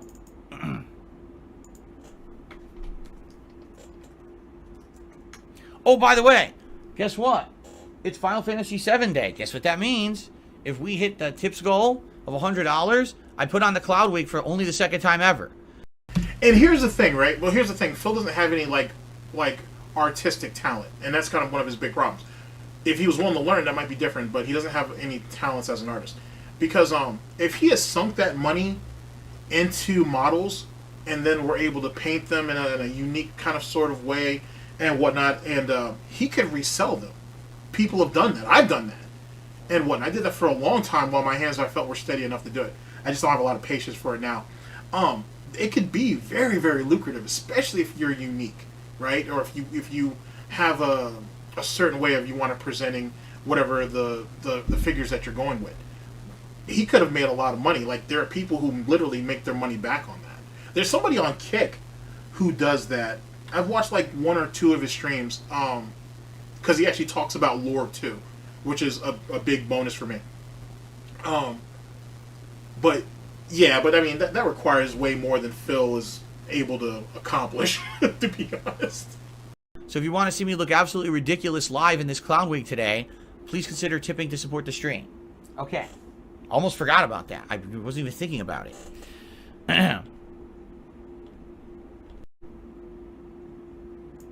Okay. So he says, as for a fair documentary, either call 60 Minutes or just drop it and give up.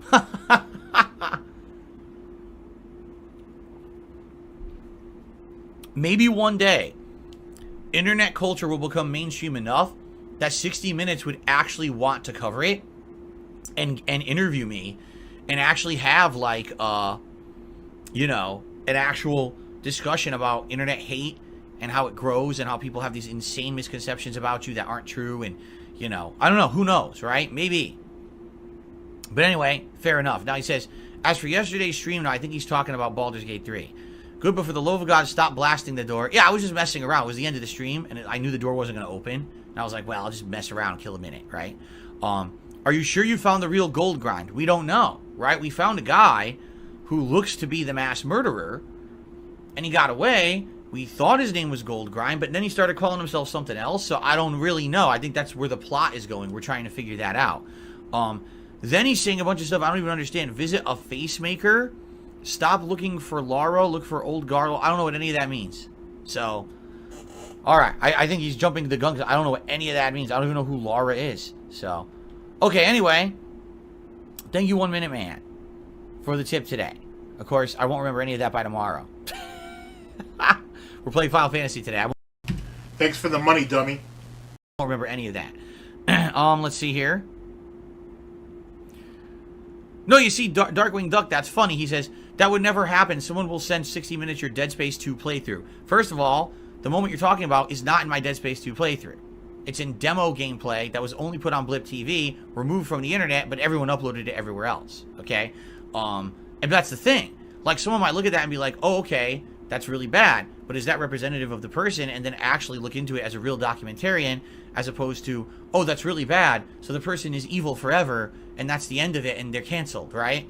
That's what I mean. It would be a different thing. Actually, that would be a good example of something to show and say, here's something that this person has done that was awful, and they've made up for. They've apologized for, and they've committed to never do that again, and they haven't. But that doesn't make it go away. First things first, his first point about, oh, because, you know, Phil has to always correct everybody because he has to be the smartest person in the room, or the smartest pig in the room. Oh, it didn't happen that way. It wasn't the actual game. It was the actual demo, which was on Blip. That shit's gone, and a bunch of assholes went ahead and re-uploaded it. Okay, what's your point? It's still out there. It's still you. You're still fucked. Period. Secondly, just because you have learned, quote-unquote, and grown from that situation doesn't change the fact that you did it. And there'll always be people that will hold you to it. Some people will give you a chance, maybe, and, you know, be like, okay, well, yeah, he did this thing. I don't agree with that. That's kind of vile, but, you know, whatever. And then there's some people that are going to hold your ass to the fucking coals. It is what it is. But just because you apologize, it don't mean it goes away. You know what I'm saying? Like when people kill other people, and then they go to prison, and then they get back out, you know, with their last name being Rose, just because you did something, because you were in a bad spot, a very bad spot, doesn't mean you still didn't do it. Doesn't change anything. People might empathize or sympathize with it, but you still did it. Right? I mean, you gotta remember, that was a clip from the end of 2010. We are now in March of 2024, nearly 14 years later, right? Let's see here. I play an idea when I want to retire from YouTube. No, I do not. Like I said, I feel like I've had my early career. I feel like what I'm doing right now is the middle of my career. I feel that. I feel like I'm 16 years in. This is the middle, right? Probably I've got another 15, 20 years in me, honestly. Now, the difference is, am I going to be a full-time gamer that whole time? I don't think so. I think within the next decade, I'm going to get older. People are going to care less about my gameplay and more about other kinds of content. So whether that means reacting to older stuff, whether that means talking about other topics like current events, politics, etc., that's the kind of content that's going to get more prominent as I get older. Okay, first off, you want to do this for another 10 or 15 years? I'll have a couple of little GTGs running around by that point. You want to do this for another 10 or 15 years? Oh my Christ. Oh, that's scary. That's scary. You would want to live through this shit for another 10 or 15 years. That's a whole nother generation of detractors. Trolls, haters, and critics. You want to go ahead and suffer through that? You really think just because you do gaming content we're all around here? Oh. Never stop until the casket drops, Phil. Good job. Never stop until the casket drops. Okay, so, but I think I could keep going for a long time. This is a fun thing to do, and there's an audience for it, correct? Doesn't matter what I'm really doing, I have an audience, and that's a good thing. I have a perfect wig to sing TikToks? What? What? Okay. Here's hilarious. I got a $1 tip. You disparage the hobby you know nothing about. Same with D&D. Do us a favor. Don't talk about stuff you don't know anything about. I have not once ever disparaged Warhammer. Literally. Not once. One time, my wife and I, there was a new store that opened up around here. And we didn't know what it was. And we walked in, and it was all Warhammer. And we spent like a half an hour in there.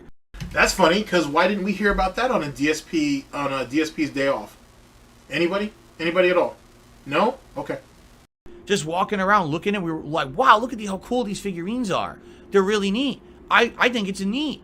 I have no idea what you're talking about. Sounds like you listen to the wrong people. Much like, again, the whole topic we're talking about today. Why do most people not like me on the internet? Because they don't actually listen to me. They listen to everyone else who says shit that I didn't say but acts like I did. I don't say anything negative about Warhammer at all. I'm really confused about what you're even saying, because I don't dislike Warhammer, nor have I ever, like, hated on someone who had Warhammer. So what are you talking about, right?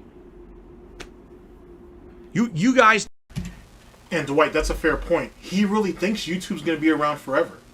Just like how he thought he was going to be at the helicopter company forever. Just like how he thought he was going to be on Machinima forever. Like, this is clearly someone who doesn't have a plan. Well, but we already know that. But here's the sad part. It's not only that he doesn't have a career plan. We don't have a life plan. Like, if YouTube gets fucked in a couple of years, he thinks he may jump to Twitch. If Twitch dies before them, then he has to go to Kick, and that's if Kick's even around. If YouTube bottoms out, he is done. He is literally done. That is, I can't wait to hear what other detractors think about this shit. That's scary. That is, you know, let me go ahead and cut the theatrics for a minute. That's a scary way of thinking about life in general. Like, I want you guys to really take this in on how clueless and unprepared this guy is for life. Like, if you really think about it, YouTube has been the tit that he's suckled on since he jumped on the internet. It's always been there. Despite all of the travesties and all of the shortcomings or whatever, he could always go back to that udder. It was always that old reliable cow that he could milk. And now he's talking about, oh, I still think I got 15 years out of this. No talks of retirement. I think I can still pull this off for another 10 or 15 years. That would put Phil at what? 10 years, that'd be 52? 53? And if you're talking about 15 years, that puts him at like 57, 58. We'll talk about 60, basically. So basically when he dies and whatnot, the way Phil looks at it, that right there is a disturbing way of looking at it, man. That's a really, really disturbing thing, the way of looking at life and what little prospects that he has. God damn, bro. All right, let's continue. Shit. And can you anyone know what the hell they're talking about? I don't know. Again, exactly. It's about the perception. It's not about the reality. It's about people are perceiving things in a negative way that don't exist because they're just being told to by a bunch of malicious parties, right? I'm very confused.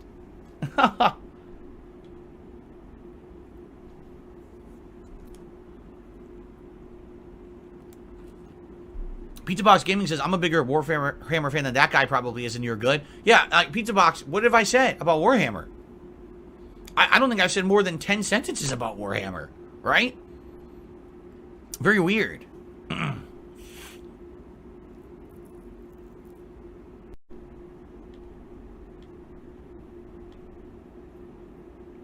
Yeah, I don't know.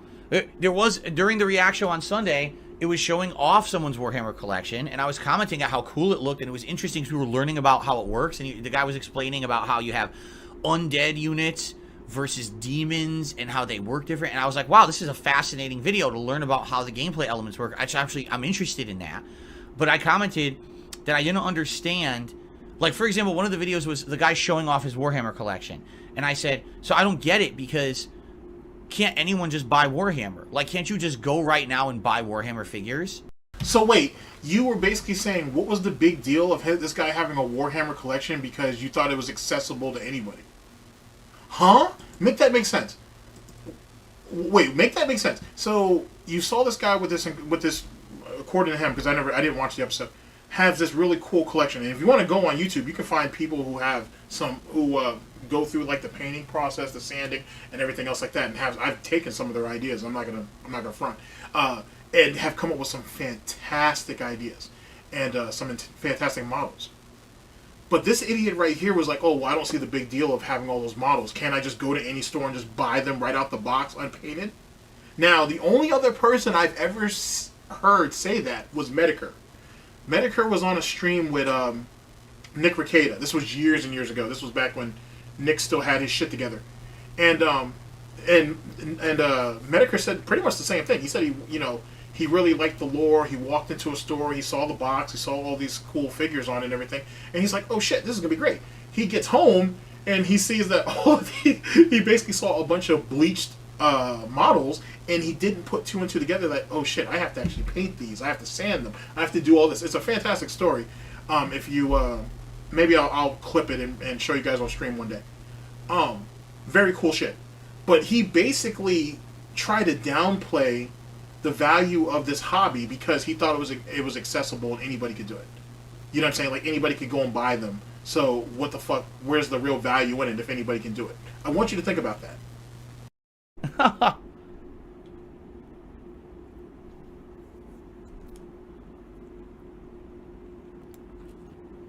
Pizza Box Gaming says, I'm a bigger Warhammer fan than that guy probably is, and you're good. Yeah, Pizza Box, what have I said about Warhammer? I don't think I've said more than 10 sentences about Warhammer, right? Very weird.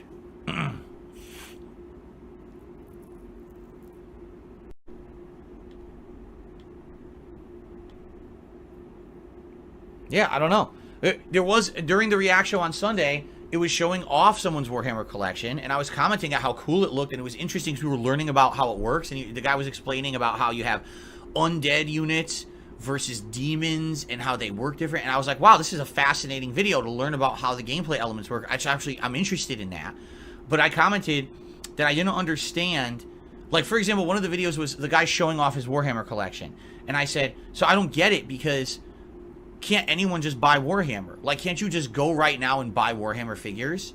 So then what's the big deal about having a collection? I didn't understand, and no one on the stream really knew. And yet, that's correct. Like, if you have the time and if you have the money, there are plenty of companies out there will pay you to do that stuff. You know what I'm saying? For sure. Not only that, but at conventions, for example, they usually pay, like, outside people that they know or whatnot, just regular people like us. And if you have, like, a really cool idea or concept, they'll give you the models. And if you can have it painted and finished and everything by the time of the convention, not only will they display it, because, I mean, they pretty much bought it, but they'll pay you pretty lucratively per job to do it. And it can be very lucrative. It's just very time consuming. But it is, I think, it's a very, like, healthy hobby. It really is, especially if you have, like, attention for detail. And I think anybody can learn. You're gonna slip and fall. I did. I told you the first the first set that I fucked up royally. Actually, it was Vampire Knights, to be honest with you. Or Dragon Knights, actually. I'm not happy to actually admit that. I royally fucked it all up. I mean, I was able to bounce back and recover because I had some good friends that really came through and helped the brother out. But I royally fucked up. Oh man, like, it must have been at least like 8 to 10 models. I screwed up. And all I had to do was literally just get on the phone real quick and ask for help. I fucked up royally. I mean, like I said, we were able to salvage it and whatnot, so it was like it never happened. But boy, I can tell you some stories on some silly shit that I fucked up. Anyway. But yes, it can be incredibly lucrative. It literally can pay for itself. But what are you going to do? Someone has left a comment after the fact. But I will admit, though, too, the tournament scene for that, though, that's just kind of like blood sports.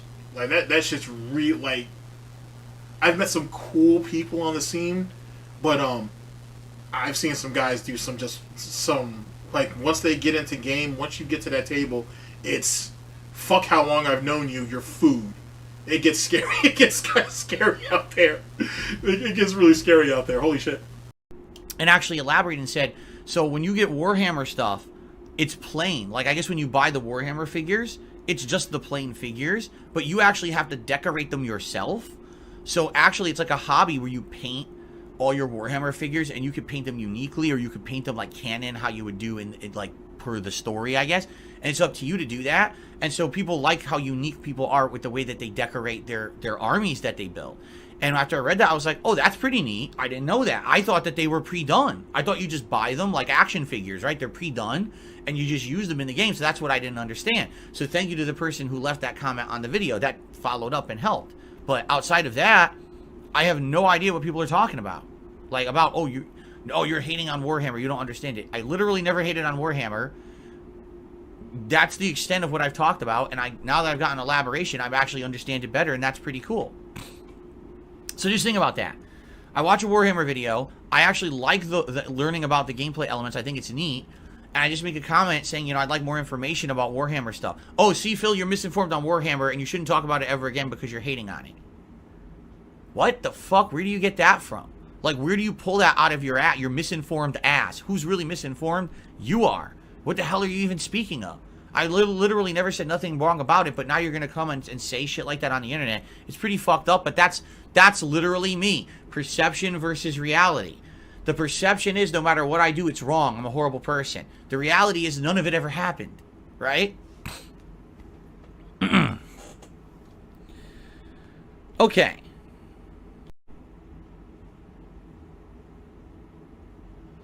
So, wow, this is a giant message, right? It's huge. Oh my god. Okay, as it pertains to Warhammer lore, because someone just pointed it out, Baltimore, his videos are fantastic if you want lore. I could drop the link to that in the description. And Major Kills. Major Kill gets, like, kind of gets shitted on because people feel like his lore isn't up to date. Like, he likes to go over the older stuff. And I understand because it's a bit more cohesive, to be honest with you. The new shit gets kind of wild after a while. But, I think he doesn't get enough credit for what he does. So I'll drop the links to both of them in the description for anybody who likes Warhammer lore. Because those guys are fantastic. So I got a ginormous $5 tip. It's like a ginormous paragraph, all right? Let me first play the animation, get it on the leaderboard, and then I'm going to read it. It's a huge paragraph here, okay? So, from Boulder Startled Shoulder, whatever the hell that means. That's the guy's name, I guess. He says, a bit of a rant here. Hear me out. I don't understand your haters. Now, by the way, he's going to reiterate a lot of the negative things my haters say about me. I'm not going to repeat that because that just gives them attention. But I'm going to basically summarize what he's saying.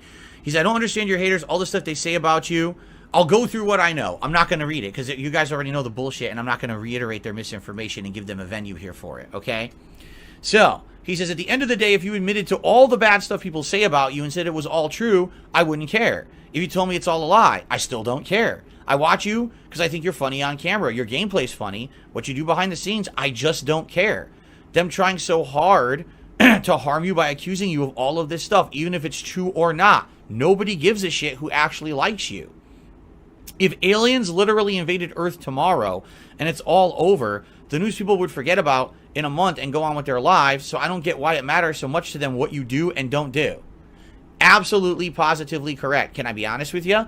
That is exactly what Mike Clum said to me when we were working on the documentary. Okay, stop. First off, that's drone behavior, first off and foremost. You're okay with having someone lie to you and say, I could lose my house. I could lose everything to taxes. I could have this, that, and the third. Oh, well, you don't give a fuck because they're entertaining, so if you throw a couple bucks at them, no big deal. So, like, if you're someone like, if you're, what's his name? Planet Jeff. If you're Planet Jeff who's thrown away thousands, if not getting into, like, almost 10,000, but if you've thrown him thousands upon thousands of dollars because he needed help, he needed this, he needed that, he needed you guys to support, he needed you guys to come through, only for him the next day to come out and say, I need more support, I need more help, that becomes discouraging. That can really bring down a person's morale because it makes you feel like, and he purposely makes you feel like you're not doing enough. But you don't give a shit though because, oh, well, that's all behind the scenes. That doesn't mean anything. But how behind the scenes is it if he brings it up on his glorified daily therapy session every day that he needs the money that you guys have in your pocket. He needs it to pay his bills. At times, he makes it sound like he needs that money and is more deserving of that money than you are. But we're okay with overlooking that. I want you to really think about the dumb shit that really entails. You can go to anybody for entertaining content. You shouldn't have to deal with that. Now, if he doesn't listen to the therapy session, good on him. Then maybe he doesn't know, maybe he knows or maybe he doesn't know. But I'm being facetious and I'm actually lying to myself as well as you when I say that. Because in almost every part of his content, he's begging in some type of way, shape, or form. He's constantly asking for more support. He's constantly asking for more help. He's constantly feeding you his distress call or distress snorts. And how if you guys don't come through, he could lose everything. which means you guys will lose everything. If you're a true fan of his, who the fuck calls people who watch them true fans? But like I said, take in this drone behavior. He said, I think the most fascinating part about your story is that you haven't done anything at all that would warrant the amount of hate you get on the internet. It doesn't make any sense. Like, the amount of haters you have, the amount of people covering your content and restreaming you and making videos negatively about you every day, none of it makes sense because you're not anything that would warrant that level of attention. So one of the big fascinating parts about a documentary about me would be covering why so many people care about me, right? I literally am doing a stream that gets a few hundred viewers a day. I do videos that get a few hundred viewers a day, right? Do I make a living doing this? Yes, I do, and I'm very happy that I do. But I am small potatoes, right? I don't have a real giant mainstream audience. You see that? You see that twitch he has in his right eye? I'm not sure. I'm going to bring that back so you can see it. But let me also make my point. So let me get this straight. Oh, yeah, that's a nice little screenshot there. Smug Phil. All right, so let me get this straight. Nothing you do, nor does your notoriety or anything like that warrant you having the amount of hate and the amount of people who make content on you.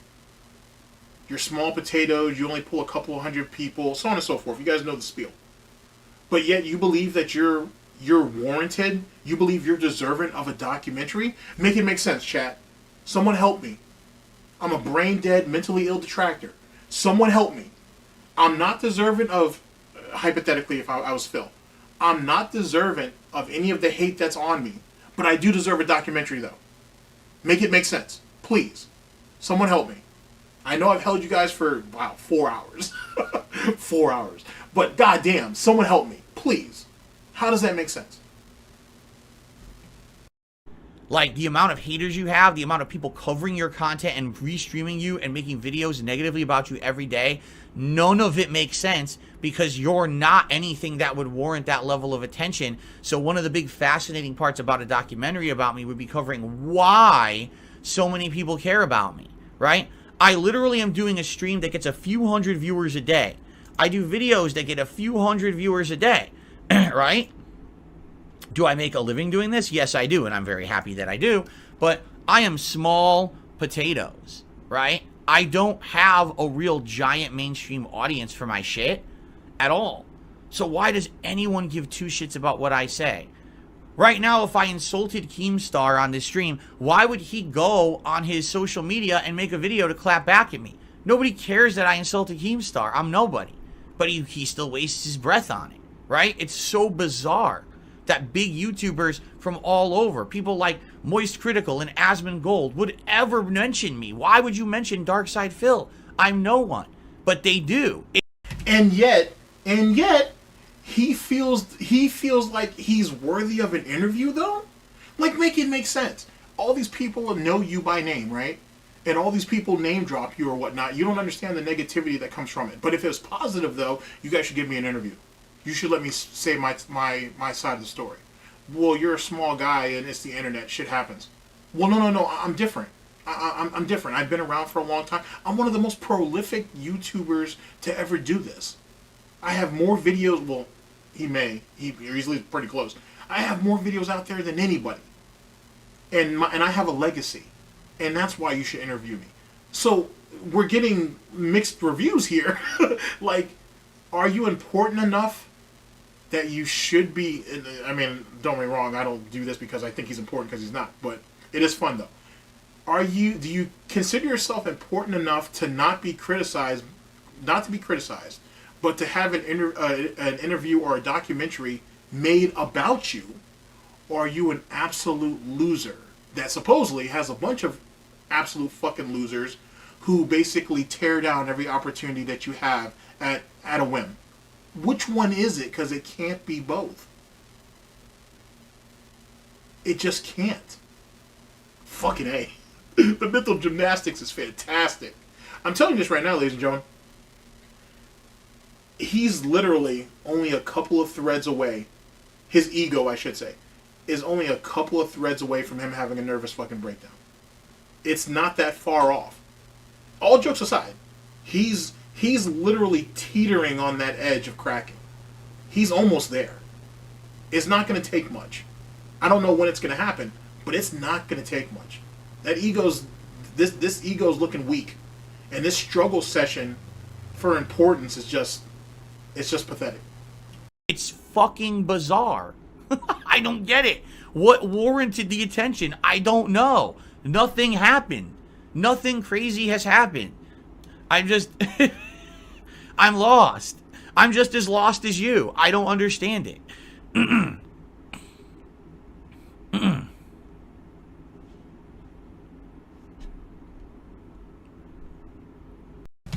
This is actually a fair point. If anyone did care about DSP, he would be at a better place. That's very true. Here's the thing. If he cared about himself and the people around him, he would probably be in a better place. And he always tries to give you the illusion that, oh, I'm doing this for my family, I'm doing this for myself, you know what I'm saying, I'm doing this for our well-being. But he really isn't. We haven't heard anything about Kat or Jasper throughout this whole situation for the most part. At all. They're only there as window dressing, as a beard, or as a shield. They don't serve any other purpose than that. But that was a very good point, though. Big ups.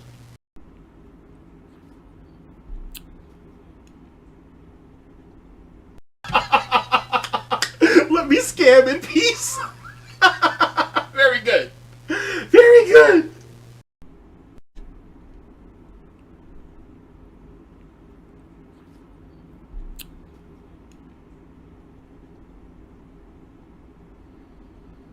See, that I agree with. Yak Almighty says, they don't hate you because of what you've done. They hate you because it's fun for them. They have a community built around it.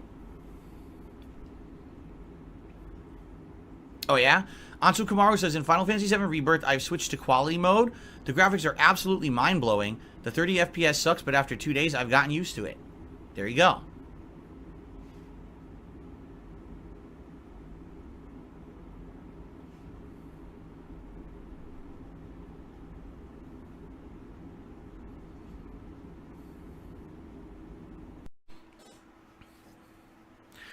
Andy Young, yes, just like every single game that I play, sometimes there's music copyright issues. I'm glad Diggs put this in. So, you guys hear about him complaining about copyrighted music a lot, right? And how, you know, videos get muted or blocked or whatever the case may be. This was maybe back in 2020, maybe? 2021? I was watching Rad Brad. I was watching one of his playthroughs, and he had been playing this game after Phil did, and I can't remember what part it was, but there was one of the parts of his playthrough. I left a comment saying, "Hey, have you had any problems with videos getting muted or whatever the case may be because of music?" Because I remember I heard this DSP bitch about it beforehand or some dumb shit, and he actually answered me back, and he said, "No, I didn't." He's like, I haven't had any problems with anything. He said he couldn't remember the last game that he had a music copyright issue with. Now, let's go to that one notorious situation DSP had. I'm pretty sure it was with Apex Legends, when he went on that complete utter bitch fest on Twitter and tried to call the composer out for being greedy and all that dumb shit, and the composer clapped back and said, "Hey, buddy, I own that music, but I didn't put it out there, or I didn't copyright strike you or do anything like that, yada, yada, yada. That wasn't me." "Oh, well, you need to reach out to YouTube and tell them that this, that, and the third, or whatever. You guys remember that fuck fest. You're going to kind of hear some of this weird-ass shit here. And it depends. Sometimes I dispute them, sometimes I don't. In this case, I believe the first few videos of this playthrough did get claimed for music, and I tried to dispute them, and they're all in what's called escrow. What that means is, basically, YouTube just sits on it. And they see if whoever claimed the music wants to go to court about it. Because the thing is, it's a misidentification. When these videos get flagged, it's not because you're using the music, it's because it thinks you're using a cover song of the music. And like you're playing a guitar doing a cover of it. You're not. If you have purchased the license to play the game, and you're creating your own Let's Play or playthrough or whatever, and as long as you're doing the transformative things, like your own gameplay, your own commentary, that's a transformative work. No, now, Chad, I want you to... There was a lot of things wrong with what we just heard there. You think it's transformative because you play the game and you add commentary. When there are people who have programmed their computers to play a game for them. And it was a really cool experiment that this one guy did. I thought it was neat. Anyway, but you talking and you bumbling around in a video game makes it transformative. Okay, whatever. Why did Super Crazy get hit back in the day for his video when his video is completely and utterly transformative? Big ups to Super Crazy. Why did that happen? Why did Ann Leak get hit on his channel? Why did fuck man, the guy who I think he's back around. The guy who does the inputs for DSP Street Fighter 6. That's transformative. That's super fucking transformative. He didn't even pull that from DSP. He pulled that from a whole nother source. How was that not transformative? Excuse me. How is it most of the content that's out there, if not all of it, that DSP detractors do not transformative? But this idiot right here, bare bones, if you have gameplay and if you're talking over it, that makes it instantly transformative. Take that in. That's some wild ass logic. The person who made the music was already paid for their use of the song in this game in perpetuity. They're not supposed to be getting excessive royalties on the back end. They're not supposed to be getting excessive royalties on the back end. Wait the fucking minute. So if I make a song, no, let's not use me. Let's use somebody with some talent. So if Meerkat, big ups to Meerkat. If Meerkat makes a song and he puts it out there and you buy it, right? He's already been paid for it because he made the music and he sold it to you. Now, if he puts it on a streaming service, right, because he owns the masters to it, so he owns the rights to do so, oh, he's being greedy. He can't do that. He shouldn't do that because now he's double tapping. Or if a movie or a show comes to, or a commercial comes to him and be like, hey, we want to borrow the rights to that song. We'll pay you whatever you want for it. Oh, well, he can't. Meerkat can't do that either. Because now that's triple capping, right? Now let me give you the piggy translation. YouTube ad revenue, stream super chats, super stickers, super thanks, Patreon, PayPal directly. What's the difference? Or I'll even do you one better. While we were streaming on Twitch, and we were getting our money off of streaming, right? And what little ad revenue that they had over there at that time, I'm also putting it on YouTube, and I'm also making ad revenue off that on YouTube. So make that make sense. I produced a product, and I was paid for that initial product, streaming. Me putting it on YouTube is double tapping. That's me trying to collect additional royalty from something or somewhere else. What the fuck are we doing? What the fuck are we doing? Are we really not thinking about what we're saying here? Oh, this is fantastic. This is fantastic. That's incredible he would say some dumb shit like that. As a business owner, by the way. Music wants to go to court about it. Because the thing is, it's a misidentification. When these videos get flagged, it's not because you're using the music, it's because it thinks you're using a cover song of the music. And like you're playing a guitar doing a cover of it. You're not. If you have purchased the license to play the game and you're creating your own Let's Play or playthrough or whatever. And you don't own the license to the game, Phil. If the game company tells YouTube to take your shit down, they will. It's happened to you before. You don't own the license to a game when you buy the game, you idiot. It's literally only by privilege and advertising that you're allowed to do what you do. You have no idea. I've been mad about this. I'm not mad. But I've been steaming about this shit for a little while now. DSP, you are a shill. You are a walking billboard. You are whatever the fuck you want to call it. He wants to go on Twitter, right? And call people shills because they get early copies or review copies or whatever. Things that he's gotten himself. He wants to call them walking billboards and all of that shit. What the fuck do you think he is? He's advertisement. No matter what you want to think about any of this, he's advertisement. Or he's advertising the game. That's literally what he's doing. Just because he's not paid by the game company directly doesn't mean that you're still not a drone. That you're still not a cog in the system. If you choose to play a game in public, you're advertising. You're advertising that said game. As well as advertising yourself. Hence the reason why assholes like me exist. I never understood how he never understood that. Special Olympics indeed. As long as you're doing the transformative things, like your own gameplay, your own commentary, that's a transformative work. The person who made the music was already paid for their use of the song in this game in perpetuity. They're not supposed to be getting excessive royalties on the back end for every single person who plays the game. So there's no legal right there for them to claim it at all. It's never been in a court of law where that's ever been a ruling, okay? So when YouTube is running Content ID and says, oh, part 5 of... Thank you, Cat Roller. Yeah, big ups to Cat Roller. Like, how could you tell me that's not transformative? That blows my fucking mind. Absolutely. Final Fantasy VII Rebirth is claimed for music because you're using a cover song. No, I'm not. I'm using the original soundtrack. It's covered by gameplay, the gameplay clause of fair use. Therefore, too bad.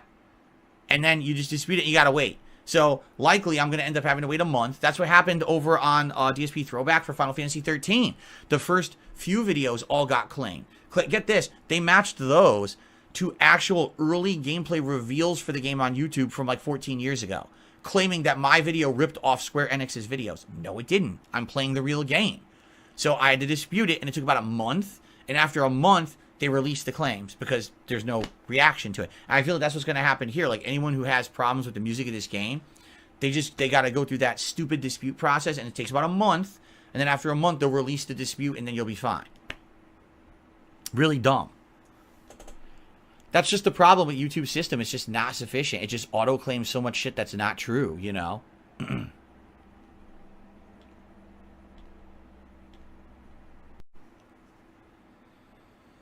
Yeah, it's funny because when you dispute a claim like that on YouTube, it says something like, "Oh, you should have a response within 14 business days, or the claim is released," and then it still takes a month. It makes no sense. It says 14 days, and then it takes a month anyway. No idea.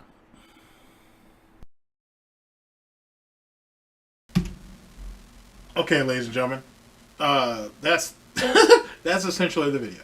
I had like 4 more videos lined up. We'll save that for another day and whatnot to push that forward. I didn't think it was going to be this long, but I had a fantastic time. Hope you guys did too.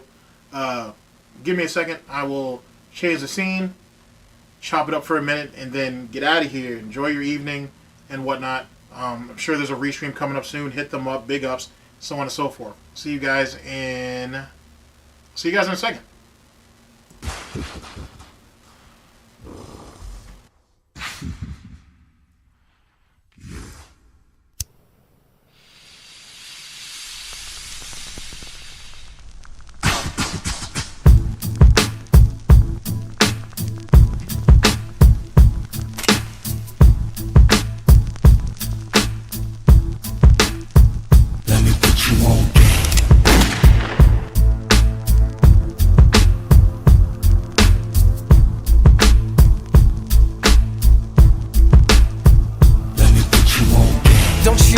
I run this place, and I've begun this race. Must I rerun this pace? Alright, people. That's the fuckery that came out of today's stream. I didn't know it was gonna be into this. It was gonna turn into all this. But boy, when I heard it today early on, I was like, oh no, I'm gonna have to change my whole plans and get this piece of shit and whatnot. Yet again, the Ides of March have been generous to all of us. So big ups to that. Hopefully you guys take this, take some of this and just some food for thought. There's some wild shit that was said here, and I can't really make heads and tails of it. I can try to give you my example or what I think of it in the best way I can, but just wildly silly shit. Anyway, chat, big ups and whatnot. I'll get back to you on that one. On whatnot. That would actually be pretty cool. But I'll get back to you on that one. And whatnot, Dwight. Big ups. Thank you guys for popping up, man. I very much appreciate it and whatnot. I wish you guys the best moving forward. Like I said, I'll catch you guys on the next stream. Hopefully later in the week we'll see how it goes and whatnot. But you know what I'm saying? Thank you again for your time. And like I said, hopefully you guys take away something from it meaningful. That's such a dumb thing to say. Anyway, big ups. Thank you guys. Get out of here. enjoy your evening and whatnot. Big ups to whatever detractors that are out there doing their thing right now and whatnot. And big ups to them. Later, people. In his bag behind the hospital, little baby crack addicts had. Then maybe you can grow up and be a stripper, a welfare receiving prostitute and gold digger. You can watch on TV how they should properly depict you. The river shall flow with liquors, quench your thirst on my elixirs. I am the safe haven for the rebel, runaway and the resistor, the trusted misleader, the #1 defender. And from a throne of their bones I rule. These fools are my fuel, so I make them cool. Baptize them in the water out of Scarface pool, and feed them from the table that held the Corleone's food. If you die, tell them that you played my game. I hope your bullet holes become mouths that say my name, cause I'm the